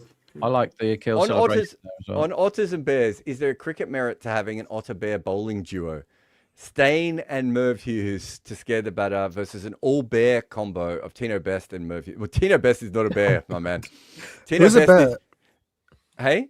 Is Dennis Lilly a bear? No. Rob would be a bear. Oh, right, of course. Thank you. So Merv Hughes, definitely a bear. Warwick Armstrong, if he had a beard, would be a bear. I think you might need a beard to be a bear. I'm not sure. You need to be hairy, I'd imagine. For sure. Oh, very hairy, but very Yeah. big. Like, big dude. Yeah. Is that Tino Best? Yeah, signed. Mm. I really like Tino. He's already on the wall, though. He once won me a load of money with the bat. That's why he got on the wall. What? When he made the 90 odd? Nope. It wasn't that day. Although that is one of my favourite ever innings, and I really wanted him to get 100. No, it was some meaningless T20 in England that no one cared about, but whoever was trading it for Bet365 thought that Tino Best was completely incapable of hitting boundaries. So it was back when I used to bet on delivery prices. So you bet on the next ball, basically. Maybe the most boring year of my whole life. But that day, they had over 3.5 for every ball at 14-1. And I think Tino hit like 5 boundaries out of 6 or something. And I was just going whack, whack, whack. Yeah, that was lots of fun. Back in the days, we used to be able to actually get proper money on these ridiculous prices. I just have a look. Alex Moore's was a tea break. Yeah, I was actually seeing the Strong. same thing. And no one noticed. Whereas I think with Warwick Armstrong, well, I suspect with Warwick Armstrong, he was doing it on purpose. Just to see if he could. A bit WG Grace-like. Hardik's Also, in this and Alex Moore Hardik's guy was a out. leggy. And he's Good dropped. night, Irene. Hardik Pandya's bad tournament continues. Went for the big slog sweep off Noor Ahmed, got an edge, and was caught at short third. And they're no longer a 14% chance to win this. There is one man that can do it for them. I mean, it'd be great if they had Will Jacks, but they have got Rutherford. Like, this is a Rutherford kind of chase, isn't it? Yeah, it's a crazy one. You know, he probably needs to get 50 off 13 or something. That's not his game. I can tell you that is not his game. But He's the guy that will. Yeah, okay. It's not his game. No, He's the way he set does it is he bananas. makes 88 off 28. Yeah, right? okay. And he's like, what, 10 off 8 or 10 off 7, and then he goes nuts. Yeah. That he can do. Yes, I can still see the point. But yeah, it's not easy. I don't get this one. Rohit says holograms and laser in cricket like new fencing rule. Does anyone know what that means? Yeah, so the new in fencing now, and so for the next Olympics, we're going to have this technology. So because fencing I'm not a fan of fencing as a sport. I think it's just for like rich people to do, to muck about with. Not as bad as the stupid horse one, jumpy horse. Yeah. Abhinav, who's making our app, who works with us at Combox, was one of India's best fencers, by the way. Rob. Okay. Oh yeah, I remember that. Yes, and he could that was also really be cool stuff. an otter to your bear. Oh, nice. Well, I'll tell him how much I don't like fencing then. But anyway, while he stabs you in the belly over and over again. Bloody... Oh, my God. And Rutherford's gone. Rutherford's come in and Rutherford's gone out again. That's why Rutherford doesn't try and hit first ball, Cheyenne. I told you he's not a first ball. He's not a first ball guy. I know it. I've seen his game. I've seen him play. I've seen his stats and everything. He is a finishing anchor. I will tell you that, Jared. I'll say one thing though, Cheyenne. Got to respect a man who gets caught at deep cover first ball. I do respect that it. is true. Yes. Players had to work so hard for an hour to get them this platform, if you can call it that. And then the next two have just, and so did Tilak as well. They've gone, right, guys, we've given you a sniff here. And then Hardik's gone, okay, sure, out. Rutherford, okay, out. Funny stuff. Cricket's a really silly game. Take that, Churchill. So for the fencing, the fencing is a difficult watch because you never really know whether they've touched them or whether they've scored the point or whatever, right? So now what they're doing is they're putting a graphic which makes there's like a color, so it looks like a sparkler on fireworks night. You know what I mean? So they're putting a color on the end of the sword, a graphic, so that when you see it, you know when they did that makes them bat swing, that they put the color thing on. So they're doing that for fencing to make it more fun. That makes a lot of sense. They did it with ice hockey back in the day where they had to put a tail on the puck because casual fans, especially before we got HD and everything, the puck moved so quickly no one could keep their eye on it unless you knew about ice hockey. You could not watch ice hockey on TV. You couldn't before HD. It was terrible, but right? Then HD came along and you're like, wow, I can see the puck. Because I remember I used to go and watch ice hockey a fair bit. And going to watch ice hockey is awesome. It's a brilliant spectator sport. Not a hat-trick then. Beating the crap out of each other half the game as well. But watching it on telly before HD was completely impossible. So if they do, they have done it before in cricket. They certainly did it with the bat swing, didn't they? With Suryavanchi's bat swing, they draw these squiggly lines in it. They've done that. Yep. IPL, all they do is make that massive boom noise when someone hits a six, and they show the replay, don't they? The comedy sound effects. Do you know it's really funny. For years, I just assumed Oh, that what I- a ball. Oh, Wow. that's beautiful bowling. Not the IPL one, but you know the one that goes boom, right? Yeah. Yeah. I just thought that was like, because I'd never put in my head that they would be putting a sound effect on that. I just thought that's what, when you slowed it down, that's the noise it made. Right? And it just never occurred to me that, why would you use a sound effect for that, right? Like, it's literally the ball hits the wood. We know that what sound it makes. So I just assumed that's what it was. And then one day I was sitting with someone and they were explaining it to me. And I was looking at them like they were like explaining something, like they were making something up. And I thought they were pranking me. 1 minute here, everybody. Okay. None of us Take- have take noticed your that time. Shardul Thakur is playing in this game as a specialist number 8 batsman. Oh, He's not wow. a back sub. I had no. He What? didn't bowl any How did I balls. miss this? He didn't cannot bowl any believe- balls. Shardul cannot- Thakur is playing for Mumbai Indians as a specialist number 8 batsman. That is what we are seeing in front of our eyes. And he has come in when What? they need 123 runs off 44 balls. I am so confused. Well, I was digging out when I saw that Chennai had basically had either Kambodge or Noor as their number 8 batting first. Uh-huh. You're like, what the hell are you doing? But this team are chasing. They didn't let Shardul bowl a single ball, which is I hard agree with. But what the hell is this? So they've got two other all-rounders on their list, Raj Abawa and Mayank Roat, right? They both have low career strike rates. No, but Jared, he's not been subbed in to do this. That's what I'm like. How has He this didn't happened? I'm a team. bit confused. He was in the No. team in the first innings. Yes, the kid was Was the he? sub. Malawar was, Was the he in the sub. team? Yes, No. Malawar was the sub, the batting sub. He subbed Oh, in. okay. He subbed in. Oh, okay. for- Wait a minute. Subbed in Quick for info. who? No, right at the moment. No, I think something else has happened, Rob. What's happened? Exactly. Because Quick Info has 13 players listed. Is I am this? so. Yes. So Yes, yes. Is he a sub for Mitch Santner? Who has? Because he was injured in the first innings, remember? Who was? Jared, we were having that. Okay, they are saying that Santner has got a concussion, even though he hit his shoulder, and he's gone off. And Shardul's come in for Santner. That's what's happened. Yeah, because Shardul was not in the 11. That's what even I Well, was thinking. I thought that, so but I knew that Malawar was the sub. So what? He's a concussion sub. No, is he Yeah. must come in for the other guy, no? Probably for Come Hazanfar is my guess. Yeah, he's come on as the concussion sub. Okay. Yeah. Just double, Who? triple checked it. Shardul, no? Alright. Yeah. Okay, correct. so it's silly, but Must not have. as silly as I thought. Oh, it's still silly. I mean, who they would have said no, like for like. So for Santner, I think Shardul is a decent like for like for batting, because if they would have gone with an all-rounder, they would be like, no, you can't use this guy, if you know what I mean. It's a Well, stupid. they could bring in the other two all-rounders still.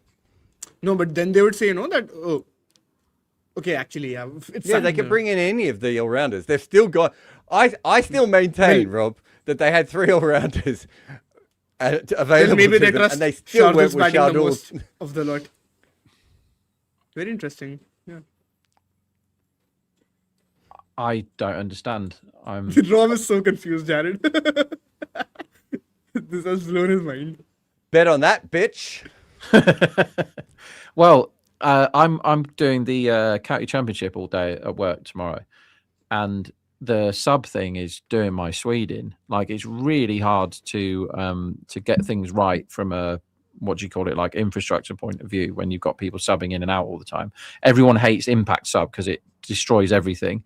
Some of the bookies can't cope with it at all, so they just say, if your guy's the impact sub and you've backed him top bat, tough, we're not having it. And it's like, well, Travis Head did it for like 2 whole years, right? He was just the impact sub and he was favourite for top bat for most of that time, so they can't handle it. But I'm really annoyed that the county championship, it's something like half the games, isn't it? Maybe it's gone It's to a 1 in 3 huge now. amount. But, Sean, did I do a whole piece on the fact that you can't have injury substitutes in cricket? Yeah, I have a feeling, or if you've not done a piece, at least you've talked about it. I've talked about it a lot. Whether I've done a piece or not, I can't remember. The thought, Even I can't fully remember. It feels like you might have, I want to say. it's one of those things where it's like, you know this, Rob, how much I've talked about how it was the stupidest system ever, because there's a reason why no sport has ever done this before. Yeah. There's a reason why no other sport has injury substitutions, and it's because they know how easy it is to fix and to game. And then cricket had to have known that. It's a full joke, is what it is. But I like. Oh, hello. And another wicket. He's gone. And He's that's gone. the ball game. Yep. Good Not that bowling it from wasn't Akil the Hossain, ball game bowling before. stump line. Off spinner Rohit Sharma should have been subbed. Yeah. That would have been entertaining. But there's been some ridiculous ones. I don't know if you've been following it, Shayan, but there was one game. I have. You remember the England T20, England India T20, where who? No, I'm talking about in county cricket. In county cricket, so Fergus O'Neill is a right-arm fast bowler, and he was subbed out, and Ollie Stone was available, and they went, no, he's too fast. But he's a right-arm fast bowler. How many? What? So you have to have someone who bowls at 82 miles an hour, who's tall like Fergus O'Neill around. Like it. What? That is like ridiculous. It hasn't worked in either direction, has it, Rob? No. And what they're tending to do, apparently, I asked somebody today, like, what's actually been happening, and he said, well, what happens is when one of their good bowlers gets tired, they swap him for a fresh one. And it's like, oh, he's really injured. He'll be okay to play in the next game, I would imagine, but he's really injured right now. I might back this team at 1 to 300. That feels like a good return on my money. Okay, so this is a good one. Content Cricket says they should have sent in Will Jacks. Right now, can you make the case that Will Jacks has actually played as a specialist bowler for England, and therefore is a like-for-like substitution with Mitch Sattler? Well, That's in the same role. Silly, isn't it? Number 7, number 8 for England recently. Yep. I'm just saying. I would, if I was running a cricket team, guys, that is exactly what I would have tried to do. The thing is, right, it's part of sport is having your players in a better condition than the other team, right? No matter what sport you play that involves the body, conditioning is part of it. So if you've got somebody that's cramping all the time and he's on 80 not out, tough shit, right? Go and you can't have half an hour to have pickle juice and 9 massages. If you can't play, go off the pitch, and if you can play with cramp, slog out, right? Fine. It's part of conditioning, because there are other guys who are in better condition that can withstand, 50 balls or 100 balls, whatever it is. Correct. And also, if you've got a bowler who is a lethal weapon and can bowl really, really fast and has broken somebody's arm, that's to your plus column, right? You've managed to hit their bowler. You've hit their bowler or their batsman on the elbow, and he can't bat or bowl. Fine, their team are down to 10 then. It's not a game where you're just allowed to sub. Like, football's gone a bit shit since COVID. I mean, football's shit anyway, but it used to be no subs back in the day, which was silly because you can legitimately get injured in football and it's fair that you should be replaced. Then they went to 2 subs, which seemed completely fair. And then they went to 3 because they're like, well, what if your keeper gets injured? And everyone's like, okay, 3. But now, how many is it now? Because of COVID, and they just kept it. It's like 6, isn't it? Or 5.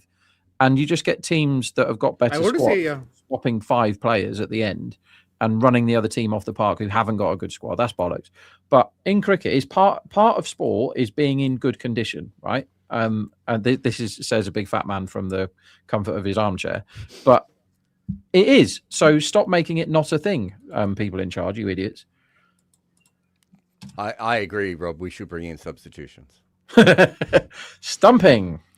Akil has 5. His foot might have just been off the ground there.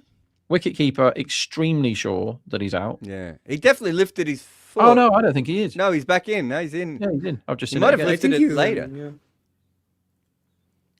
Jared, I wanted you to guess this. Who's that? Guess Krish. Yeah, go. Yes, sorry, come on. No, go. No, I was just saying, do you want to guess Krish Bhagat's first class strike rate with the bat? If you haven't looked it up already. 26. Yeah, that's what I was saying. I had looked You were talking about his professional average earlier. Yeah. That was hear it though, fascinating Rob? in the first innings. I really want to. That's awesome. He also isn't knows it? about it. We were talking about it. Oh, okay. How many runs has he got now? Has he got 1 yet? He got 1, didn't he? Today. 1. There's a guy who plays for Victoria, Ash. I've forgotten his last name. Who plays for Victoria? Who I think his strike rate in professional cricket, in first class cricket, is 28. Okay. And he's a batter. What? Really? Ashley Chandra Singh? Yeah, Is Chandra he? Singh. That's him. I'm just looking him up Yep, now. yeah, 21 average. Oh my God, it's gone down. It's Whoa. 26, Rob. Whoa. And like, I'll get messages. He's got a beautiful technique, this kid, right? And I'll get messages from people going, "What do you think of him?" And I was like, "He can't score in first-class cricket. What do you think he's going to do in a Test match? It's going to go down to 4." Yeah, he's 24, by the way. Just to add some more context to that, he's not very young, but he's also not in his peak just yet. No, and he's only played 13 games, but I've seen him bat, Sean. I think what is it at the moment? 26. Yeah, 26. I think that's high. Is for it having going to go watched him down? bat. It feels a lot slower. It feels a lot slower watching him live, guys. Where does he bat? Where does he bat in the order? Mostly open, I think. Might have batted first drop a little bit. But... Let me see. I have his last few games ahead here in front of me. Yeah. Let's have a quick look. So he's got 5 and 2, 25, 52, 11, 0, 0, 44. Okay. Yeah, I'm pretty sure he Okay. opens. Dano says, Akila San Victoria. hiding his face to laugh at Mumbai Indians. Yeah, Nice he's celebration. opening once at least. Yeah.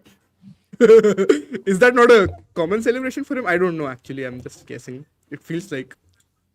So he's been an opener. Yeah, Jared, he has been opening. Wow. How did I never realize this player existed? Yeah. Oh, no. He's not the only one, by the way. Jared, I this don't is a actually- piece now. Where's this? Okay. Sorry, who? Just let me 1 second. Let me check something. Yeah. Where are we? 25. Rob, this is going to 26. do their net run rate a huge boost today's game. Well, it looks to just me talking about like their net run rating right now, doesn't it? It looks like they've just trying to plod on at 5 and over till the end.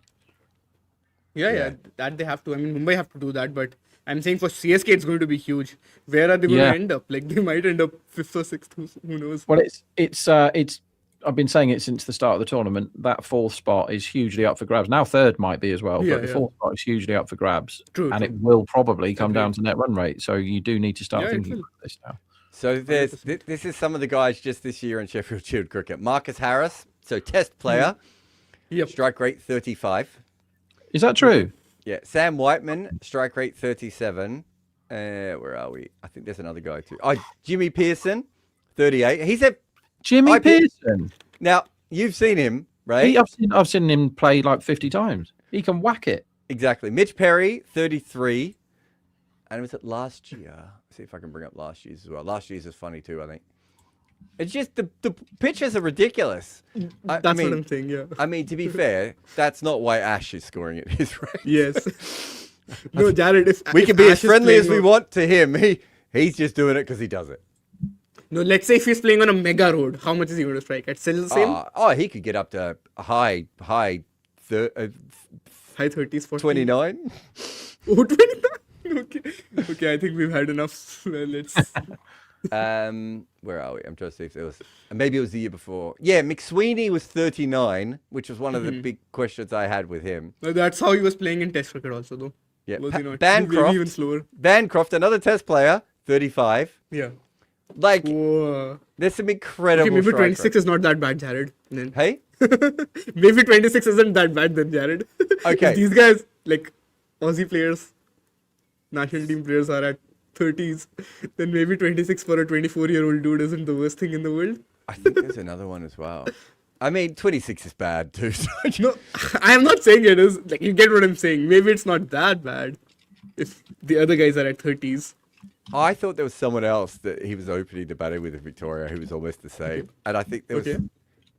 Let me look. Here's one for Rob. Jonathan Merlo? It might be Merlot. Let me just look at his. Yeah, One second. Jonathan Merlot. So they were both batting in the top order. I can't remember if he was all the way at the top, Rob. Oh, And his strike rate, Rob, was 31. yes.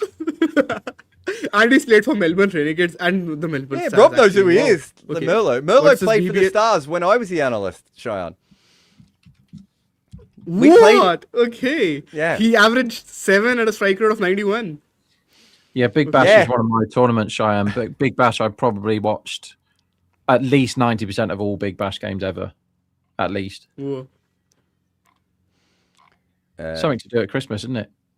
Andy says, bad pitch. How have Mumbai crumbled to this lineup? I think some good bowling early on from CSK for sure. But I don't think they have a very high ceiling. I have been saying this over and over again. Ooh. I will say it once again today. When they've lost so many early wickets, I think Sky and Tilak really didn't have much of a choice but to, rebuild for a bit. And then they both got out at exactly the wrong time.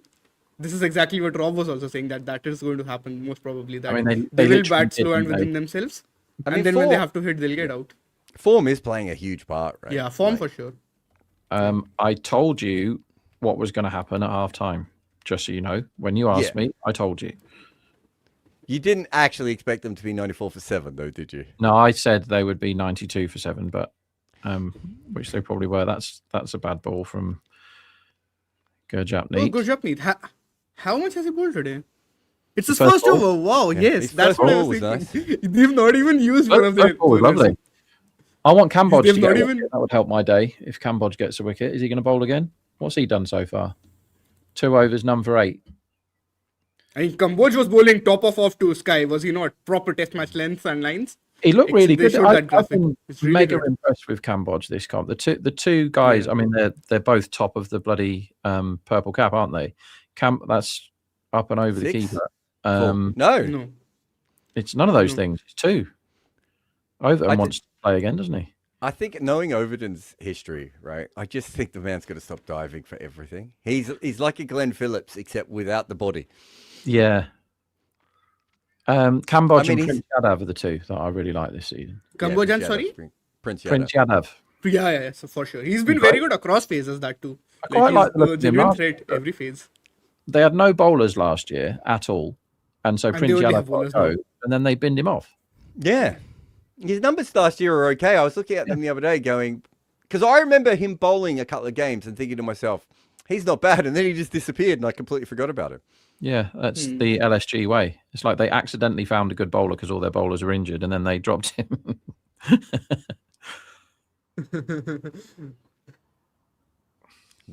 Their And now entire they can't plan. bat. They're a very confusing team. Very confusing team, to be honest. Yeah, but at least they got a good number 8. Yes, that is very true. I mean, he scored 7 of 3. Oh, what a shot. Smacked That it. 6 was beautiful. Yeah. Tiagi's 6 was very funny as well. He hit a Oh yeah, Brilliant that was so comical because the next over Green doesn't even farm the strike. Like That's he just right. hands the strike back over to Tyagi. I'm like, come on, you don't do that. You don't Yeah. do that. I was on the live with Robbie, I remember, and that was some like real tomfoolery happening in that game because Cameron Green was just Green. not coming on strike, and then when he did, he just gave the strike back to Tyagi. He batted who the got out. entirety of the last 5 overs. He got out off the last ball, and he scored 5 runs. Yeah, Cameron Green. that's When what I'm he saying. went No, he only 70. batted in the last 2 overs. For 3 overs, he was not even on strike in that game. So, Good ball. Jared, what do you make of Gurjapneet so far? They've used him mostly in the middle overs, I think. So he's an interesting option. I don't think he's like a new ball option for them in this team.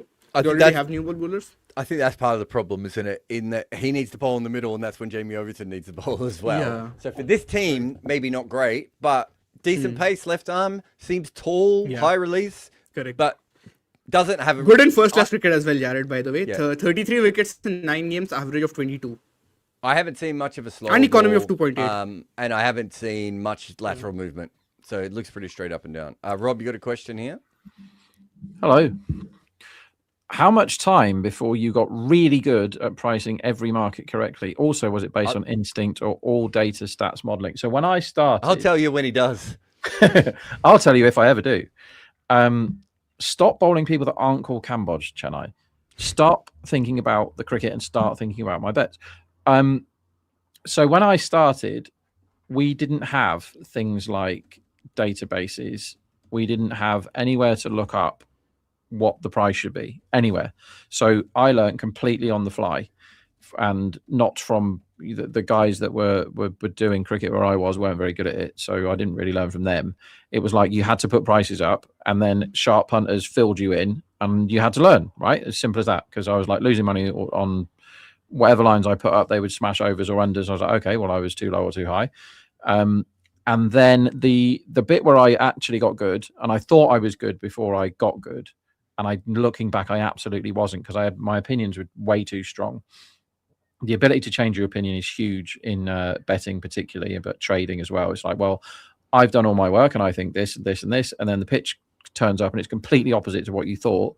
You better change your mind. You're going to lose all your money if you just stick to this is definitely overs, and then you see the pitch like this where it's not actually been that good. Anyway,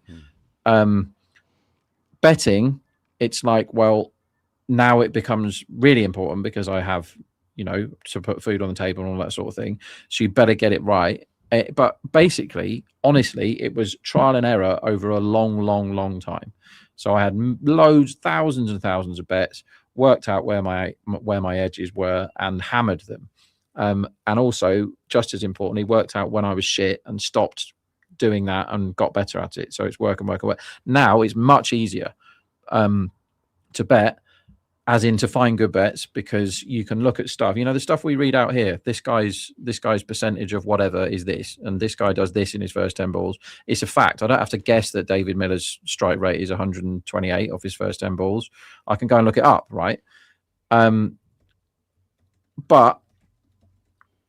it's getting the right stats and all the rest of it. That stuff now is really easy, but you're not allowed to bet anymore, which is why I've got a job or multiple jobs.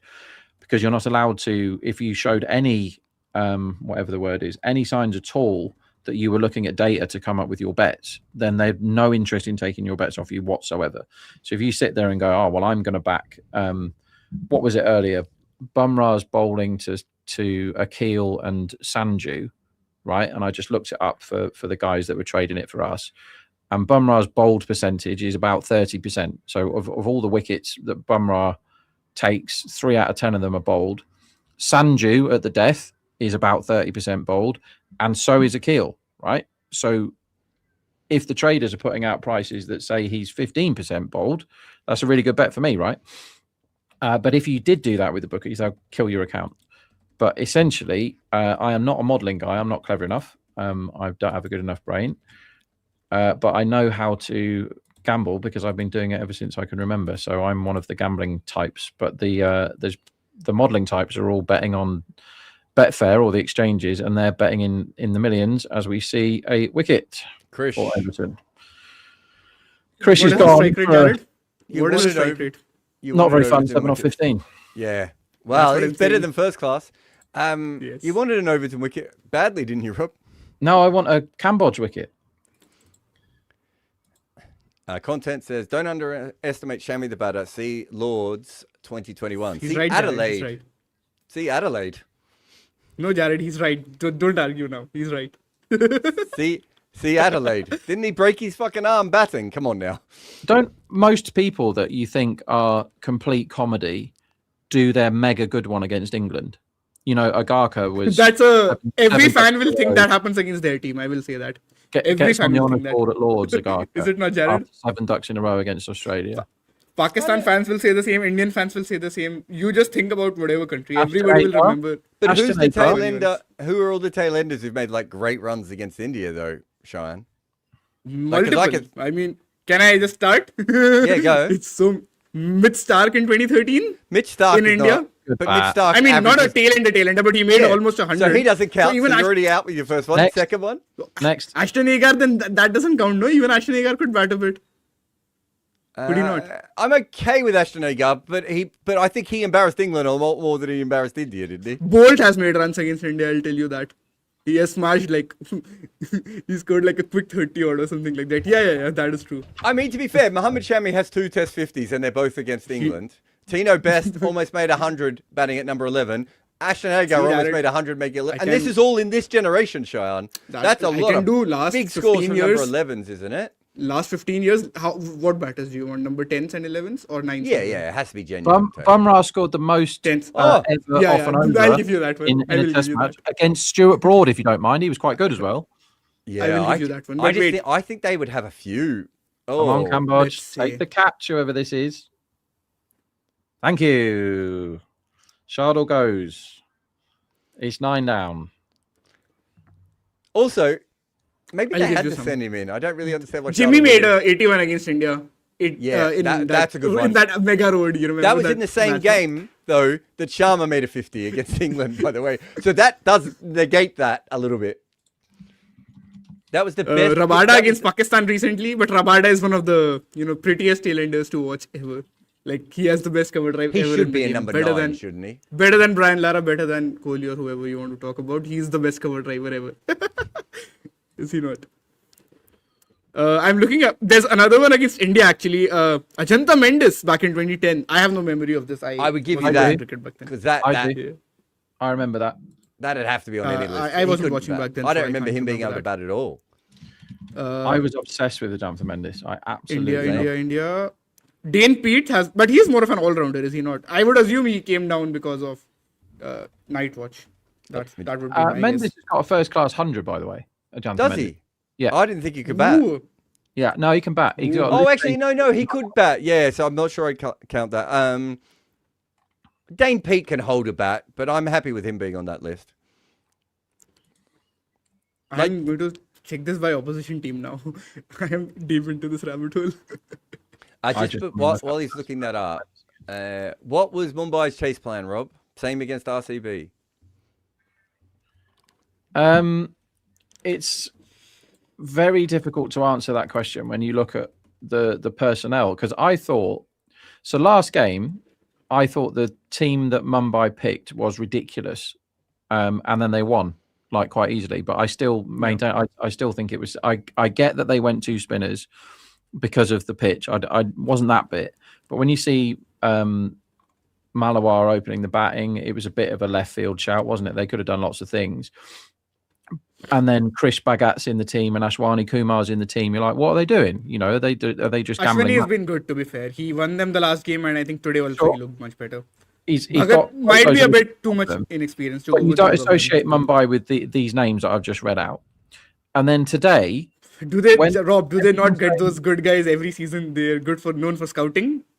but That's how they've got the Will big Jackson's names. going to play today, right? Everyone said Will Jacks is back. How are they going to shuffle it? That was the big Yeah, chat. I think maybe he just arrived. Could be that reason. No, maybe they just But didn't when want to they play him said instantly. we're going to play the same team today, I was like, I don't understand why they're playing the same team today, and they've got utterly murdered, and that does not do their season very much good now, does it? Because where are they going to be after this? Yeah. Do they swap places? Probably not. The net run rate swing won't be enough. But winning have to 2 have a out of look at 7, that, but- no good, is it? Guys, back to the important discussion that we were having. So I'm looking at this since Jan 2010. I mean, I'm looking at the time in which I've watched most of my cricket. So numbers 10 and 11 by opposition team. So there's 550s against England, 4 against India, 4 against Pakistan, 4 against West Indies. These are the what top year is that? ones. 2010. 2010. I think if you've got 5 for England, and 2 of those are 90s, aren't they? There's a 98, yes, the Ashton Agar one. Yeah, and Tino made a 90. And Tino Best, yeah, correct. You had I think that does. To be fair to Rob in this case, I think that does ramp England up.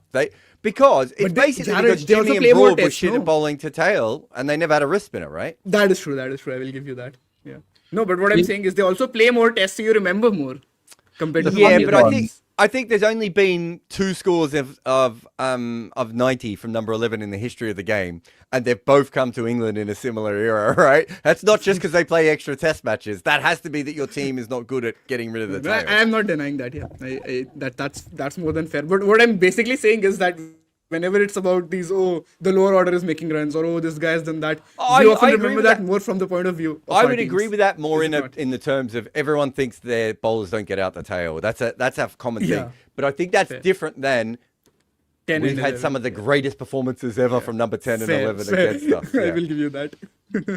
Now I'm interested in looking in this historically. What happened? Sartik says Shamar Joseph chose Australia for his crimes. That's not the best use of words for Shamar Joseph. Moving on. Quickly moving on. Shamar Joseph watching the watch-along. Hey! Don't know why I turned into a Simpsons character then either, Rob. You did a bit. The face did. I wish I'd have screen grabbed it.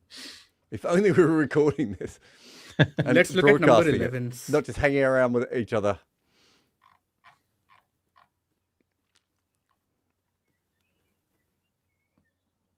So in the history of Test match cricket, The number 11s that have scored the most 50s against a given team is England. 5. Yeah, that is ever in the history of And Test four, matches. and all 5 of them since 2010. Was it?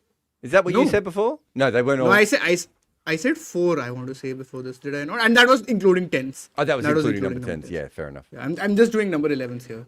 So, It's but 5 just for on England that, historically. it is crazy that Trent Bridge. Everyone always talks about him at Lords, but that Trent Bridge Test match is fucking hilarious for the fact that 2 number 11s made 50s in the same Test match. Like, I wrote like a 2,000-word article on the history of 10th wicket partnerships based on that game because there was fucking nothing else to write about. Indeed. No, the best one of tail end nonsense was quite recently. West Indies for the first time ever in any Test match last year, I think 9, 10, 11 were top run scorers 1, 2, and 3 in the innings. Yeah, and that was the first time that had ever happened in a Test, I think. And then in the next Test, it happened again. So that's like a billion. Was it to the one. 26 all-out series? I have a feeling it was 2025, but Yeah, that's what I'm saying. The remember 26 all-out. Yeah, I remember it happening, but I don't remember any details about it. yeah, it was 2 in a row. It's just absolutely amazing.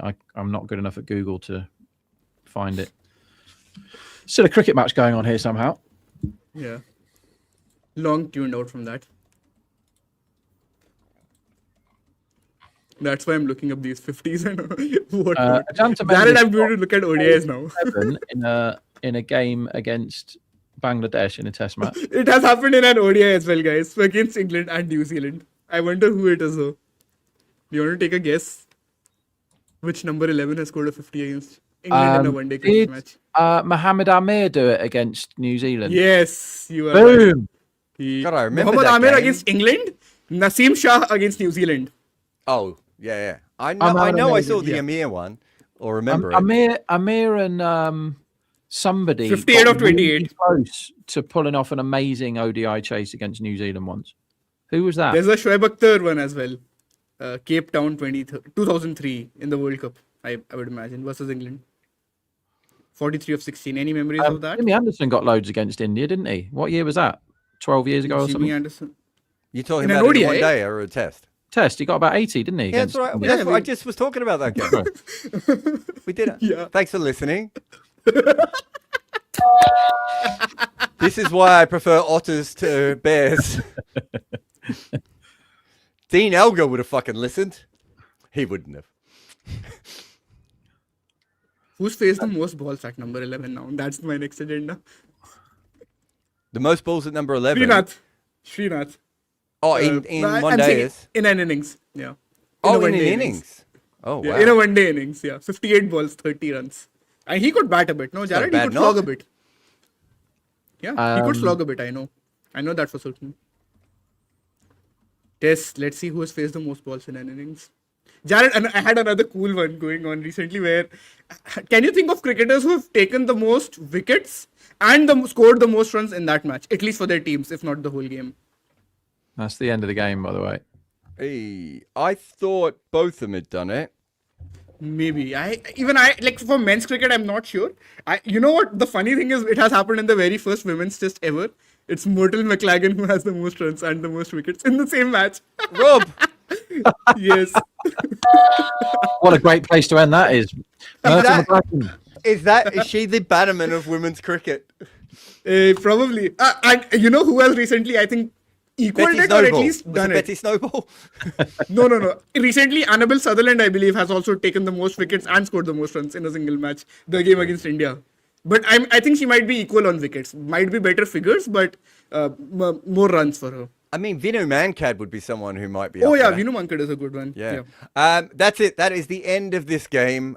We will not be talking any more about Otters or Myrtle McLagan. or Mohamed Shami's batting, or whatever else that we had to do to get through this one. Thank you very much. Remember, combox.tv, you can sign up. We do have some events coming up in India very soon. I can tease those. So if you do want to come and get tickets for those, Rob's not invited. Cheyenne maybe, but if you do want to come and have a look at those, if you want to get priority tickets, I'm not saying we're going to pay. You have to pay. They might be free events, but either way, if you want to make sure you get to those events, combox.tv, sign up there, and you'll be the first to know about all of those sorts of things. I'm Jared. He's Rob. He's Cheyenne. We'll be back for another watch along, and in a few minutes' time, whoever's down on the spreadsheet will be doing the podcast. Combox. The game lives on.